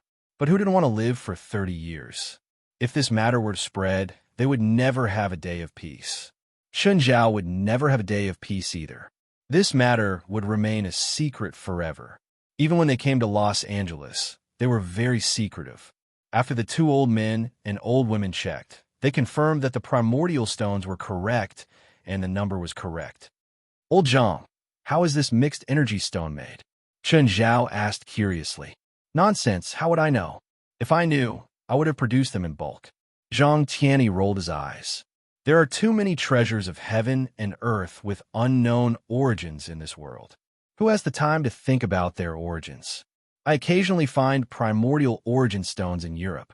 The 23rd Blood Mary said, they're all from the Warcraft battlefield from hundreds of years ago, or even older, So people speculate that the primordial stones are the fossils of Warcraft beasts. Chen Zhao, you must have more primordial stones, right? No, I really don't, Chun Zhao said helplessly. Anyway, Chun Zhao had decided to play dumb until the end. He absolutely could not admit that he still had a lot. Zhang Tianyi and 23rd didn't believe him. However, they still felt that even if Chun Zhao had more, there wouldn't be many. After all, this thing was precious. Even if he could find primordial stones on a normal day, it would be 1 or 2 kilograms at most. Those who need it are eager, and those who don't need it are discarded. Of course, those people couldn't fuse with the small world like Zhang Tianyi, the 23rd generation, and Chun Zhao. They could also think of other ways, although he was not as efficient as the three of them. However, everyone longed to enjoy a longer lifespan. Zhang Tianyi and the 23rd generation were very happy, especially the 23rd generation. She was prepared to face the end of her life. Who would have thought that he would be able to escape from death's door? Chun Zhao had actually found the origin stone. Moreover, it could be said to be a very large number of primordial stones. Chun Zhao, where did you get this stone? I fished it out of the sea, Chun Zhao answered casually. You guys merge with the primordial stone here. I want to see the process. I also don't know how to do it. Old Zhang, take this opportunity to demonstrate it to us, said XCI. Zhang Tianyi knew that if he didn't demonstrate it on the spot, he wouldn't be able to leave. To a certain extent, Chun Zhao and the 23rd generation were both unreasonable. Zhang Tianyi pursed his lips. It's not a difficult task. Just watch. Zhang Tianyi demonstrated the process of fusing the primordial stone in front of the two of them. Chun Zhao and the 23rd generation protected Zhang Tianyi. Zhang Tianyi held the primordial stone in his hands, and the power of his little heaven and earth began to seep into the primordial stone. Chun Zhao and 23rd observed every detail. Zhang Tianyi was caught off guard. He wholeheartedly devoted himself to the fusion process. With every bit of penetration, the primordial stone would peel off a layer of stone shell. These stone shells had already lost most of their vitality. With a light touch, it dissipated. However, there was still a very thin amount of vitality left. The entire process only took a dozen minutes. Zhang Tianyi finished the fusion. Zhang Tianyi was completely energized.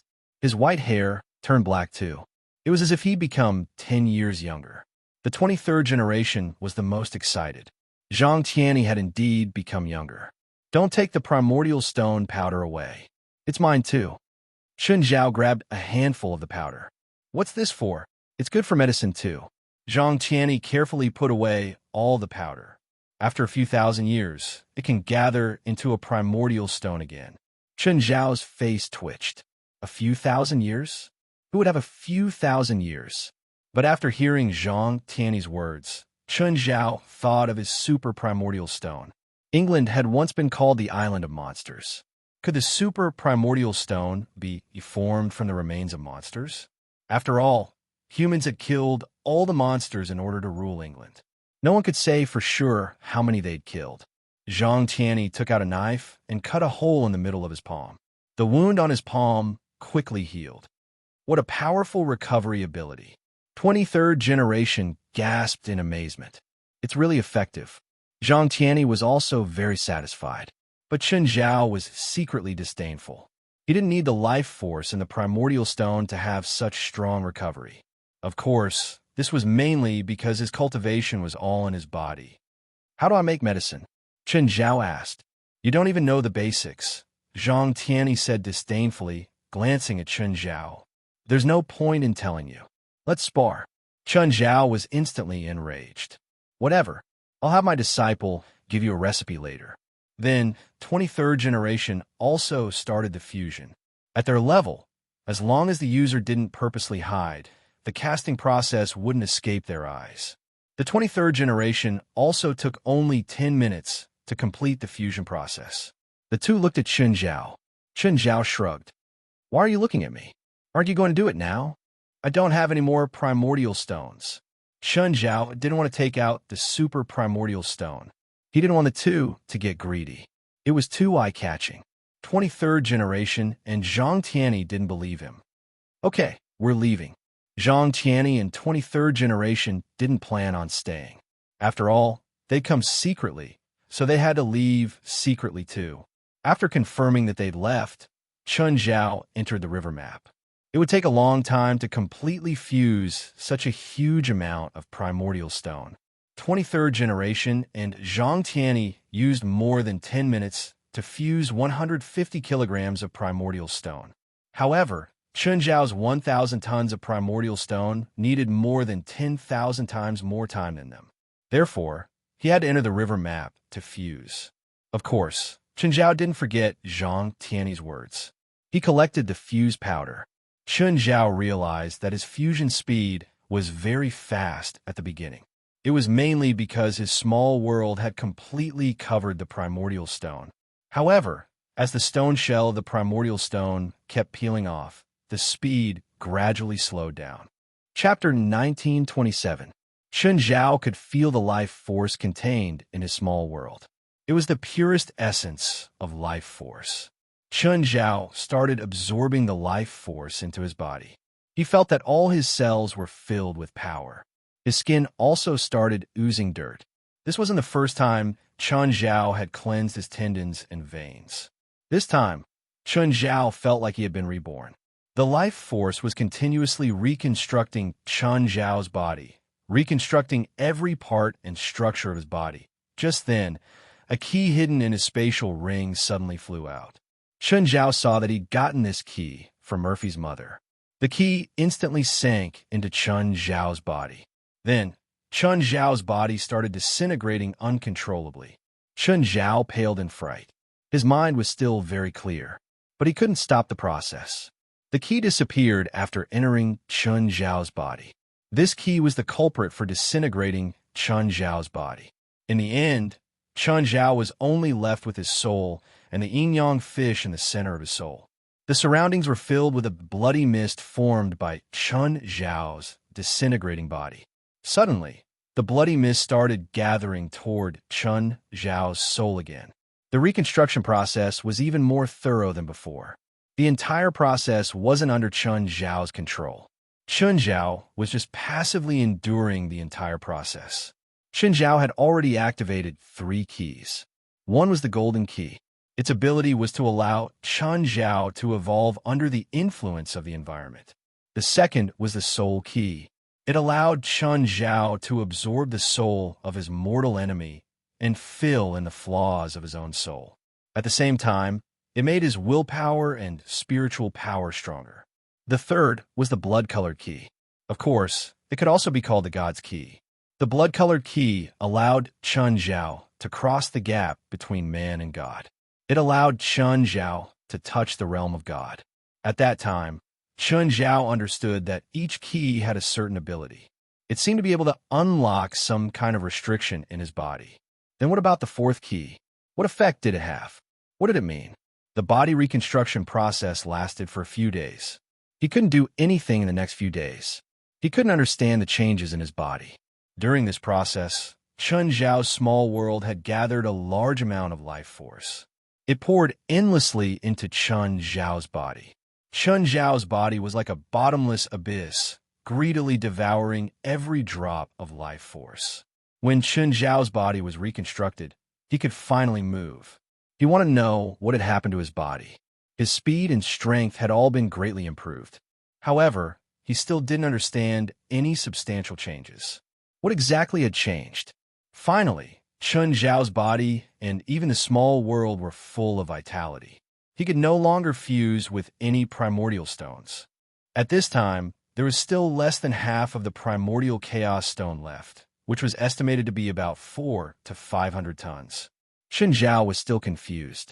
What had changed about him? Each key had a unique function. After activating the soul key, he didn't understand its effects for a long time. The blood-red key was also activated by accident. He really wanted to know what the function of the fourth key was. Chun Zhao kept trying to see what changes had happened to his body. However, apart from the increase in strength and speed, it seemed that the yin-yang fish had also grown a lot stronger. Chun Zhao calmed himself down and sat back down. The fourth key was activated when the body was reconstructed. This meant that the condition to activate the fourth key was that the body had to undergo a drastic change or mutation. The function of the fourth key was probably related to the body. Something that he didn't understand must have happened to his body.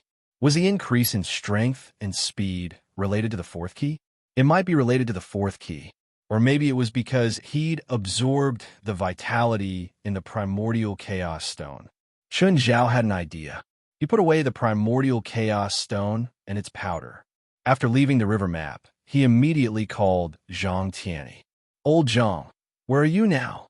I just left your house not long ago. I'm still in the car. What do you think I am? Come back for a while. I need to talk to you, Chun Zhao said. You're not trying to kill me, are you? Did I accidentally learn some of your secrets, and you want to kill me to silence me? Stop bullshitting. Chun Zhao was speechless at Zhang Tianyi's strange thinking.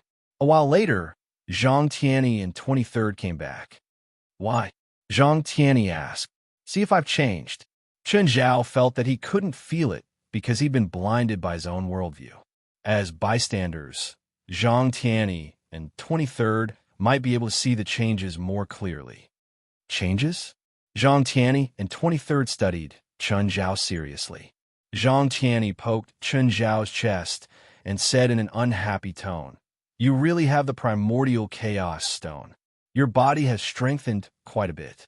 Chun Zhao pushed Zhang Tianyi's finger away. I'm not talking about that.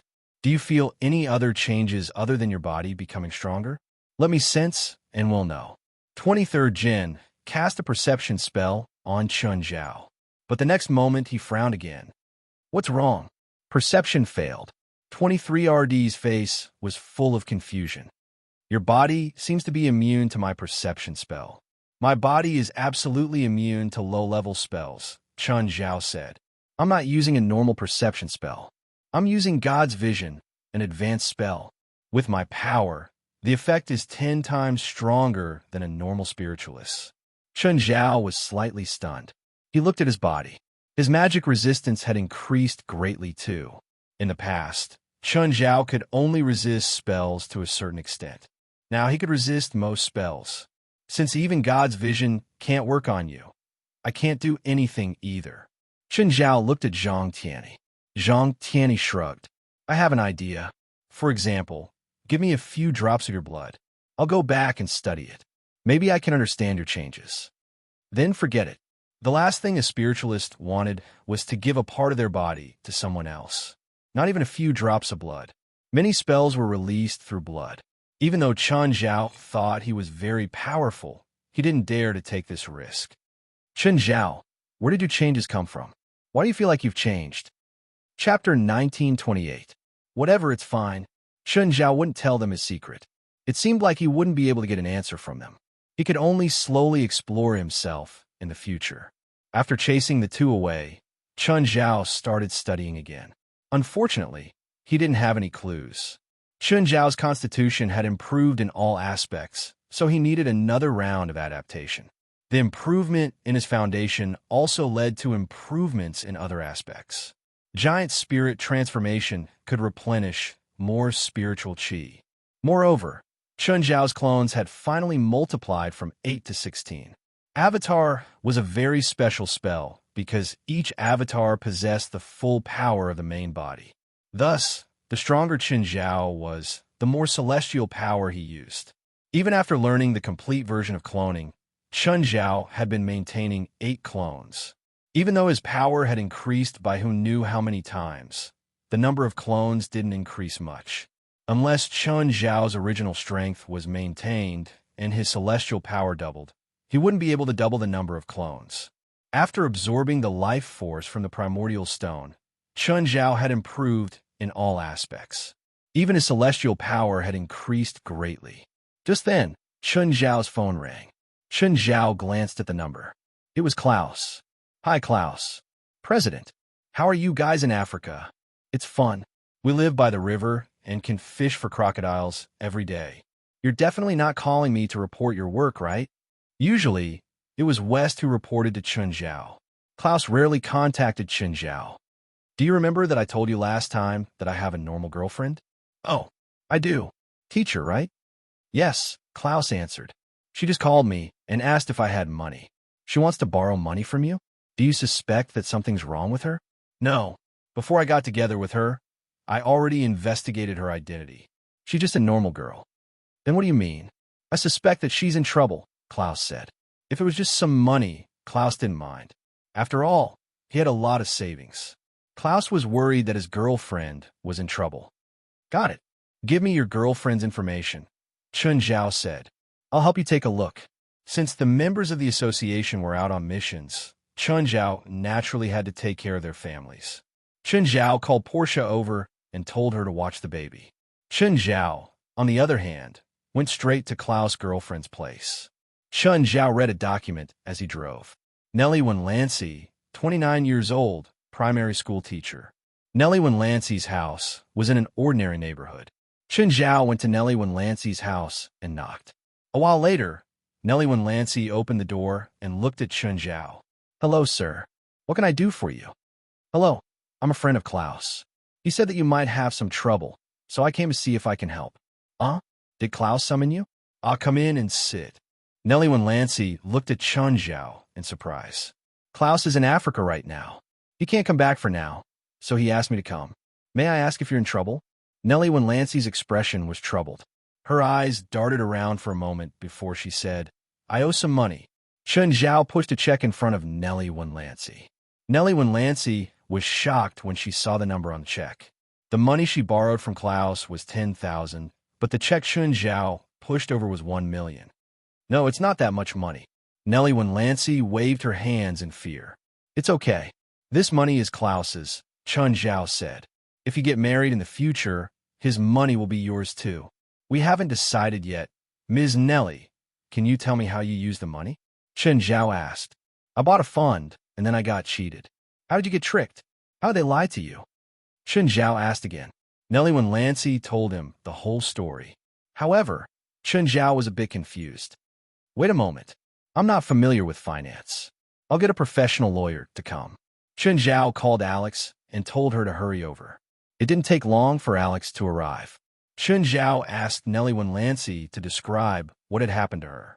Then, Alex told Chun Zhao about Nellie Winlancey's situation. To put it simply, this Miss Nellie Winlancey was tricked into buying a fund. The fund hid the total purchase amount and the installment purchase amount. For example, if I ask you to buy a fund, I can tell you that the total purchase amount is only $10,000. In fact, $10,000 isn't the total purchase amount, but the purchase amount for each installment. In other words, she needs to pay $10,000 for each installment. If she doesn't pay for each installment, it means she's in breach of contract. Not only will the purchase amount be confiscated, but she will also have to pay a penalty. You can do that. It was Chun Zhao's first time hearing about such a scam. Ms. Nellie Winlancey, where were you when you signed the contract? At my house. Not at their company, right? Oh, yes. Then did you get an explanation of the contract terms when you signed the contract? What do you mean? That is to say, in the key terms of the contract, did you get a professional lawyer to explain the contract terms? No. Does the contract require a lawyer to be present? Alex nodded and turned to look at Chun Zhao. It's a small problem. It's easy to solve legally. These scam companies are full of loopholes. Even if they have the contract, they can easily solve it. However, these companies often threaten and even use violence against the victims. Okay, I understand. You'll be in charge of the legal matters. I'll handle the non-legal matters. Miss Neri, Chun Zhao said, since your personal safety is in danger, I suggest you call Klaus first. Okay, Nellie Winlancey immediately called Klaus. Klaus wanted Nellie Winlancey to listen to Chun Zhao's arrangements. Ms. Nellie, I'll arrange a safe place for you first, Chun Zhao said. Nellie Winlancey nodded. Then she asked, what about my job? You can only ask for leave for now. Chapter 1929. Chun Zhao brought Nellie Winlancey to the headquarters. It was empty. Only Aduz, Jigs, and his unconscious wife were here. You can stay here temporarily until Klaus comes back, Chun Zhao said, pointing at the headquarters. As long as it's empty, you can choose any room you want. Aduz ran over. President, who's this? Klaus's girlfriend. She's in some trouble, so she's staying here temporarily. Hello, miss, Aduz said. I'm Aduz, the security guard here. You can tell me if you have any trouble. Neriwan Lancy looked at the headquarters before her. She was a bit dizzy. When Chun Zhao brought her here, they'd passed a forest path. She'd been worried that Chun Zhao had evil intentions. However, Chun Zhao hadn't done anything bad to her. As for the headquarters of the association and the tall tower of trials next to the headquarters, they all made her a little confused. Where exactly is this? Miss Neri, Chun Zhao said, I don't plan on restricting your freedom of movement, but if you want to go out, you better inform me. After all, I promised Klaus to take good care of you. Thank you. Then I'll leave first. Aduz, help Miss Neri choose a room. Okay, Miss Neri, please come in. Neriwan Lancy followed Aduz into the headquarters. When Neriwan Lancy walked into a room, she suddenly saw what was inside through the half-closed door. A man stood in front of a huge container, and inside the container was a naked woman. Ah! Neriwan Lancy screamed in fright. Aduz was also shocked. What's wrong? Inside? Inside? Who are you? What are you doing to me? Neriwan Lancy thought that Chun Zhao had brought her here to soak her in the container too. At this time, Neriwan Lancy's imagination had already started to run wild and fill in the blanks. Just then, Jiggs opened the door and walked out. Mr. Aduz, who's this lady? She's a family member of one of our members, Aduz said. She might have misunderstood something. Jiggs looked at Neriwan Lancy. Miss, did you see my wife in the healing container and think we're performing some evil ritual? Isn't it? Neriwan Lancy leaned against the wall and stared at Jiggs and Aduz in fear. No, the one inside is my wife. She was injured and is receiving treatment in that container. Neriwan Lancy looked at Aduz and Giggs with a skeptical gaze. After a moment of hesitation, she plucked up her courage and looked into the room again. At the same time, she also saw some instruments beside the container. One of the screens looked like a heart rate monitor. What would happen to her? Giggs did not want to talk about that nightmarish night. Don't ask. It's not a happy memory for Ziggs. Aduz said, there are empty rooms in the past. You can stay in whichever room you want. Neriwan Lancy chose a room next to Jiggs, and then Aduz left. Neriwan Lancy realized that Aduz indeed had no intention of restricting her movements. He did not even take away her phone. After some thought, Neriwan Lancy decided to call Klaus. This place gave her a strange feeling. She could not tell what exactly was strange. Anyway, Neriwan Lancy just felt strange. Klaus, can you tell me what you do? Your friend, Mr. Chun, brought me to a place called the headquarters. Klaus was silent for a moment before saying, all my secrets are there. You can learn as much as you can. If you know enough, Aduz will tell you about me and the secrets there. I can only tell you that my friend and I aren't bad people. At least, we won't hurt you. If you don't want to stay there, or if you don't want to accept me keeping my secrets, then leave. But before I come back, please accept my protection. Klaus's tone remained calm and unperturbed. Klaus had already considered this when he asked Chun Zhao to do this. Okay, I understand. Neriwan Lancy already understood what Klaus meant. There were some secrets hidden here. It was related to Klaus and the other people here. Klaus would not stop her from exploring this place. Neriwan Lancy first went to Jiggs in Mayev's room. Neriwan Lancy knocked on the door. Hello, can I come in? Jiggs turned to look at Neriwan Lancy. Hello, please come in. When Neriwan Lancy entered the room, the first thing she did was to observe Mayev in the container. Mr. Jiggs, your wife. Are you sure she's fine soaking like this? Jiggs's eyes were lifeless, but his tone was still firm. If you knew about Mayev's previous injuries, you wouldn't have such a question. Even now, there were still many marks on Mayev's body. Why didn't you send her to the hospital? The hospital can't save her. Are you sure it's okay here? I'm sure. Jiggs nodded calmly. It wasn't a pleasant memory. He was even more unwilling to share that night with others. It's dinner time, Jiggs said. Let's go to the restaurant. Is there food here? Everything is provided here. Jiggs smiled faintly. This is their company's headquarters. It's a combination of office and living. When they reached the restaurant, Jiggs said, it's a buffet. Help yourself. So much food? Just the two of us? Aduz eats here too. That's only 3. The food here can feed at least 100 people, right? They're used to it. Oh, right. There's a chef here. They definitely want to eat too. Jiggs was used to this place and knew all the secrets hidden here. In fact, the food was also provided to the people in the dungeon. The food here was good. Nellie and Lancey had a good dinner. I feel like the chef here is better than those big restaurants. Of course, the chef here is good. Jiggs smiled. The chef here was an old ghost. Before he died, he'd once been a chef at the White House State Banquet. Jiggs only learned about it later. Just then, Aduz pushed a dining cart over. Nellie and Lancey saw that Aduz had brought a lot of food. He seemed to be sending it somewhere. Is there anyone else here other than us? I don't know, Jiggs replied calmly. Chapter 1930. Chun, I heard from Jerlin that you put sand in our dinner when you went to the kitchen. She must have seen wrongly. Chun Zhao glanced at Jerlin. Right, darling? Fei Lai rolled her eyes at Chun Zhao and knocked his head. It's fine if you threaten others outside, but you're actually threatening your own daughter at home. I was just wondering why I kept feeling disgusted during dinner. Chun Zhao frowned. Chun Zhao placed a primordial stone on the table. This is what I put in. It tastes bad, but it's full of vitality. It's good for the body. No matter how good it is, it's useless if it can't be digested. I don't want to eat sand for every meal, Fei Lai said in disgust. Fei Lai said with a look of disgust, don't put this in our food again. Chun Zhao also didn't think that it was a good idea. If he ate too much, his whole family would get stones. That would be hilarious. Forget it.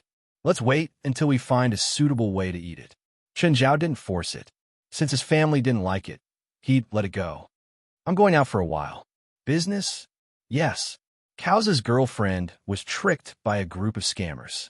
I need to deal with it. Alex had already found out who was behind the swindlers. The scammers first used fraud to make the victims lose money. If the victims reacted and called the police, they would harass and threaten them with methods that surpass scammers. They would even use violent methods to hurt the victims or their relatives. It was an extremely evil criminal group. Chun Zhao obtained more information from David. The criminal group had already been blacklisted by the police. It was a key target. However, none of the victims in the past were willing to testify. Therefore, the criminal group had been able to get away with it. Hello, Mr. Chun. I'm Otis. Chun Zhao sat before Otis and shook his hand. Hello. How much do you know about the fund our company launched? I want to know, can your fund really reach 10% annual profit? Of course. I can promise you that our company has many clients who have worked with us for more than 5 years. Those big clients have never backed out.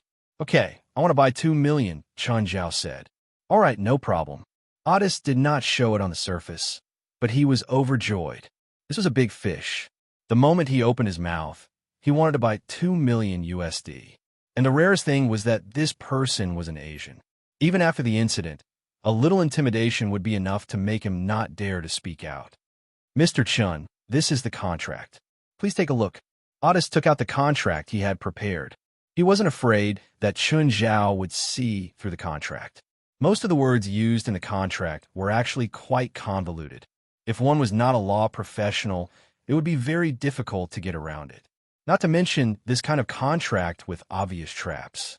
Even if it was a conventional contract, it would be written in terms that were hard to understand at first glance. Chun Zhao looked at the contract. Why is the purchase amount blank? Mr. Chun, this is because you didn't tell me how much you want to buy, so the purchase amount is temporarily empty. After you sign the contract, we will fill in the purchase amount. Then how can I be sure that you won't write down a random number? Mr. Chun, we're a big company. We won't fill in a random number. I see. Okay then. Chun Zhao signed his name and pressed his fingerprint on it. After confirming Chun Zhao's signature, Otis' smile grew wider. Thank you, Mr. Chun. I believe that we will have a pleasant cooperation. Mr. Chun, how do you plan on paying this money? This is the check. Chun Zhao pushed the check to Otis. When Otis saw the check, his face was full of smiles. But when he saw the name on the back, his expression froze again. Why is it a registered check? Isn't that obvious? Smiling, Chun Zhao looked at Otis. If it's an anonymous check, I won't be able to get anything. Does Mr. Otis think that there's something wrong with my check? No, nothing. Otis still didn't change his expression. Okay, since we're done with the contract, I'll leave first. Goodbye. Goodbye.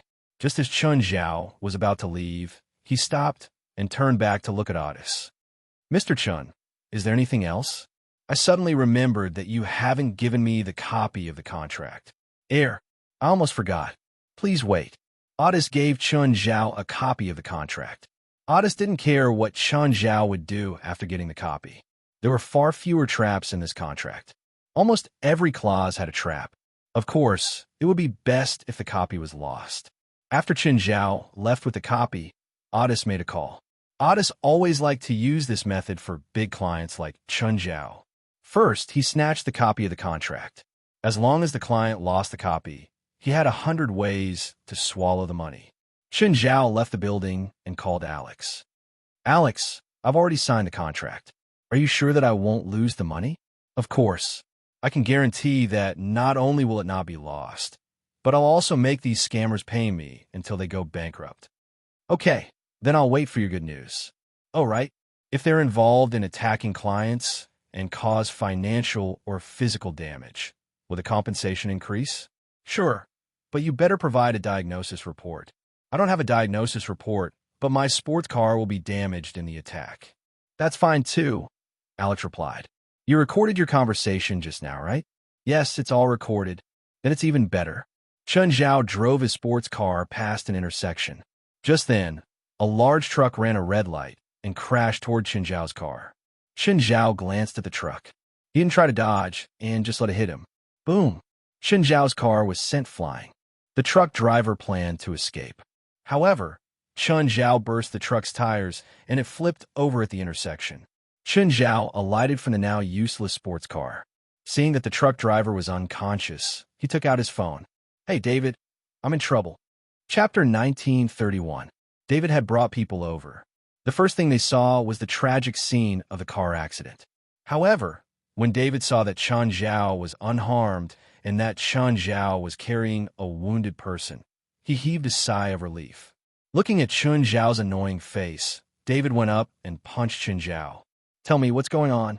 First of all, one of my friend's family members was cheated by a financial fraud company, and then I was also cheated, and I was cheated up to $2 million US. After that group of people cheated me of $2 million US, they planned to kill me. I think you can dig out some useful confessions from them. David stared at Chun Zhao. Were you really tricked? David knew Chun Zhao very well. Chun Zhao would never buy financial products. Chun Zhao never touched things he wasn't familiar with. Finance was exactly what Chun Zhao wasn't familiar with. Looking at Chun Zhao's expression, he wasn't angry at being tricked at all. It was a smile that people would only have when they fell into his trap. Okay, David said. Come with me to record the statement. I'm not the suspect, I'm the victim. You're worse than the criminals. I think I might be injured. I need to go to the hospital for an injury evaluation, Chun Zhao suddenly said, clutching his chest in pain. Are you serious? David couldn't tell if Chun Zhao was serious or not. Chun Zhao's shoulders shook slightly and dislocated. Then, he said in a calm tone, if you can submit an injury assessment report afterwards, I can also go back with you directly to make a statement. Do you have a deep grudge against those people? David looked at Chun Zhao with a bitter smile. Chun Zhao stabbed 5 fingers into his chest. David was completely speechless. He'd taken strengthening potions before, so his recovery was many times stronger than normal people's. However, he couldn't hurt himself like Chun Zhao. It's not about hatred. The people who were tricked are my subordinates' families. It's a matter of principle, Chun Zhao said. Also, you don't have to pity them. With their crimes, even the death penalty is not enough. You should be glad that I didn't throw them off the roof. Okay, I understand. But even if you cause the injury yourself, can't you make it more presentable? A finger piercing through the chest, no matter how I look at it, doesn't look like it was caused by a car accident. When he arrived at the police station, he saw that Sharon was still there. Chun, what did you do today? Sharon looked at Chun Zhao with evil intentions. What's the point of us taxpayers paying civil servants like you? Chun Zhao retorted. Usually, whenever I do something small, you'll appear before me. But now, I got into a car accident on the street, and you're nowhere to be seen. Car accident? You don't look hurt. Shalom looked him up and down. Chun Zhao pulled open his collar, revealing the wound on his chest. Look, I'm hurt. Sharon didn't know what was going on and was shocked. How did you get hurt so badly? Why don't you go to the hospital? Just then, David walked in with a document. Don't mind him. He did it himself. David didn't avoid Sarah. He took out a document and said, "So far, we've found some clues. That big truck was stolen, and the driver who hit your car wasn't the owner, but a gambler. In addition, the company you mentioned can be said to be guilty of many crimes. As long as the gambler is willing to talk, it'll be easy to get someone from that company." The driver isn't willing to talk? That's a bit troublesome. Let me talk to the gambler. You can't use violence against him, David said. Don't worry, I know what I'm doing.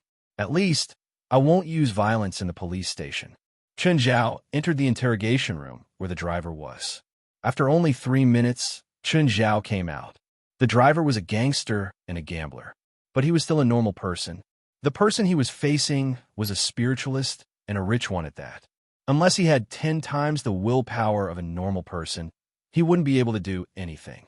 Otherwise, it wouldn't be difficult for a spiritualist to make a normal person talk. Intimidation, threats, direct shock, or even magic could easily destroy a normal person's mind. All of them could easily destroy a normal person's mind. Okay, he's willing to talk. David knew that Chen Zhao must have used some unusual methods. So, he didn't ask about the entire process. After entering the interrogation room, David didn't waste too much time either. He'd never interrogated a suspect so smoothly before. The entire process was too easy. The suspect answered all his questions. When he came out, Chen Zhao was sitting at the desk in the police station, chatting with a few police officers. He even proudly showed off his injuries. David was even more speechless. He went up and patted Chen Zhao's shoulder heavily. David, be gentle. I'm hurt. The guy already told us everything. Okay, then let's arrest him. Also, my lawyer is almost here. What? You called the lawyer again? There were all kinds of enemies in the world. Police and lawyers were undoubtedly enemies too. Lawyers were the last people the police wanted to deal with. I can't help it. I'm not good at this. It's not your first time either. What I'm good at is letting the professionals handle it. David could only go and arrest them. This time, the evidence was solid, so he didn't have to worry.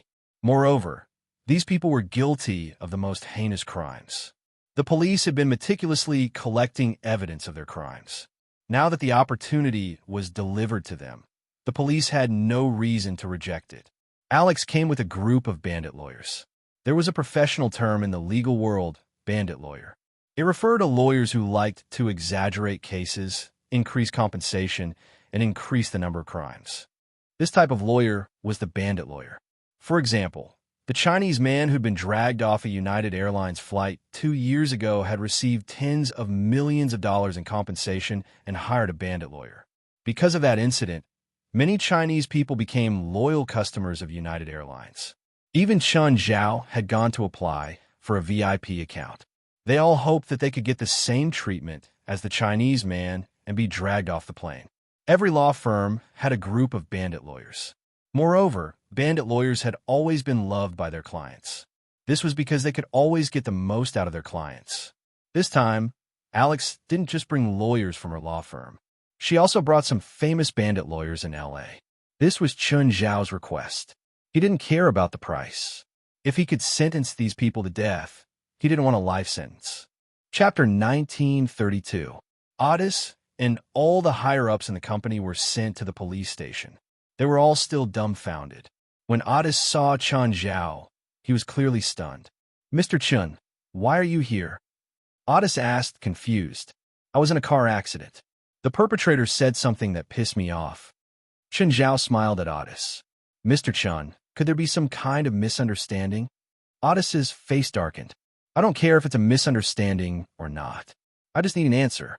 As long as it's related to this case, I won't let them leave prison alive."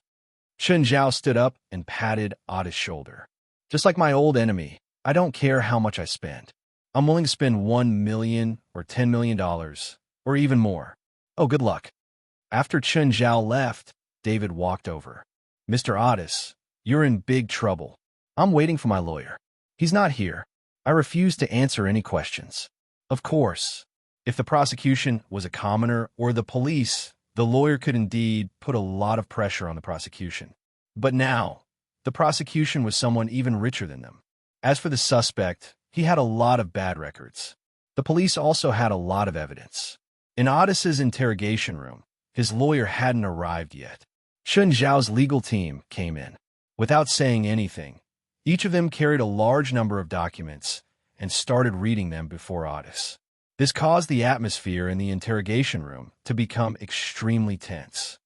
Police? Who are they? Oh, they're lawyers, but not yours. I haven't received a summons from the court yet. They can't appear here.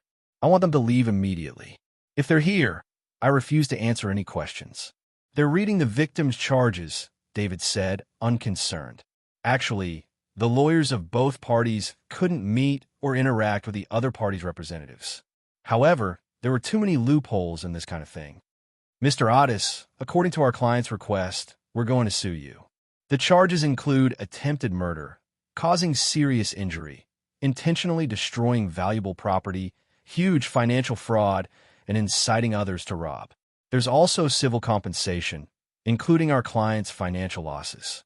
The total amount is over $200 million. What? You're framing me. Whether it's a false accusation or not is up to the court to decide, the leading lawyer said.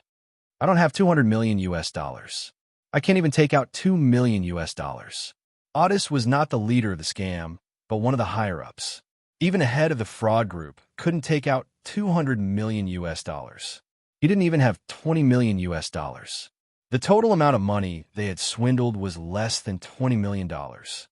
That's your problem, but we can guarantee that the compensation will be decided. All of your assets will be used as compensation. Even after you get out of prison, you'll have nothing.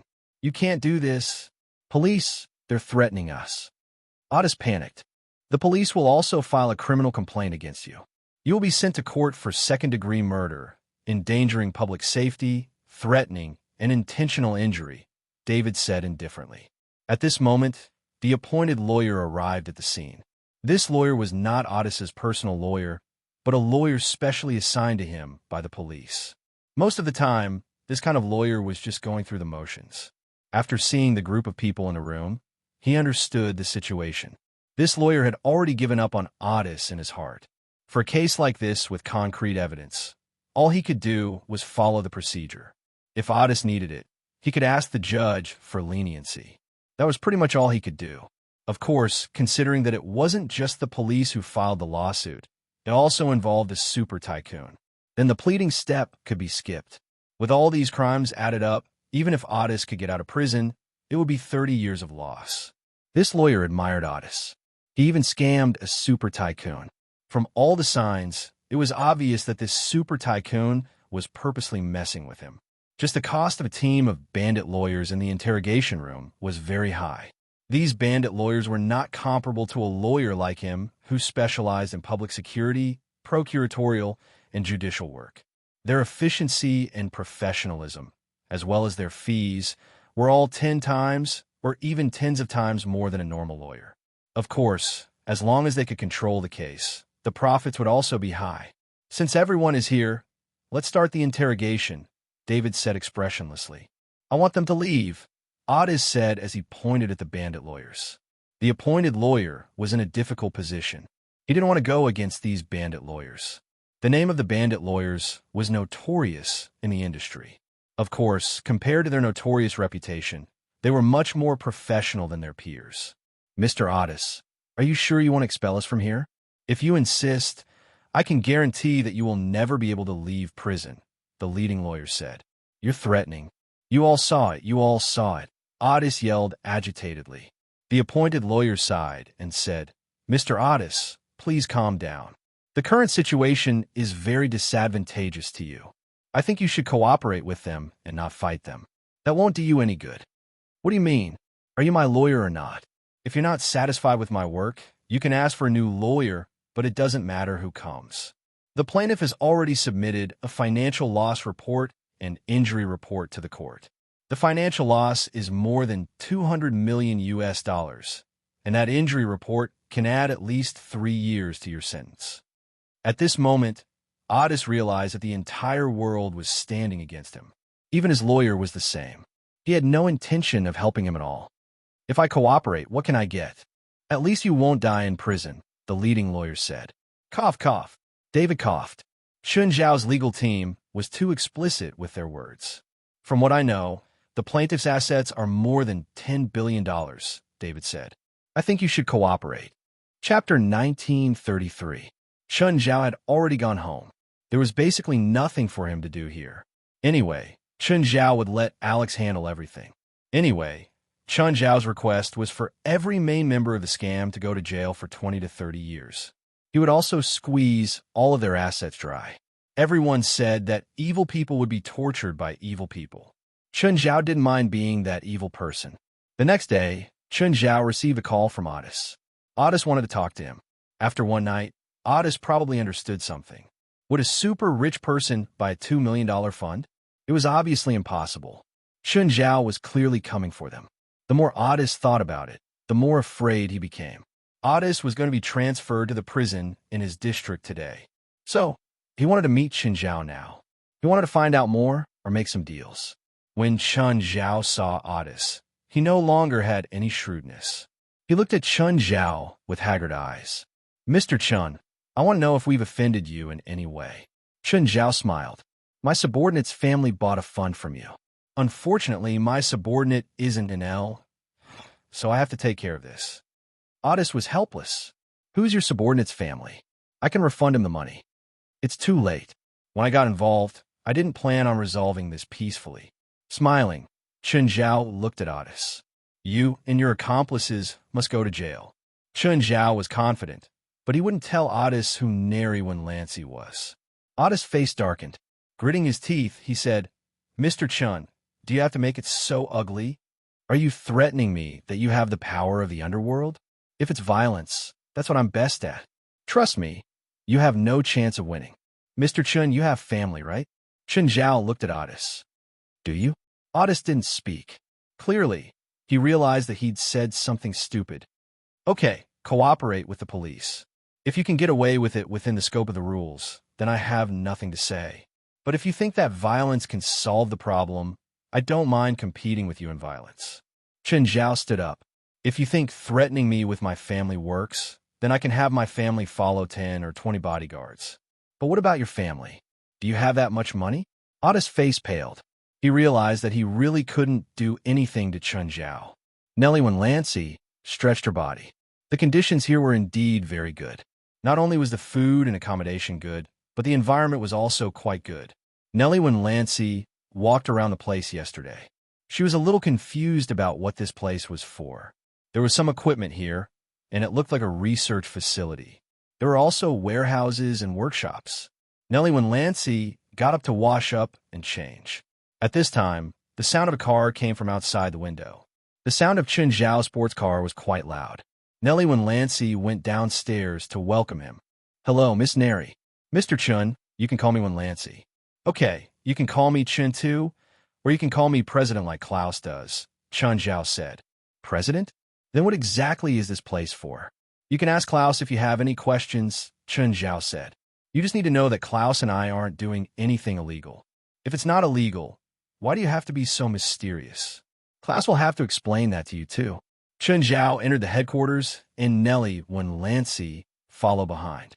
Chun Zhao went to Jig's room. Jiggs had been sharing a room with Maiev. It was convenient to take care of her. When Chun Zhao knocked on Jig's room, Jiggs had just woken up. Mr. Chun. Yes, Maiev needs to change her water. Also, I need to give her a checkup. Okay. Chun Zhao and Jiggs started operating the equipment. In the past few days, Jiggs had gradually familiarized himself with how to use the equipment. Do you need my help? Neriwan Lancy asked. No, just the two of us are enough. After the equipment was turned off, Chun Zhao and Jiggs lifted Maiev out of the container. Neriwan Lancy watched from the side. Mr. Chun, are you a doctor? Yes, but I don't have a license, Chun Zhao said. Mr. Chun, Maiev opened her eyes yesterday, Jiggs said. Did you talk to her? I'm not sure if she's awake. Her injuries are basically out of danger now. You don't have to soak her in the container anymore. As for her psychological problems, you'll have to help her.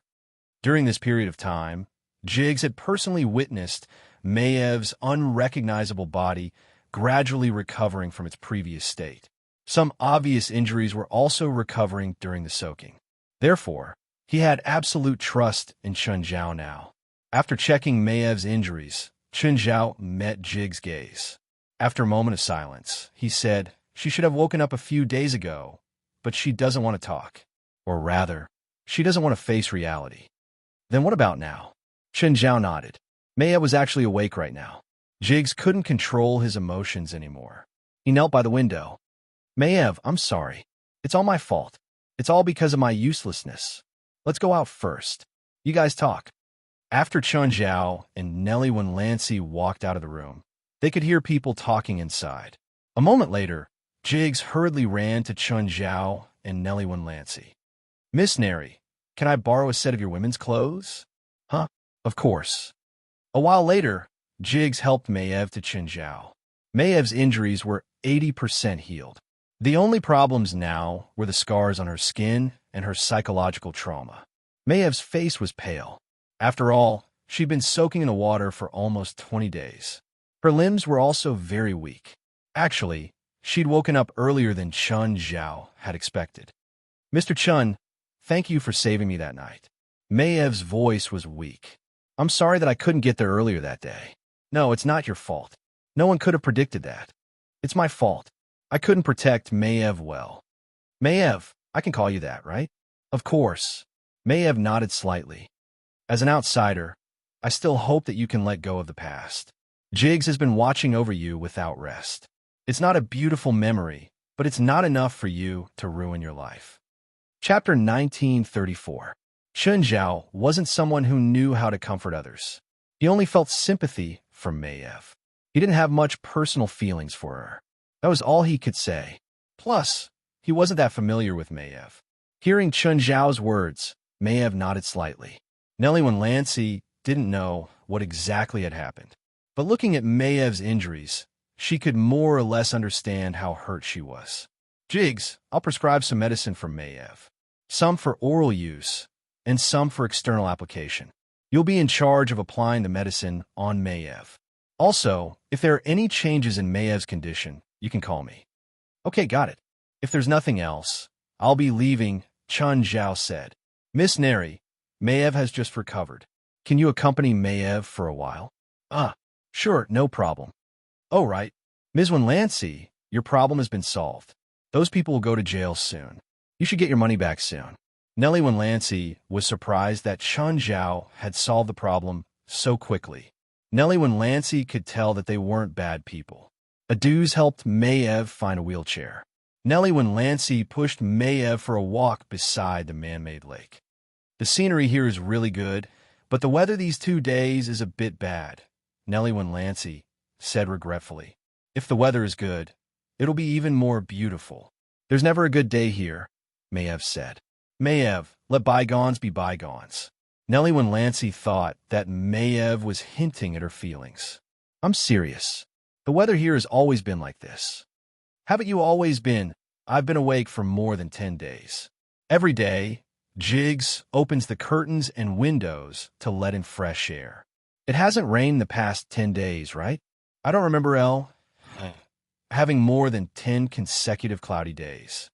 That's the only cloudy days I'm talking about." Nellie Wenlancy looked up and realized that the dark clouds in the sky were indeed only covering the nearby area. They didn't cover a large area. "Weird," Nellie Wenlancy murmured in confusion. "What's this phenomenon? It's not natural." "Then what? If I said it was controlled, would you believe me?" "Miss Mayev." Nellie Wenlancy wondered if Mayev was mentally unstable. Otherwise, why would he say such illogical words? "Do you think I'm insane?" No. Nellie Wenlancy quickly denied. "It's natural for you to think that way. Normal people wouldn't take my words seriously." Nellie Wenlancy looked at Mayev in confusion. Mayev's words weren't messy, but rather clear. "Although I've been unconscious all this time, I wasn't actually sleeping," Mayev said. Nellie Wenlancy was even more confused. Mayev's words always sounded mysterious. "Not sleeping? What are we going to do then? I'm listening to all the sounds here." There are many secrets hidden here. I still don't understand. I didn't understand it at first, Maiev said. Mr. Chun said that there are many secrets here. Let's go back to the headquarters. The wind here is a little cold. Okay. Back at the headquarters, Maiev suddenly said, there's an elevator over there. Nellie Lancey didn't understand, but she still followed her request and pushed Maiev to the elevator. What's wrong with this elevator? This is the elevator to the basement. Basement? Yes. Curious, Nellie Lancey pushed Maiev into the elevator. And then? Lower 3 floors. When they reached the 3rd floor, the elevator door opened. Nellie Lancey realized that there were people down there. There were many glass houses here, too. A dozen of them had people locked inside. Nellie Lancey was shocked. What's going on? Who are they? Prisoners. Mr. Chin's prisoners. Nellie Lancey gulped. Would she encounter any danger after entering this place? If Chun Zhao knew that she was here, would he lock her up too? Or was it to silence them? Are you scared? Maiev asked softly. This is illegal detention, right? Nellie Lancey asked uncertainly. These people aren't under the protection of the law, Maiev said. Nellie Lancey pushed Maiev to a glass house and looked at the prisoner inside. The prisoner was an old man. He glanced at the 2 women outside and then calmly lay back on the bed to watch TV. The glass house wasn't bad. It wasn't big, only a dozen square meters, but there was an independent bathroom. There was also a single bed, a single sofa, a table, and a TV hanging on the wall. Nellie Lancey also realized that the book on the table had strange words on the cover. She actually couldn't recognize which country it was from. All the prisoners here were very calm. Some of them didn't even bother to look at the 2 women outside. Who are they? Nellie Lancey asked. When Nellie Lancey pushed Maiev past a room, she suddenly saw a man standing in the floor-to-ceiling window. The man's eyes were lifeless and had dark circles around them. He looked like he hadn't slept in decades, but he kept staring at Nellie Lancey and Maiev. Nellie Lancey was a bit dazed. She stared at the man inside. Nellie Lancey suddenly felt pain on the back of her hand. Maiev had pinched her hand. Don't stare at his eyes. Just then, a white-haired old man in the next room said, Are you new people? What happened to me? Nellie Lancey didn't understand, but she also felt that something was wrong. She'd actually stared at a strange man's eyes for so long. Off it, you're too meddlesome. I almost succeeded. The man who'd almost bewitched Nellie Lancey with his eyes said unhappily, Don't you want to escape? I'm different from you. We'll only be locked up here for 3 years. It's already been half a year. If you escape from here without permission, you'll have to face that man. Do you really think you can escape from here? I can't beat him, but as long as I leave this room, no one can stop me no matter where I go. Chapter 1935. Offit glanced at the 2 women outside the glass room. This isn't a place you should be. Offit was in a good mood. After all, she and her partner weren't sentenced to life imprisonment. Let's go, Neri. It's indeed dangerous here. Aren't they locked inside? Why is it dangerous? Even if they're locked inside, they're still dangerous. The glass could block most attacks. But these people weren't normal people. The consequences of underestimating them were severe. Even Maiev only understood a little. Maiev didn't know what situation she was in either. She could hear everyone's conversation in the entire headquarters. Of course, that included the people in the dungeon. It seemed that the barriers of the buildings and distance didn't work on her at all. But that was as far as she could go. She could hear them when she was unconscious. But at that time, she'd unconsciously accepted the sounds outside. It was also these sounds that had woken her up. After waking up, she was more subjective in her selection of sounds. She could control herself to only listen to a certain sound. As long as it was within a certain range, she could hear everything. She also found out from the conversation between the members of the supernatural organization. There was a spiritual world in this world that she didn't know or understand. She seemed to be a member of the spiritual world too. Of course, she'd also heard about Chun Zhao, whether it was the members of the organization or the people in the dungeon. When they talked about Chun Zhao, there was only one topic: scary. This was the topic she'd heard the most about Chun Zhao. At the same time, she also knew that Chun Zhao wasn't as kind as he seemed. Just then, the elevator door opened again. Aduz pushed the food cart in. When he saw Maiev and Neriwan Lancy, he only nodded. Aduz didn't say anything else regarding their appearance here. After all, Chan Zhao had told him to let them go wherever they wanted. Mr. Aduz, hello. Neriwan Lancy was still a bit nervous. She knew nothing about this place or the people here. Hello, Aduz said. It's not very safe here, so it's best not to come down. Mr. Aduz, why are they locked here? As a normal woman, Neriwan Lancy still couldn't understand this. After all, whether it was from a moral or a legal perspective, this was not allowed. They did bad things. That's why they're locked up here. But can you detain people at will? Not necessarily. Only under certain circumstances, Aduz said calmly. They are all under certain circumstances. Aduz leisurely distributed lunch to everyone in the glass house. Then he walked up to Maiev. Lady Maiev, can you see them? Yes. Maiev knew what Erdos was talking about. Aduz had 2 wraiths with him, and they were talking to each other. Maiev wasn't surprised by this at all. Back upstairs, Neriwan Lancy asked impatiently. Maiev, Aduz asked you who you could see just now. That is the biggest secret here, and I happen to know it. Surface secret? You still don't understand? Understand what? Everyone here is not an ordinary person. Maiev said, also, there are far more people here than you see. There are others who will make your hair stand on end. I still don't understand. Wraiths, just like what you think. There are a lot of wraiths wandering around here. Stop joking. Neriwan Lancy's expression was stiff. Maiev didn't sound like she was joking. That's what Aduz asked me just now. He asked me if I could see the wraiths wandering around him. Are you serious? Of course. Neriwan Lancy was skeptical about Maiev's words. After all, she couldn't accept it immediately without seeing it with her own eyes. Also, Maiev's emotions weren't stable. Neriwan Lancy couldn't be sure if Maiev was normal. Then why can you see him, but I can't? I heard people here say that the awakening of a witch is divided into life and death trials. I might have awakened because I passed one. What's a life and death trial?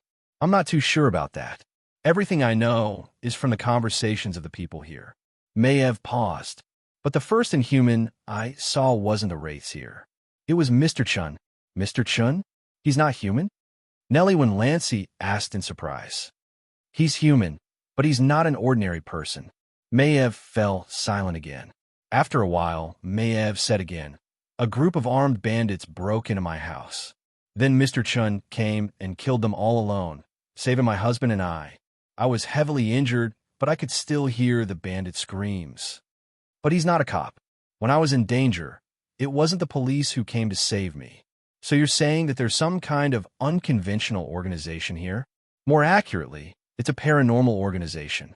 This place is called the Supernatural Organization, and Mr. Chun is the leader of the organization. But I still don't see him. Because you're an ordinary person, Maiev said. You said you're an awakened witch. So other than seeing wraiths, what else can you do? Me? What can I do? Maiev fell in a deep thought. She didn't know any magic yet, but subconsciously, she believed that she was more than that. He could receive a lot of sounds, so his magic power was most likely related to sound. Maiev opened her mouth slightly. She realized that she could actually make super high-frequency sounds. Humans couldn't hear them at all. Maiev looked at the glass window in front of her. The high-frequency sound shot toward the glass. Crack! The glass window shattered at the sound of the noise. Do you see the cracked window? That's what I did. You did? How did you do that? Neriwan Lancy still didn't want to believe it. After all, seeing was believing. Look carefully at the glass next to you.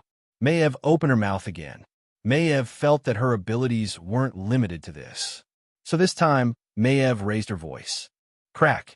A crack appeared on the second piece of glass as well. Moreover, the cracks on the glass window were very dense. Do you see it?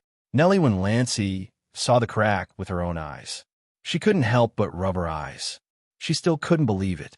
Chapter 1936. The glass, which hadn't cracked a moment ago, was now covered in cracks. But now she had doubts again. Did Maiev really do this? Or was there a device on the glass? Neriwan Lancy looked at Maiev in confusion. Is this the magic you were talking about? It's different from what I imagined. In Nellie Lancey's imagination, magic was the kind of dazzling and colorful things in movies and TV shows. She had to admit that Neri Lancey's thought was surprisingly similar to Chun Zhao's. But in reality, most magic wasn't colorful. It wasn't that it couldn't achieve the effect, but light and shadow also needed energy. This meant that the effect would weaken. So, unless it was necessary, there wouldn't be any beautiful effects. Most of the time, the so-called dazzling effects were produced by the construction of magic arrays. But Neri Lancey and Maiev didn't understand this. What a magical power. This is my first time using it. Maiev looked at her thin hands. Maiev tried a few more times, but it wasn't pure magic. But even so, Nellie Lancey was already stunned by what she saw. She finally believed that there were things she didn't understand in this world. Are there really a lot of spirits around? Neri Lancey asked. Maiev nodded. A lot. Will they attack us? No. They're also members of the Supernatural Association, Maiev said. Their leader should be a spirit called Pamela. Nellie Lancey still shuddered. So that's the secret Klaus was hiding. Klaus touched his nose and held the phone. Do you know? Yes, I know. On the other end, Neri Lancey said, I saw an unimaginable power. Who showed it to you? There shouldn't be anyone else in the headquarters apart from the president, right? Did he show it to you? No. Do you remember Maiev? Oh, the injured woman? Klaus was dazed. Is she awake now? Yes, I do. Neri Lancey heard some noise on the other end. Klaus, what are you doing? Roar. I'm saying I'm fighting. Do you believe me? Fighting? With whom? Not human, Klaus said. Then am I disturbing you? It's okay. It's not time for us to appear yet. Klaus held the phone between his shoulders as he paid attention to the battlefield. Although the battlefield was constantly changing, Klaus and the people from the Supernatural Organization were at the back, so the battle at the front didn't affect them. Then you go ahead. Call me back when you're free. Nellie Lancey did not dare to delay Klaus. All right, I'll call you later. Klaus hung up. What's wrong? Nami asked. It's nothing. Klaus shook his head and returned his attention to the battlefield. At this moment, the battlefield was shrouded in darkness. However, there was an instrument in front of them. The instrument had many red and white dots.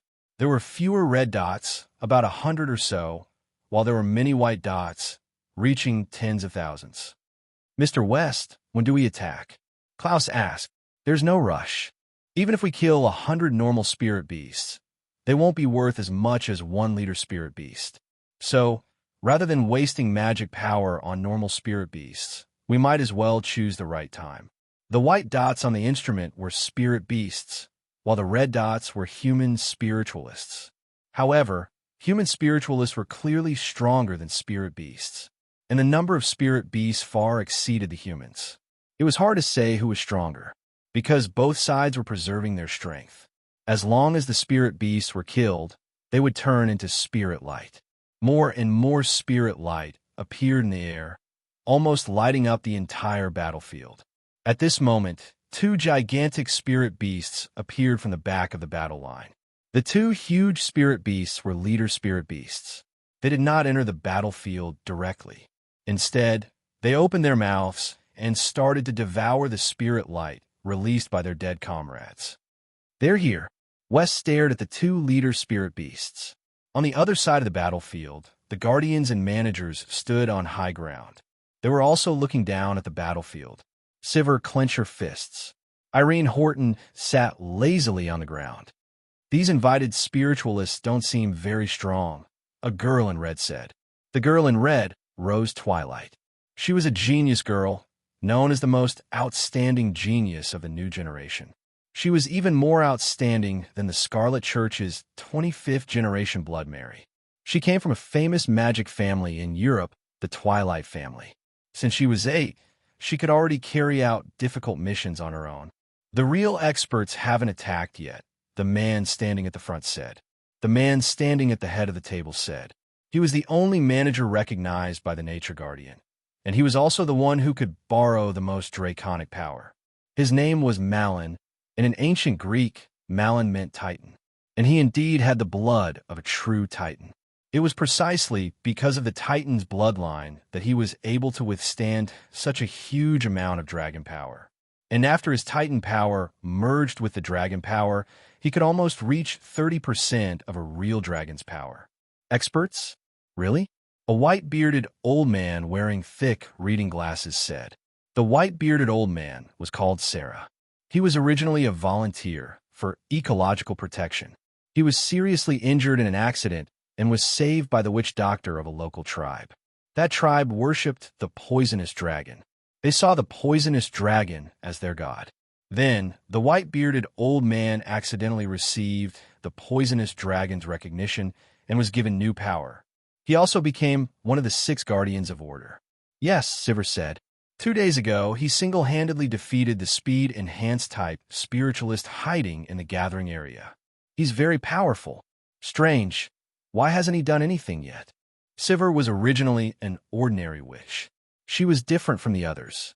She didn't have extraordinary knowledge, a strong family background, or outstanding talent. But she was the only one who accepted the Guardian's test and passed.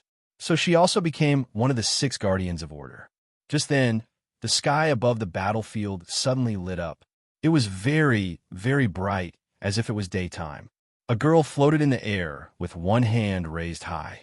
Her raised palm was holding a small sun with a diameter of 10 meters. Chapter 1937. The little sun lit up the entire battlefield. Little sun? That's from the Holy Fire Sect? Malone stared at the little sun in shock. This spell was too iconic. The little sun was a spell unique to the Holy Fire Sect. It wasn't something normal people could come into contact with. Sivir looked at Jocelyn and Nash in surprise, even though they were far away. She was far away, but she could still see Jalanash clearly. She hadn't talked to Jalanash before, but she still remembered that Jalanash was from the Supernatural Organization. She came from North America. Magri Modric was also on the battlefield. He looked up at the little sun in the sky. This spell was stolen from him by the Supernatural Organization. Therefore, when he saw this spell, his heart could be said to be filled with mixed feelings. Jalanash's spell was even more powerful than his. It was obvious that Jalanash's magic power was much higher than his.